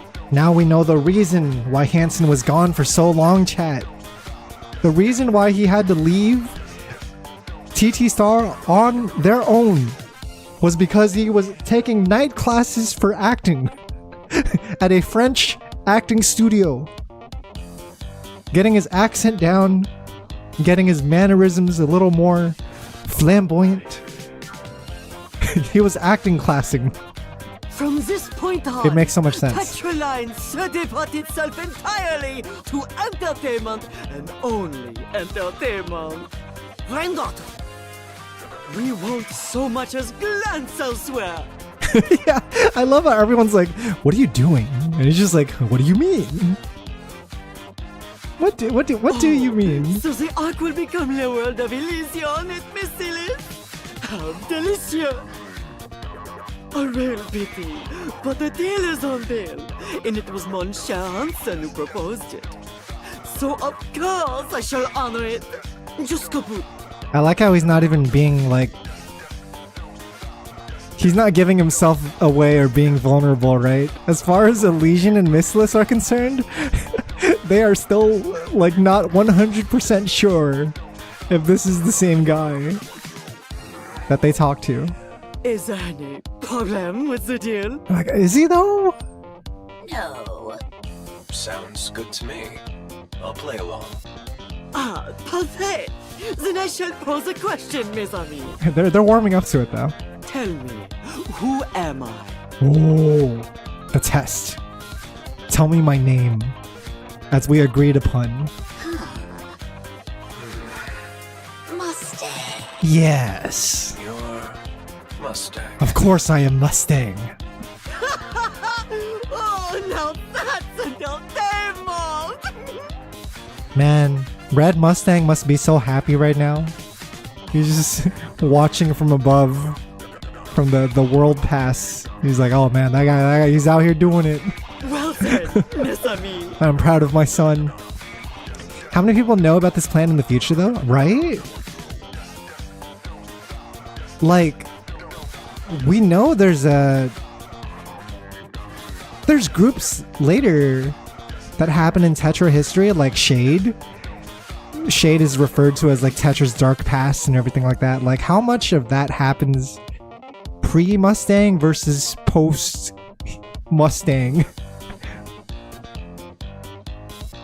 Right? Or is it simply from here on, now that Hansen has taken leadership, is he just gonna fix everything and make it better? Take good care of me from here on, d'accord? This is incredible. Fucking amazing. Velvet must know it since she was blackmailing him to spill the secret. Velvet definitely knows there are others. I don't remember the blackmail. I just remember her pulling up to Mustang and being like, I'm tired, boss. And he's like, haha, isn't this fun? Hansen? Oh shit, she knows! Who are you talking about? No, I'm Mustang. I am Mustang, you see. That's so funny. What exactly do you think you're doing? At least Mrs. Miss is on board. I was wondering about this because I was like, wait, I know she cut ties with the old Mustang, but how does she feel about all of this? Mrs. This is Lee, silly. I require your help. No refusals, me. But it's fucked up in a way that needs to happen for the story to move forward. And it is exactly that it is done in this way that Red Mustang was okay with it. Where's Mustang? I am Mustang! Right here! C'est moi, Mustang! C'est moi! You gotta play ball, Miss. There's no turning back after this point. We cannot talk about this. We cannot turn back from this. I am Mustang, and if you don't accept, we're gonna have a fucking problem. I don't know what kind of farce this is, but what exactly do you expect me to do? I'm in the middle of searching for the next star. Luck is shrouded in darkness. No star can be born in a place like this, n'est-ce pas? And make no mistake, Tetraline bears a grand part of the blame. Oui? I will rebuild Tetraline. Yes. I will cut away every negative element and transform it into an enterprise devoted solely to true entertainment. Renders. I'm going to create entertainment that's nothing but pure joie. But with Tetra as it is now, impossible. C'est impossible. You will take full authority and erase every trace of negativity. I care not for heavy losses. Oh. Cut out the problem. Eradicate it down to the roots. He's gonna fix this shit from the bottom up. Ah. I know, dude. That's the best part. I thought we were going to kill Red Mustang and assassinate him, and like the only way to get rid of him would be to kill him. But no, he was just crazy down to his last moment. He just wanted a funny, entertaining story. Also, he knows that OG Mustang didn't use this accent with her. Yeah, that's right. He's currently playing a character, and it makes me wonder if Hansen will ever turn off the switch again. Right? We have never seen him drop to being regular Hansen again, talking in his natural voice. This is natural to him now. He is now playing the character 99% of the time, 100% of the time even, without ever showing vulnerability. Even the moments where he becomes like quote unquote serious, he's still a character. Isn't that crazy?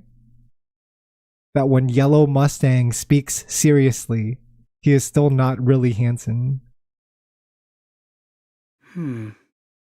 Fine, I'll do it. No telling how long it'll last, but I'll lend my strength to your vision. This is so crazy. Excellent. The thing is, this is the most Tetra-line thing that could possibly happen. And this is the part of where, like, I really agree with what they went with, and I disagree with people who, like, aren't okay with the story development. It's like, this is the most Tetra thing that could possibly happen. It is entertainment to its fullest, and it's also this weird form of like espionage and deception that Tetra is known for, right? I can already see people. I'm so interested in like the discussions happening, because there are going to be people who are mad. There's going to be others who are going to rub it in their faces for correctly having the theory that they shot down. It's going to be wild in the discussion forums for the next few weeks. This is genius Kojumbo storyline, yes. You'll be leaving the company again. Compris? Oh, what the fuck?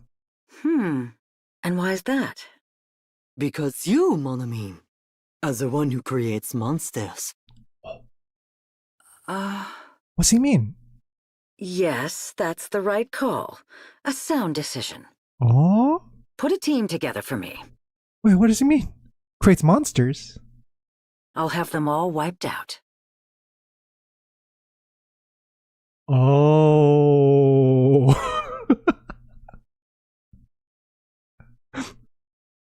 Oh, shit. He's gonna leave it to her? Can she pull it off?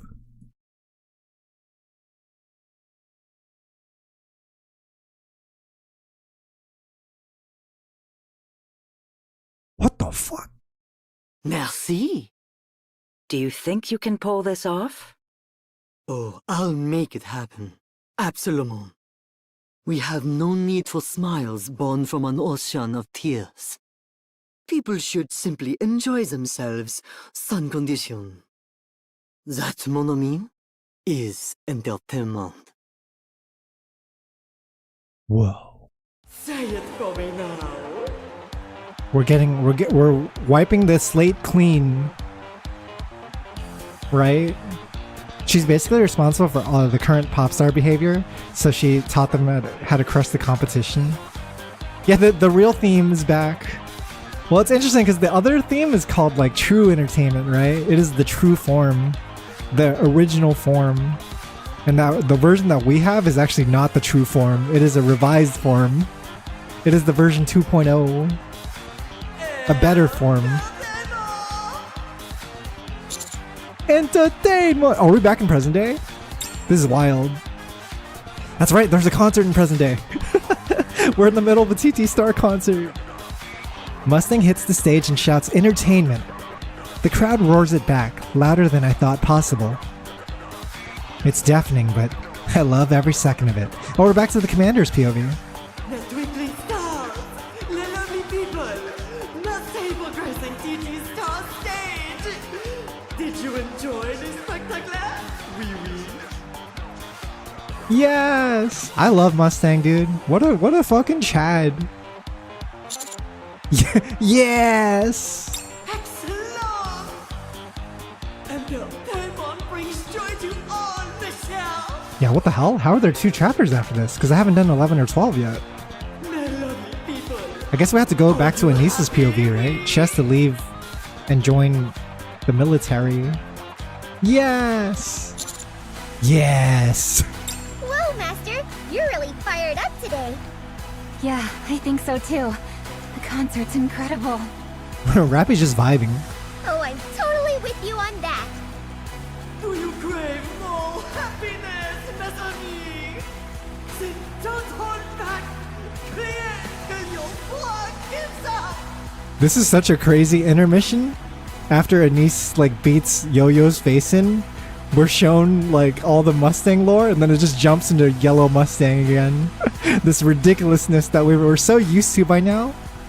But now it's like you look back at it and you're like, oh shit, this is kind of it's like fucked up in a way. But we can't turn back from this, right? This is the only path that Hansen can go from now on.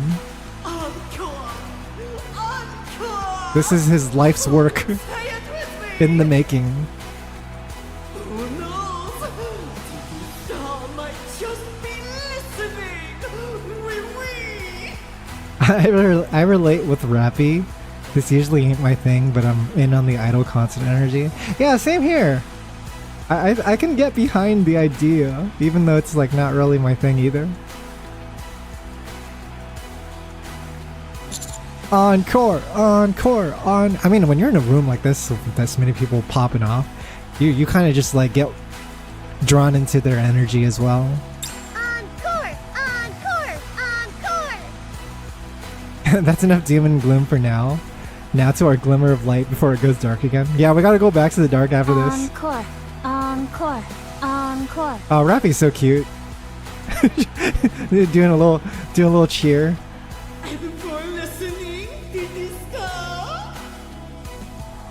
Encore, encore, encore. Encore, encore, encore. Encore, encore, encore. Encore, encore, encore. Hear that? They're calling for you. Yes, they are. Go on. Give them a finale to remember. Let's go. Yeah. One last song. That's right.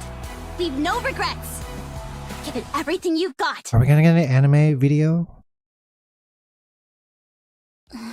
Yeah, Rappy was like, woohoo. Rappy's in woohoo mode. Oh shit, is this the first time shit. I didn't think about this scene. About how Hansen has to appear in front of the others again and be like, by the way, it's me, but also I can't tell you it's me, but you should know it's me, right? TT Star, I've been thoroughly briefed on your story. C'est fascinant. Remember now, they heard in the news that Hansen has died and his body was found in a car. And with all sincerity, allow me to present all my deepest apologies. After you've had your rest, I'd like you to recommence. This time, Thatcher will support you fully, sans condition. Let's keep things impeccablement clean. You gotta keep it clean. Clean business. You're Mr. Hansen, correct? I don't know what you're talking about, Mint. No. No. I heard you're Mustang's son. Does that mean you're the boss now? I don't quite comprehend what you're talking about. Mr. Hansen. This is fucked up. Hansen is dead. You gotta play along. You're going to explain this whole situation later, right? Oui. I'll tell you everything someday. Someday. C'est promis. Fine. I'll go along. Whatever. Prig is just done. So, what happened to Yo-Yo? What did happen to Yo-Yo after getting her face beaten? Yeah, this is the most fabulous character in the game, Millie. This is Lord Mustang himself. That affair has been handled exquisitely. Yo-Yo has retired, and no, she will never grace the stage again. She'll continue her duties as a Thatcher-affiliated NIKKE in a role different. Oh shit, he took care of that too. Since he's the head now, he does have the influence to sway people into different positions, different roles. I find it funny that Hanson's not fooling anyone that was close to him. They're like, Hanson? Right? Like they have that moment where they're staring at this ridiculous man in glowing lights and a disco ball and a fucking bumblebee patterned like skin tight suit, and they're like, Hanson, what the fuck? Right? Her previous body was irreparable. There's a little Naturellement, you made her a new one. There's a little bit of what the fuck's the matter with you? What happened? During This is fucked up. She lost all memory. Oh, they fucking memory wiped her into a new body. She remembers. Hell no. Well, that's one way to take care of Yo-Yo. Excuse me? You gotta wipe the Tetra's slate memory clean. preservation is among the best. It's fine, Mint. Oh, oui. It seems there's been a terrible accident. Had a little bit of an oopsie. A real shame. Oh, you're right, Lotus. Yeah, Lotus brings up, and now there's theories of who Yo-Yo is. Yo-Yo could be anyone.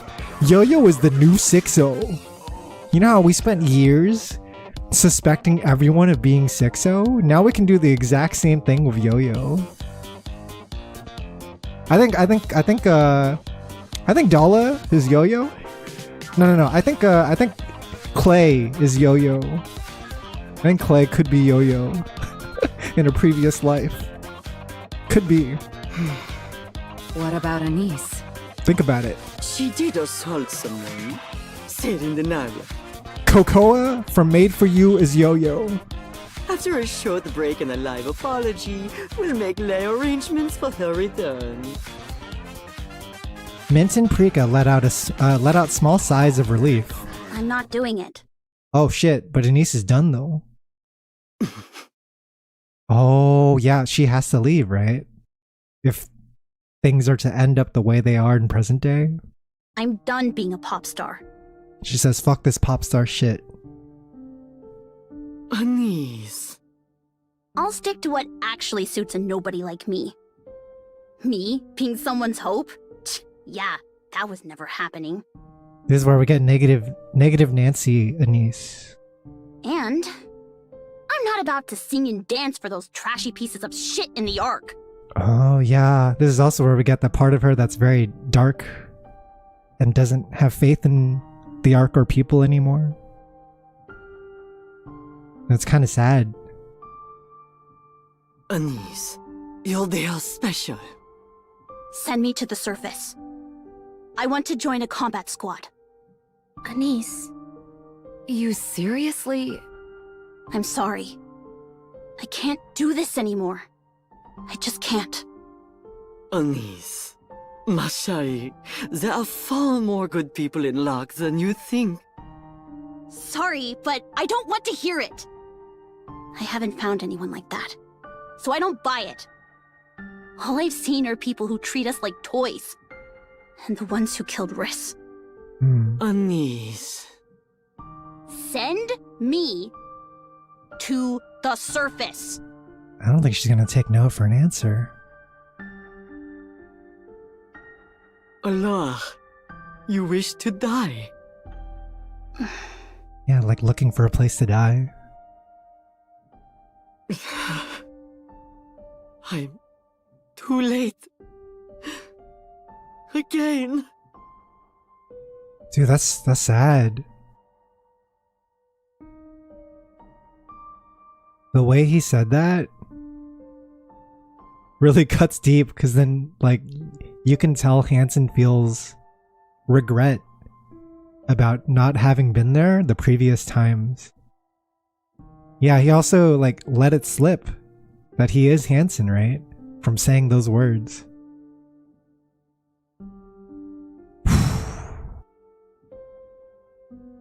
I don't blame you, boss. You pulled off something big, and Tetra's doing better than ever. It's finally turning into a proper entertainment company, and yeah, that's great. Yeah, and Anise still calls her boss because she knows. But me? I'm not into that stuff anymore. There's nothing here for me. So I'm going to the surface. I'll wait for you. Then we'll recommence again. Please. Just let me go.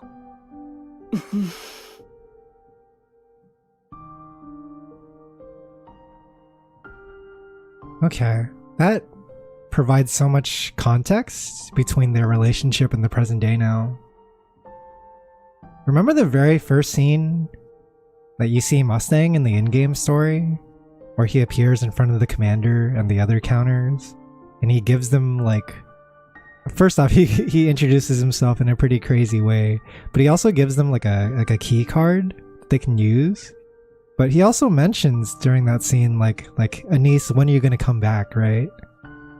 And now I think that those words hit in a completely different way now that we know the context of just him wanting Anise to be back to how she was before, and still believing in the fact that that she is going to be a performer again someday.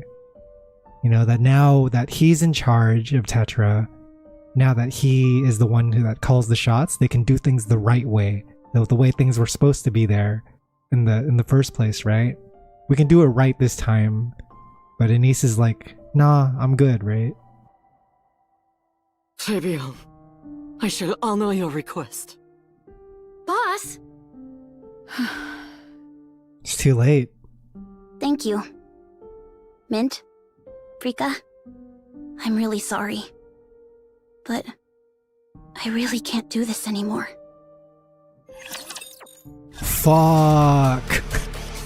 That's so crazy. Every Anise Mustang interaction in the past has given this like new context that is like heartbreaking. And we know it ends up well eventually, of course, right? But I guess like just seeing and understanding the fact that the Anise that we know this whole time through like chapter 1 through 40 or whatever the hell is a version of Anise that is suffering. Is a version of Anise that is running away from something that she wanted to be originally. And that's really tragic, right? We met a different version of Anise as members of the Counters, and we did get to become comrades of her and stuff, but it is a broken version of her, make no mistake. It is a version of her that is broken and not the version of herself that she really originally wanted to be. This is one of those, Anise know in her head that Hansen did what he did for the good of Tetra and everyone else, but her heart resents him for not being there and letting Riss die. I don't even know if she resents him. I think she resents more the arc and the people in it and the damage that they've done to Riss and her and the others. But I don't think she's necessarily mad at Mustang. From TT Star. Have a good one. It also hits hard since Anise is another connection he has with Frisia. Yes! That is also huge because, like, you also realize, like, it's weird in your head, right? In our head, we don't think of Mustang as being someone close to Frisia because he's in a new skin now. He's in a new form. But deep down is a man named Hansen who was completely like affected by Frisia, and so that character changed his life and he loved her and everything, right? Like Mustang loved Frisia, the Mustang that we know. Just resents the fact that he wasn't there when they needed him the most. I think he resents it the most. I think that's like a part of Hansen that feels the most regret, but not necessarily Anise directing it at him, if you know what I mean. When she said, "I don't blame you," she was basically saying that he was forgiven for not being there. Yeah, it doesn't seem characteristic of me for her to like blame anything about him being late. I think that's like him punishing himself, right?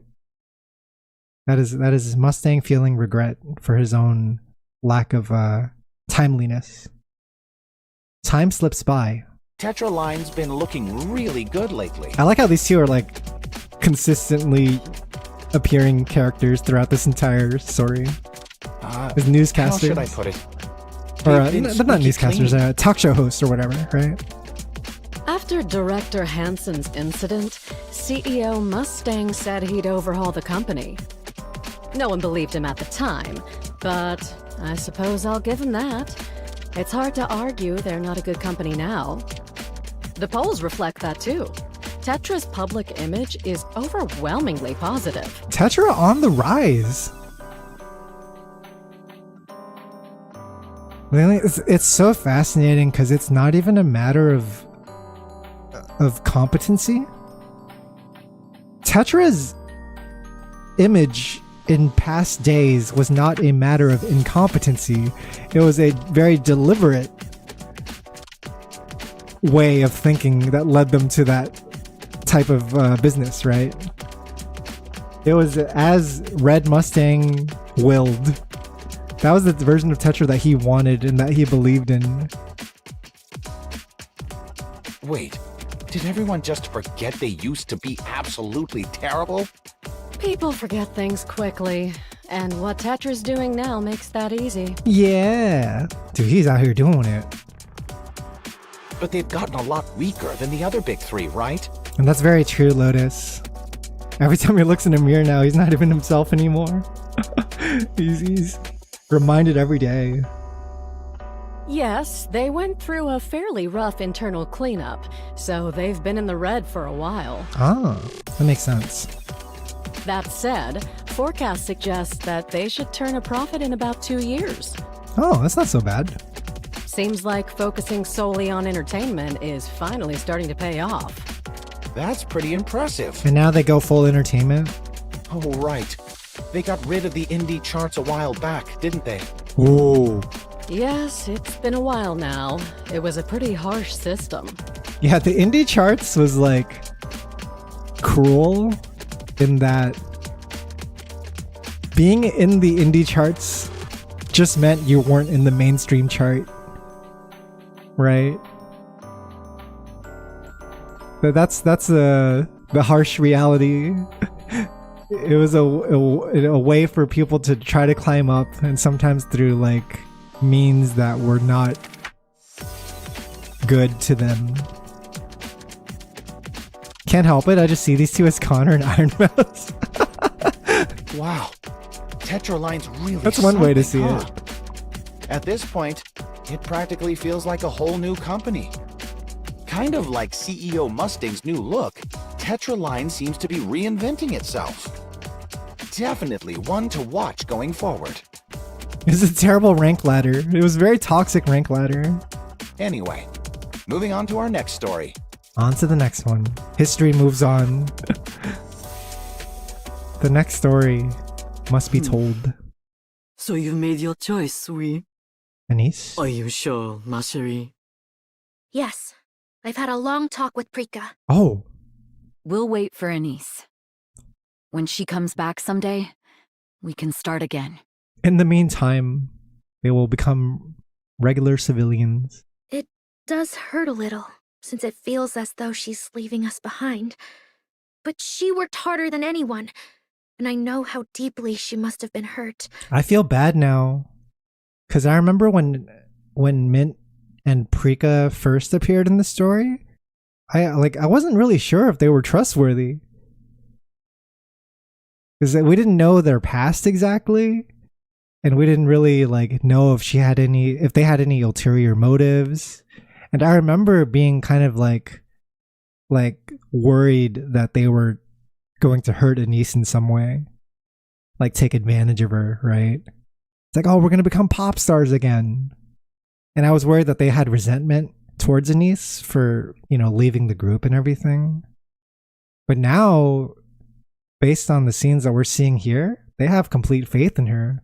And they're waiting for her return. They're not angry at her.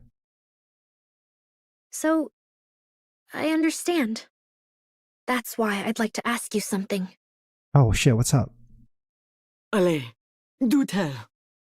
Please let us stay in the industry. Ooh. It doesn't have to be anything big. They do stay in the industry, right? They make small time hits. They're not quite as big, but they make small time hits. As long as we're still here, Anise will know where to find us. That's right. And then Anise still buys their merch. Oui, that can be easily done. No problem at all. That's really endearing. That Anise is like still keeping up with their merch, and she does it like oftentimes without telling them. Like she just appears in the store with the commanders, like, oh yeah, I'm just buying an album. Do you want to come with me? Let's go to the music store, and I need to buy an album that I'm interested in. But she doesn't tell the commander what it is at all. Are you vraiment okay with this? Yeah, dude, this is planned from the start, right? The idea of Anise being a pop star and how it ties into entertainment and what entertainment actually means to the arc. That's always been something they planned from the very beginning of the story. How long you'll have to wait for Anise, mes chéris. Starting anew as an idol. Well, it might not be such a bad idea. Bad idea. Only issue I find of this is that in the story, Anise mentions she doesn't know where to find them. I don't want that. Yeah, because we do search for them. We do spend some time searching for them, right? We had to find Mint, like, on the street somewhere. I want the three of us to stay together. It should have been 4. But that's not possible anymore. Use Doro's channel. Doro's failing YouTube channel. We haven't done anything yet. If we start over with even one of us missing, then we're just a failed group. I'm not letting TT Star end like that. Très bien. I understand. Then I shall wait with you. Mes twinkling stars. Dang. Dude. These three are just waiting for Anise the whole time. A long stretch of time passes. Reporting in. Oh shit, she's in the gear! Military gear. Tactical. I made it back alive somehow. Excellent. You're getting the hang of it, petite à petite. Yeah. Guess I'm still alive. You really do leave a trail of trouble wherever you go, no? I like that she's reporting back to Mustang too. You really expect me to just follow orders like that when they don't even make sense? Anise, how long do you intend to keep thinking like that, Until I die. Oh no, that's a terrible answer, ma chérie. I won't let you Moria, not on my watch. I like how he has to play this character for the rest of time. Gonna miss our regular Anise look? That's a good point. It's really refreshing seeing her in the scene. When she popped up just a few seconds ago, I was like, oh wow, I haven't seen this in a while. In the main campaign, you know? Boss, you don't have to worry about me anymore. And then it goes full circle to the beginning of the story, which I think is the coolest part. Right? Compared to a lot of stories that have like a prequel and a present day time thing, it feels like so much has happened in the past of NIKKE that has led to where we are now. You know, there's multiple surface reclamation wars, there's characters that have come and gone that are no longer here anymore. There's characters that Commander will never meet because he's born in a different time. Like, this whole world has so much like build up and lore happening outside of just the main characters. I appreciate it, but I'm fine now. I'm never going back. You gotta meet Rappy, that's all. You just gotta find someone you'll get along with. I have something to show you, mon Anise. Oh? Dude, this is so cool too, because remember when Anise and Neon show up at Mustang's office? And he is the one who has like a personal phone that has Anise's photo on it? Doesn't that hit harder now? Remember that shit? He has a photo on his personal phone of Anise in her idol outfit. And we know now that that probably wasn't a photo that he randomly Googled on image search or whatever. That was a personal photo that he probably took when he was still handsome, which I think is really cool. Allez, Come here. Yeah, he's got the fan cams. This is Oh shit! It's the pretty armament, the star armament. The expansive armament star. A monument to our sins, excusez-moi. Forged from Pretty's own body. Mon Dieu. It cost us an absurd amount of time and money to reclaim this. That's right. Pretty's body was très particulier. So they did recover Pretty's body. And with that body and lost technology, voila, we created this weapon. Kind of crazy turning someone into a weapon, by the way. Like taking their remains, but from a NIKKE you could do it. If they're like, you know, androids or whatever, made of mechanical parts. so. This is Pretty's. It is actually Pretty's like essence. Why are you showing me this exactly? Because I trust you, ma chérie. I haven't forgotten what you said. Not a word. By the way, this was a detail I completely missed, and I wish I noticed it at the time that we were streaming the event. But when we did chapter 45, and we saw Anise activate her powers, I don't know why I didn't put it together that her ability to see things in slowed time matches Pretty's ability when she got shot by the bullet. That she also was capable of seeing things in slowed time. So it's kind of a cool like foreshadow, I think, to like what Pretty's ability was capable of doing. Yeah, I don't know why I realized it so late. I wish I like noticed and called it out when we were streaming it, but I think that's so cool. It's almost very like JoJo's Bizarre Adventure in a way. Like you get these little glimpses of a character's ability being shown, and then it eventually evolves into like a much more mature form. It's also the mysterious voice that told Anise it wasn't her time to die. After all, you love the Ark, n'est-ce pas? Does she love the Ark? Not anymore. No. One's origin doesn't change, for better or for worse. I'll wait, mon Anise. For the day you learn to love l'Ark again. The day you choose to protege it, just as Pretty once did. The day you decide to become a goddess of victory, after casting aside your life as a pop star. On that day, I will give you l'expansive armament Oh star. shit. This was all planned out by him then. He's like, this is meant for you. It has always been meant for you. Since the day I showed up at your hospital and like believed that you would be the one to bring hope to the Ark again. Why Yeah, I want me? you to carry on Pretty's legacy. Yeah, that voice had to have been Pretty's, right? It makes sense. Especially with what like she means. There's like a triangle thing going on with their relationship, right? Like Pretty, Mustang, and Anise. You may be different from her. Très different, even. But I do believe you're the girl destined to carry on Pretty's legacy. Dude, that's cool.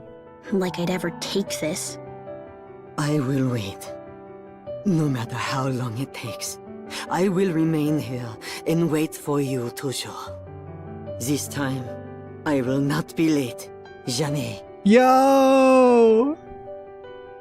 Oh man. Dude, it's like Anise will return in Goddess of Victory NIKKE. Just give her some time. Anise walks through the Ark's city streets, taking it in for the first time in a while. People pass her in steady streams. She searches their faces one by one. But the ones who used to torment them back then are nowhere to be seen. A small weight lifts off her chest, and she keeps going. All of a sudden, she stops. Her eyes lock onto the face of a man walking toward her. It's him. It's the same man who tormented her 4 times during smile time. His clothes and hair are different now, but there's no mistaking it. She can never forget his face. Anise freezes, her heart racing. He keeps getting closer. Her breath quickens. Her body trembles. Step by step, he closes the distance, and their eyes meet. Without a flicker of recognition, he looks away and walks past her. Anise turns, watching him as he walks forward. Dude. It's like he doesn't recognize her at all because she's not in like her idol outfit and all the like makeup or whatever. Excuse me. Oh shit, we're gonna interact? Hey, yo, what's up, Abuya? Crying at the TT Star concert right now? Crying in the club? The man turns back. Their eyes meet. Anise's breath grows ragged, cold sweat running down her face. He studies her, a puzzled look in his eyes. My bad. Thought you were someone else. That's so crazy. With an indifferent expression, the man turns and walks off. Anise steadies her breath, and soon it evens out. She remains there for a long while, watching people pass by. Yeah, it's just some dude, some fella, and doesn't even remember how much of an asshole he was. Doesn't recognize her at all, but she remembers everything. Every so often, she catches glimpses of faces that are familiar and deeply unsettling. But no one recognizes her. A faint laugh slips from her lips. Figures. That's just how this place is. She only sees the bad parts of the arc now. Dude, Michelle Murray's been killing it. What the fuck? She is so insanely talented. She just has such a crazy range that she provides to this character.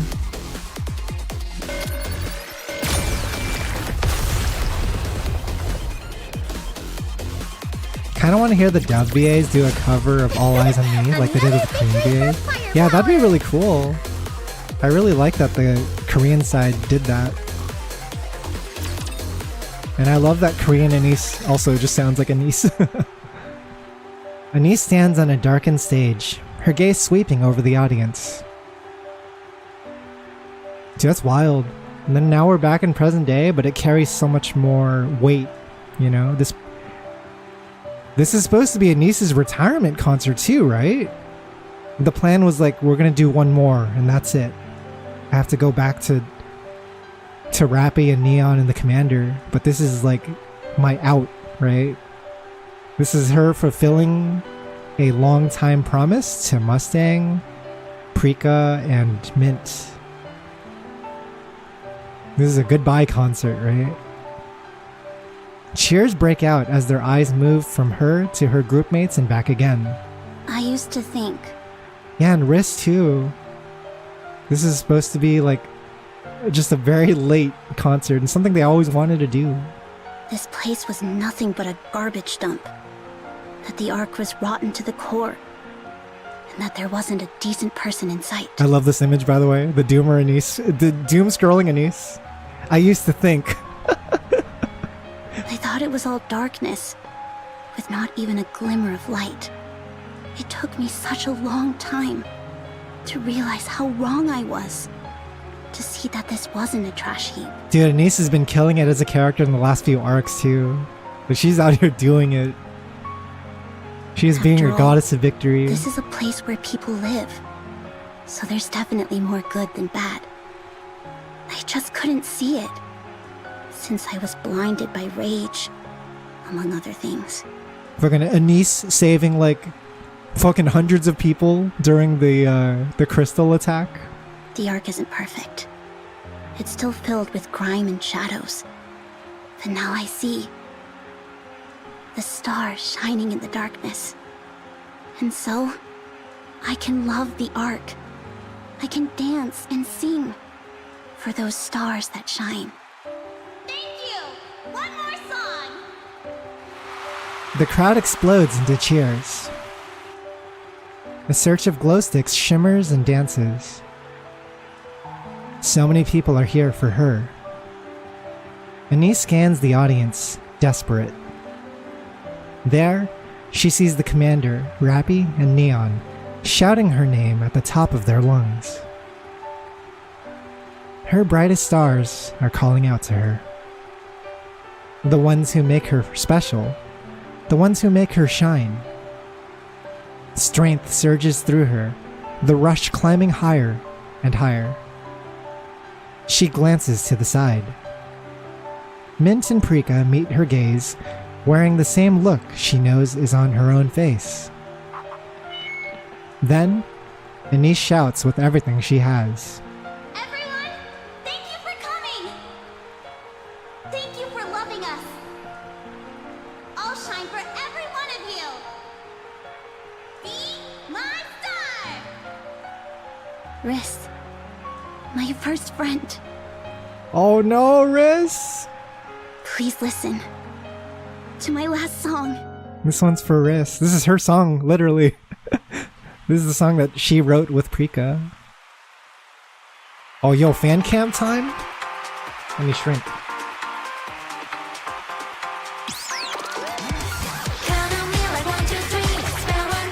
Yeah! Dude, they cooked this anniversary. What the hell?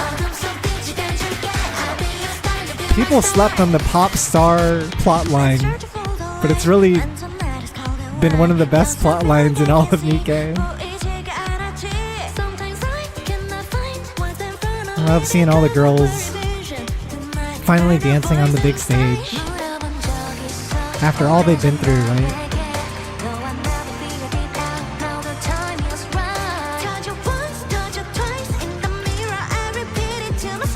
All the practicing hard work.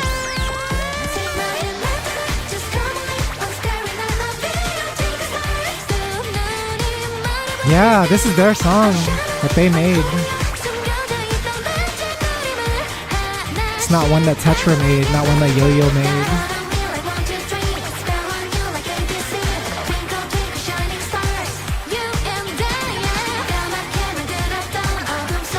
This story's so good, Lotus. They killed it.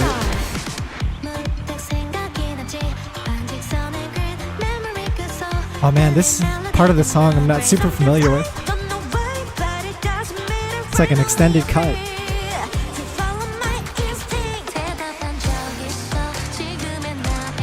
Also, this choreography is crazy. It's so cool.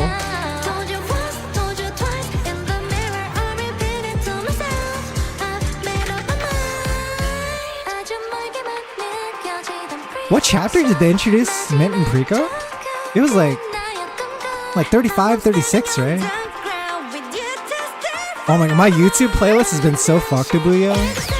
Because I keep liking every single NIKKE OST song that has been appearing for the last 2 weeks.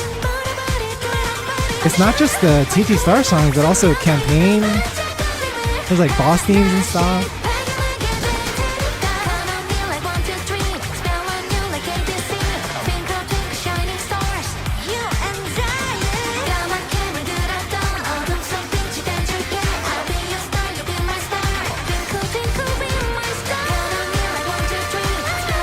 Yo, sing it, Anise.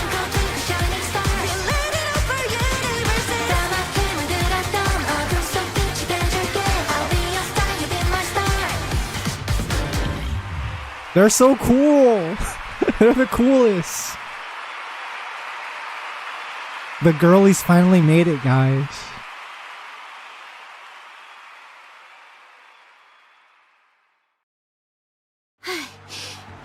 I like that this event gets you into understanding idol culture and stuff too, right? Even from people who are from an outside perspective who don't follow or understand it fully. They're like, oh, it's kind of weird, the whole idol culture thing, but now you get it, right? It comes down to seeing someone who's working really hard to do what they're doing, you know, refining this dance, this talent, like just training themselves every single day, blood, sweat, and tears. And it makes you want to support them, right? I sort of understood the idol culture stuff because of corporal VTubers, right? It's like, because you're able to look past that, right? You're looking past whatever they're showing on screen, and you see like the hard work that leads up to it, and you see how much work they do off screen, right? Like when they're not showing their persona or whatever, is probably someone who's working very hard. And I think that comes across really well in this event. But I like that a lot about this one. Yeah, I think they really nailed that aspect. The crowd is deafening. TT Star stares out into the audience as the lights begin to fade. One by one, they dim. Tears threaten to spill, but they hold them back. Pop stars don't cry on stage. They're here to give their fans a great time. That's what this is all for. Yeah, dude, I like how it ties into, like, NIKKE's story as well. It's because they get this angle of, like, people who are here to entertain are, like, doing it for the fans. But they're, in this story, these entertainers are also NIKKEs, right? And they're also NIKKEs who have been mistreated by their fans and by people who took advantage of their fan and idol dynamic in the fan culture, right? So you get that part. It like ties back into the main story about how NIKKEs are mistreated. Yeah, it's really good. I don't know how it's like so cohesive, but they really pulled it off. The lights fade further until the crowd is nothing but silhouettes. And then, darkness. The curtains fall. The show is over. In an instant, all the members of TT Star sink to the floor. Oh, they're crying! They're having a little runny nose. Finally, right? That's a long time coming. I know! I hope we see Mint and Prika more. Can they join us on the front lines? Can they become playable characters? Have them be supports or whatever. If they're on the same party with Anise, they could get like... They could activate buffs specifically with her. Hey! Don't cry! Yeah, they're such good characters. Especially for like... being characters that were just introduced for this pop star arc. Like, you really grow to love them as much as you do Anise. Why are you crying on a day like this? I think it's because they all suffered together, right? And you see them from working from the bottom up. I'm trying, but I won't stop. It's like, it also changes Mustang's character completely. And that is a part of the story that I'm still trying to get used to, right? Is now I have to, every time I see Mustang, I have to remind myself that he is Hanson. And it isn't always clear. But no, that's Hanson. That's the same guy that's been through all of this. And he's close to these girls. He's close to Pretty. He's a guy that Oswald respected and trusted. Same guy. The three of them collapse into each other, sobbing uncontrollably. Mustang makes his way towards them. Yeah, let's go! It's like, good work. Boss! Did we do okay? Oh, man.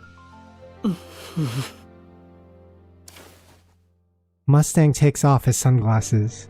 Yo, the eyes! We recognize his eyes now, right? This is maybe one of the few times you ever get to see his face. It's just Hanson in a wig. You're not fooling anyone. His eyes well up as he gazes at his pop stars. You were amazing, Anise. Mint. Prika. Let's go! He dropped the character! Holy shit! His name changed too! He went from Mustang to Hanson for this line. The French install is run out. That's incredible. That's so well done. Just like I knew you would be, my pop stars. The three rush into Hanson's arms, their grief spilling out in waves. After pouring out all their sorrow, only joy remains. Star Anise, the end. Wow, what the hell? I didn't expect him to drop the act. I was like memeing about it earlier. I was like, oh man, I wonder if he's ever gonna come back to being Hanson again. I love that so much. That's so well done. Now they're back to the concert. That's so good. What the hell? I like that they changed his name too. That's such a nice touch. Right? He's no longer Mustang, but he's back to being the Hanson that they always knew. Dude, what a great anniversary. I like that this one was like a happy ending, right? Especially after Goddess Fall, which was rather, you know, rough. Bit of a rough ending, that Goddess Fall. Like, this feels like a small W in the upcoming conflicts to happen. And it's such an endearing, character-focused event that focuses on one of the main characters that we care about most. Yeah, and there's also stuff happening in the main campaign around the same time, right? The developers recommended that we do chapters 45 and 46 before jumping into this anniversary. And we definitely see a bunch of huge, like, story resolutions happening in those chapters as well as like stuff that's on the horizon, right? A lot of setup. Yeah, I think that's so cool, Abuya. I like that they animated the SD model. Look at him go. It was pretty messed up, like the stuff with wrist and smile time. Yeah, I should have known that Riss was gonna take the hit, because you don't see her in present day, right? Riss. What do you think of Real Mustang? I thought he was a really fascinating character. And I understand now, like, because the other day, it was Med that was posting about how, like, Red Mustang is unironically one of his favorite NPCs in the game. I thought that was so interesting, because I hadn't caught up to the event at the time. So I was like, huh, that's a funny thing to say. I wonder what happens at the end of this story for you to feel that way, right? But now I get it, right? He is a fascinating character. He's a man driven by entertainment in the truest sense. He's a sicko. Yeah, exactly. He's not evil for evil's sake, and he's a little more multi-layered, and that you understand it's like not... It's not him being incompetent at all. Everything he does is intentional. I'm Anise from TT Star. Have a good one. Have a good one, Anise. Yeah, everything he does is intentional. It's just like that's the way he leads his life. And I also found it was interesting that we didn't even have to kill the guy. That was what threw me off. I was so absolutely convinced that this was going to be a story about killing our dad to take his spot, because that was the only thing that That was the only way to remove him from his position, right? But no, all we needed to do was convince him that we're also a sicko. And he's like, okay, that's amusing. I'll play along with you, right? What if you died anyway and I become you? That's hilarious, I'm in. That's exactly what happened. Oh man, what a great event. Oh wait, so is there no anime cutscene that they show in game for like the music video? I guess that was only released on YouTube then, huh? Because there is an anime cutscene. They posted it on YouTube.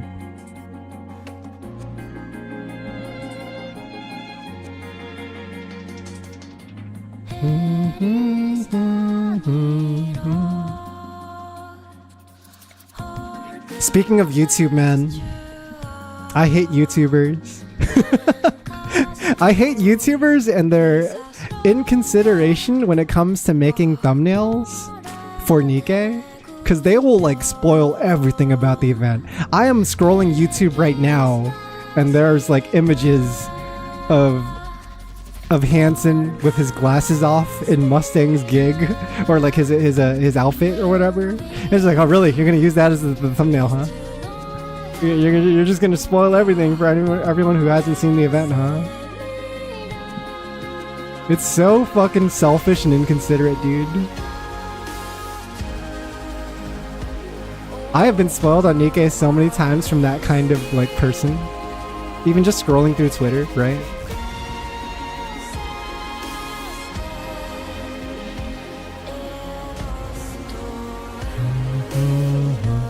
I do think the game is told in such a way though, where even if you are spoiled, it doesn't always like affect. It's not a dead end for me.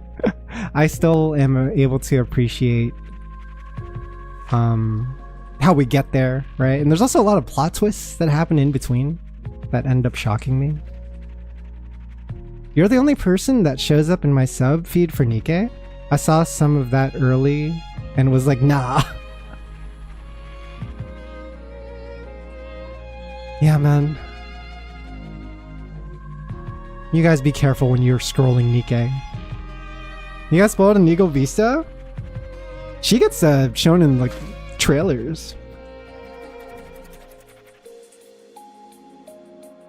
Yeah, she gets shown in some official PVs.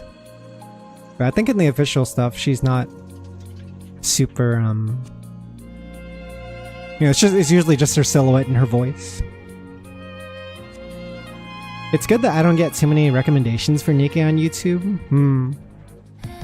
Sometimes I try to like look up less NIKKE stuff to clear my algorithm. Be like, oh, I'm just gonna lean my algorithm this way if I can, because the NIKKE stuff, sometimes you get unwanted content.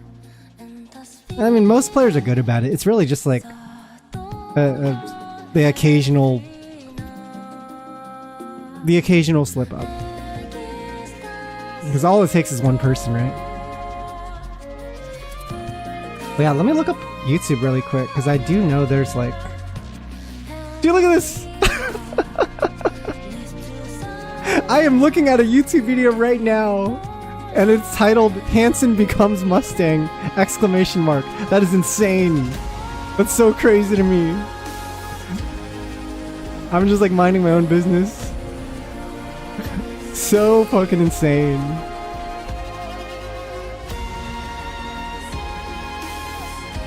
It's like, oh, let me just tell you the ending of this book.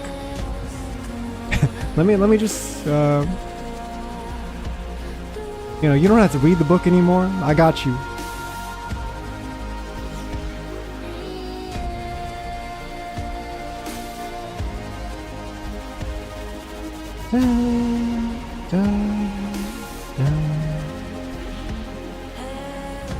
Wait, where's the... Oh, here we go. Be My Star has a music video that's animated with 2D animation.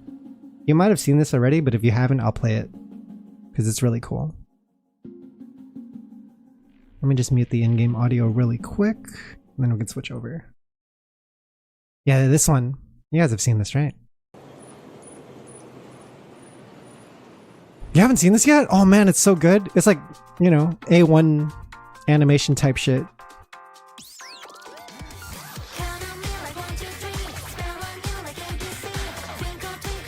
The girls. No, it's legit. It looks so good.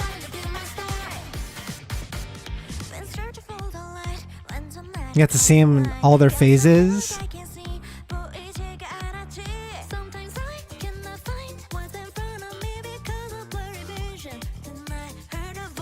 Man, Mint and Prika are truly queens. Yeah, wouldn't this make like a great like anime ending or something? Opening. Yeah. I think you're the only person so far who's like pulled that off, Abuyo.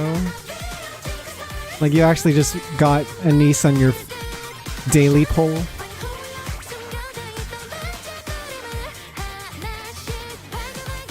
But yeah, I thought they were going to show this in game.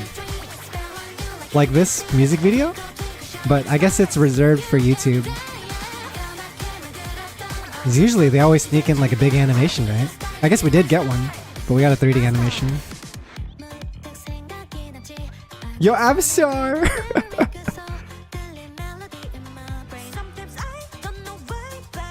Oh yeah, this one is in the rhythm game, you're right. It's in the background, right? I like that a lot. It's just you never get a chance to appreciate it when you're playing the actual rhythm game because your eyes are so focused on the notes. But yeah, it's absolutely gorgeous. They dumped so much money into this anniversary. I don't think we like realized immediately, but there's like new songs. They basically released a music album first of all for this like fictional pop band, right? And then you have the animations, the 3D modeling, the Chatterbox. What the fuck? Chatterbox? You got the campaign chapters as well. The minigame? The minigame alone feels like it deserves its own, like, it is its own game that they could be selling for money. That shit's super legit. The part of NIKKE that continues to impress me is like how well done the minigames are. NIKKE is now a game that has like 20 games inside of it, and they're all good. They're all amazing. I can just spend like 6 to 10 hours on Memories of Goddess, right? And it's not gonna feel like a cheap knockoff of some other game. It's like actually like, oh, this is crazy good. You know? Why buy Vampire Survivors when I can just play Memories of Goddess on NIKKE for free? Hope they tackle the Metroidvania game again. That was the first one I remember like seeing that I was like, wait, are they gonna do that? Are they just gonna release like a 6-hour Metroidvania that's part of their mobile gacha game? It raises some issues, honestly, because like they can't keep making the game's file size bigger without allowing people like some way to like uninstall or reinstall things that they don't need. So I wouldn't be surprised if in the future we have like methods of only downloading content that we want to see. You know? Because how big is NIKKE right now? I don't know if you guys have access to your like phone or computers. I'm very curious about what the file size is. And if we like timestamp it now, if we make a little like calendar note, be like, okay, on May 2nd, 2026, NIKKE on my phone is currently 17.80 gigabytes, right? How much is that going to be when we come back to it in a year? Or in 2 years? When the game is that much older? I'm scared to think about it. I know they're compressing and doing their best to keep the file size down, but this can't go on forever. This shit's crazy. Yeah, my most played minigames, Janice, are probably Probably. I mean, aside from the dancing minigame, I think For the King and Memories of Goddess. Like, I've spent as much time on those games as I would some of my favorite games on Steam. It's 23 gigs for you guys? I checked my phone. My phone says 17.80. So I wasn't sure if like there's different file size for like PC or mobile. PC is apparently 24.5 gigs according to Lotus, and 23 gigs on Twitch chat. I don't know about NIKKE, but on July 2026, Shadowverse will be 0 GB. Wait, what? Is there an end of service happening soon? Kobayashi, what's good? NIKKE Balatro. Yeah, For the Kingdom was like my first foray into NIKKE as well, so I was immediately impressed off the start. There's a bug, by the way. Did you notice my characters will suddenly just start randomly talking? It's not supposed to do that because I have this turned off. This lobby idle comments, but I guess at some point in the 3.5 anniversary update, they like fucked up the setting. And I'm not sure if the developers know about it. Oh man, how long have I been streaming? Almost 6 hours? That was so good. I always feel a bit sad that there's like an epilogue on the way soon too. I mean, it's something to look forward to, don't get me wrong. But I wish I was able to see it today with the rest of you guys. Because I'm not sure if I'm going to be streaming it when it happens next week, but maybe not everything needs to be streamed. I hope you guys get around to doing the epilogue ending yourselves when Wednesday hits next week. What was the problem with the shooting preview? Because I heard about that too. They're supposed to update the shooting preview, right? Was there a bug? Like this thing, right? What's the matter with this?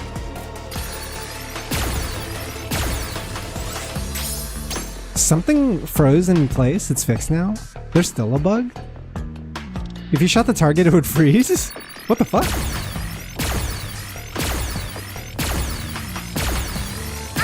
Oh, I do notice they changed this now. You can actually see your ammo count. That's cool. It used to be a lot simpler. And you just see the shooting animation. But now it seems like it's like a little more close to gameplay.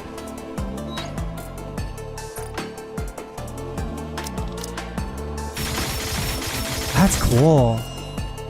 I wish they expanded this and made it into like an actual training mode. Like if they allowed you to like, I don't know, spawn parts or like an enemy with a core or an enemy with a specific like elemental weakness. I shall rest for a brief spell. Equip cubes for seeing and how it affects damage and reload speed. The SC model for Dorothy and her new skin, by the way, is so good. Oh, I haven't even gotten a chance to look at those yet. Hang on. We could look through them. This is regular Anise. I like that her like pose, her little victory pose that she does with her hands happens in the SC model too.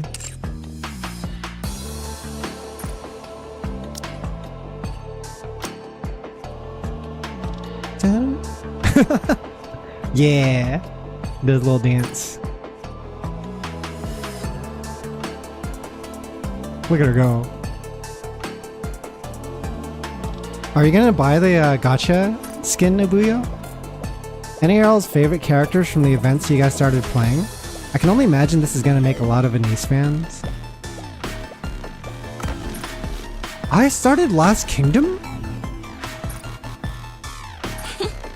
This sure brings back memories. But I think my favorite character at the time was still Anise. Because I was going through the campaign at the same time as Last Kingdom. And I was like, oh, I like how much of a doomer this character is. She's very relatable. I like the doomer Anise. Oops. Hang on, I'm going back in.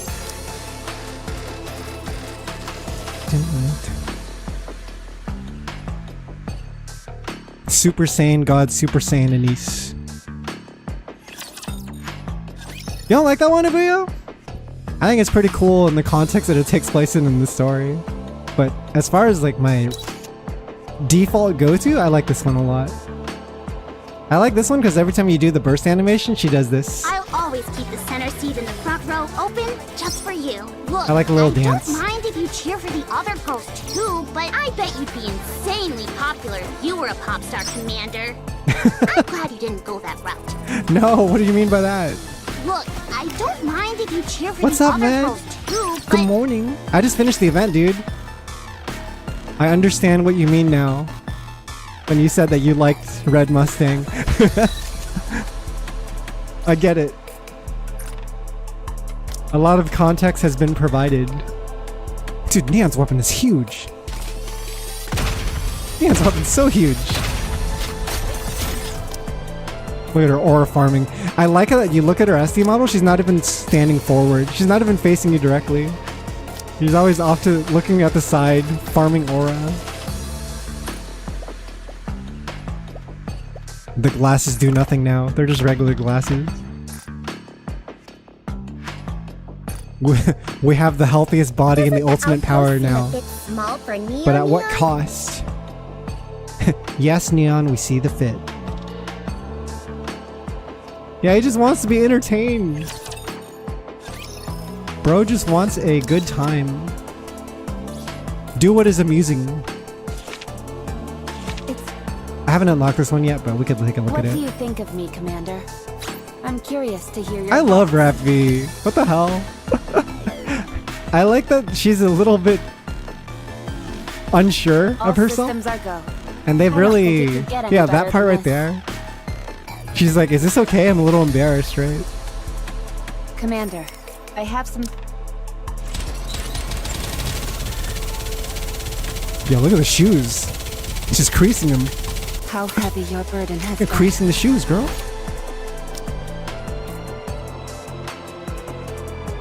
That's so cute. I love Rappy.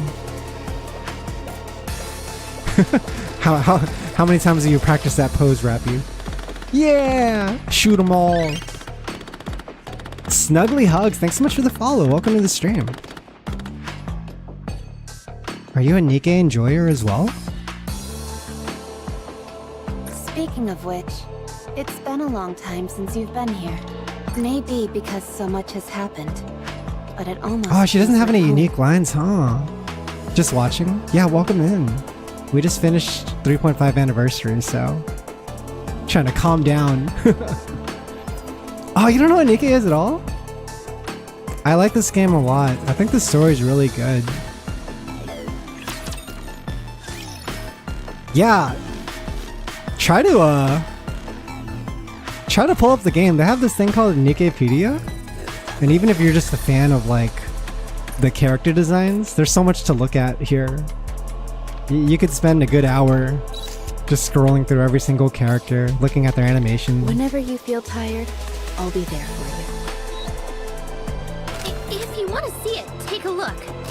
I've got my eyes on you. I will say there's like over like 200, 300 characters in this game, but they're all really appealing. And I think that's hard to pull off.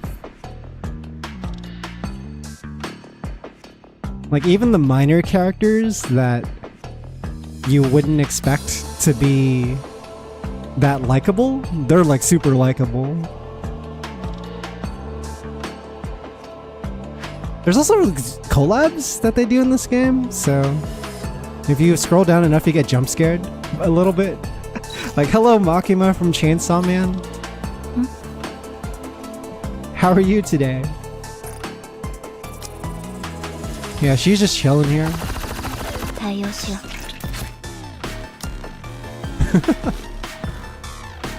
Got costumes and stuff too.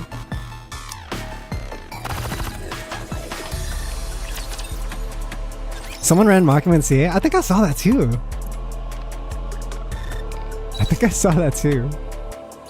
Yeah, 2B. Perhaps we share a common goal.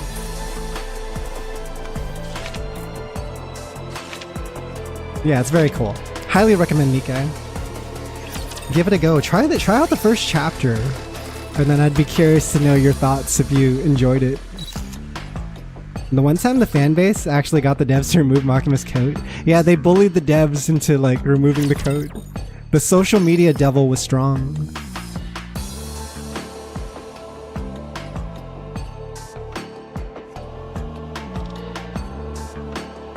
Which other character? We haven't seen Dorothy yet. Dorothy's skin.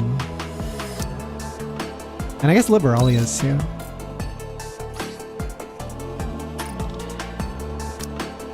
Goth Libby.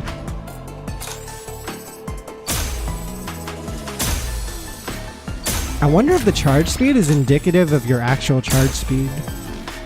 I think it would be, right? Since they already match the ammo.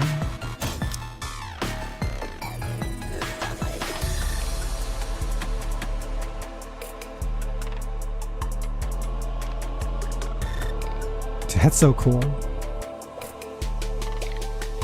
Libby is so intricate. I'll have to watch the VOD in this one. Some of the artwork is amazing, but I couldn't watch him play from the family's way. I understand. I get it. This is definitely the kind of game that a lot of people are scared to play in public, and I get it. I'm a bit shameless myself, so I play this at work. I haven't gotten into trouble over it, but I'm not extra about it either, you know? I don't go waving it around. I don't flaunt it. I'm just pretty normal about it. You play at work too? Yo, shout outs to Lotus. A real one. A true commander. Here's Dorothy's pop star outfit.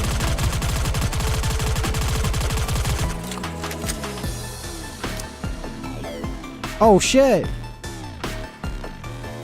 It's like an update. Let me compare. This is first Dorothy. She used to be such a girl next door.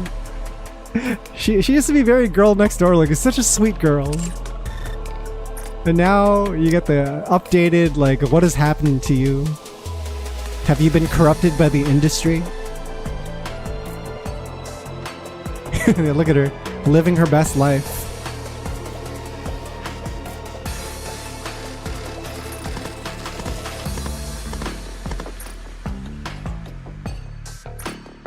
It's crazy because, like, they could release all these SD models. You want my debut performance to be at the Flower Park?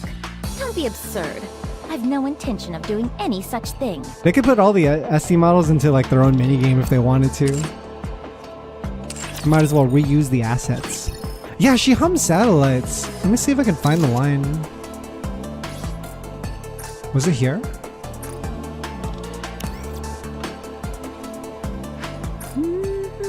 Yeah, this one. That's so cool. It's like a reference to one of the songs, right? If you wish to hear me sing, Your Grace, then I might consider it. They did use the models in service mode, but I feel like they didn't focus on the models enough, if that makes any sense. Like, I would have liked to see more zoom-ins. I would have liked to see the camera actually zoom in more to see them, like, up close, you know what I mean? Yeah, it's very zoomed out. And so you never actually get to appreciate the character models themselves. Permanent April Fool's mode. Shoot, so challenge mode finally came up. And people have been doing challenge mode for solo raid. What are the current teams? I'm very curious. What the hell? Arcana? Paired with Cindy and Anise? This is completely different from what I thought would happen. I mean, this is just one team, but still. And then Moran Aid. I didn't expect her to be separated from Neon.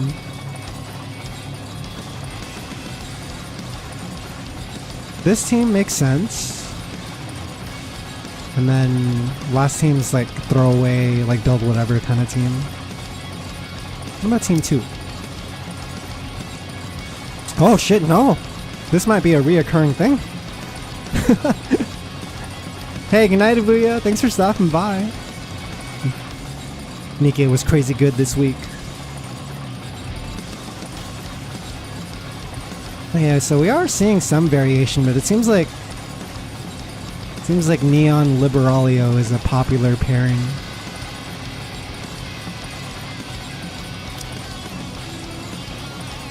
Yeah, holy crap. I thought for sure Isabel would be designated to a shotgun team, but maybe we can just pair her with Cindy and Anise now. I wonder if this is also going to be the best team in Union Raid then. Yeah, this seems very unanimous so far. Everyone's copying each other's teams. This is just day one, keep in mind, but still. I had a completely different team idea compared to these ones.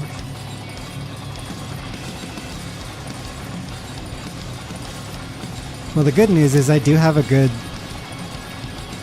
Isabel, so... Okay, here we go. Sky's doing his own thing, and Sky's a really good player.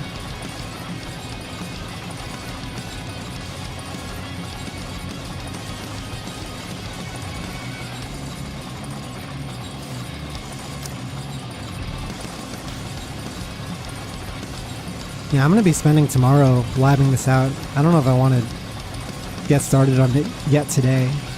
Might just take it easy today. No Cindy? Wait, for real? Who got no Cindy? Who got no Cindy? No Cindy would be crazy.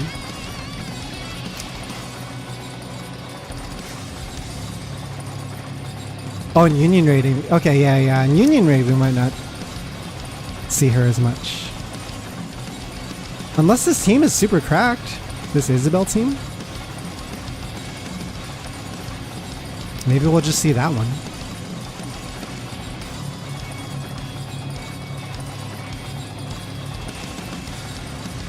I don't see that replacing like Maiden and Summer Anise though.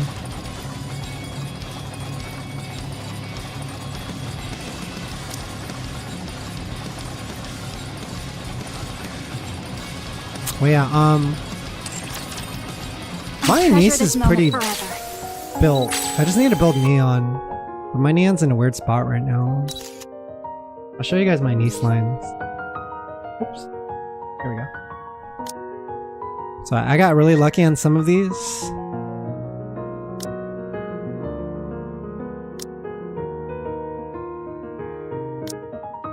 Right, I got some blue lines and black lines, and there's potential to improve it still. But that's always a good sign. Oh, I can just show you guys my blah blah. It might be better.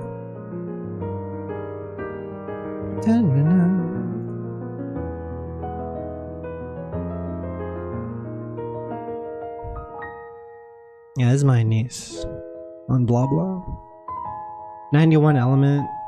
39 attack, and 68 ammo, with a bit of crit rate and crit damage, but not much. Good start. I think I spent like 130 something rocks on this. So I didn't like break the bank. As for Neon, she's kind of a work in progress still. It's not off to a bad start. She has 87 element at the moment, some charge speed, some ammo, but no attack lines yet, which kind of sucks. I would like some attack lines for sure. I got like a blue line element on the first gear. Every other line I'm off to a good start because I have element on third line, which means I have to reroll a lot less. It's just, I keep running into this issue where charge speed is appearing on the first line. And it's kind of like not worth locking, you know? And makes me not know how to proceed. But yeah, that's my Neon. She's still really strong without optimal rolls, but I think she could use improvements for sure. Yeah, Neon seems like if you want the perfect one, if you want one that's got like 4 times element, 4 times attack, with 3 or 4 times charge speed, it's gonna cost a pretty penny. I only got like 75 rocks, so I know I'm not gonna finish all the gears in this anniversary. Unless I get really lucky. Yeah. Anything else to check out before we end the night? I think that covers a lot of it. I got to finish or we got to catch up with the London concert at the beginning of the stream. That was cool. Got to finish story 2. We're waiting on the epilogue for next week. Got to check out some SD models. Yes, my rock count was supposed to be higher. 75 is low for me because I've been having terrible luck. I also had to wail on some rocks because I was so low.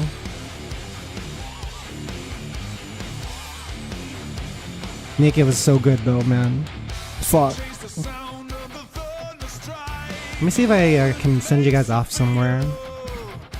Who's online for us to raid?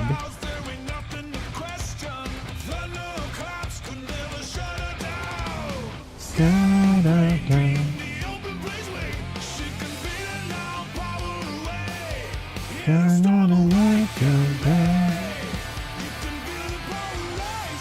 Oh shit, Jinx is online, but she's been streaming for 10 hours, so I'm not sure if she's still going to be playing NIKKE.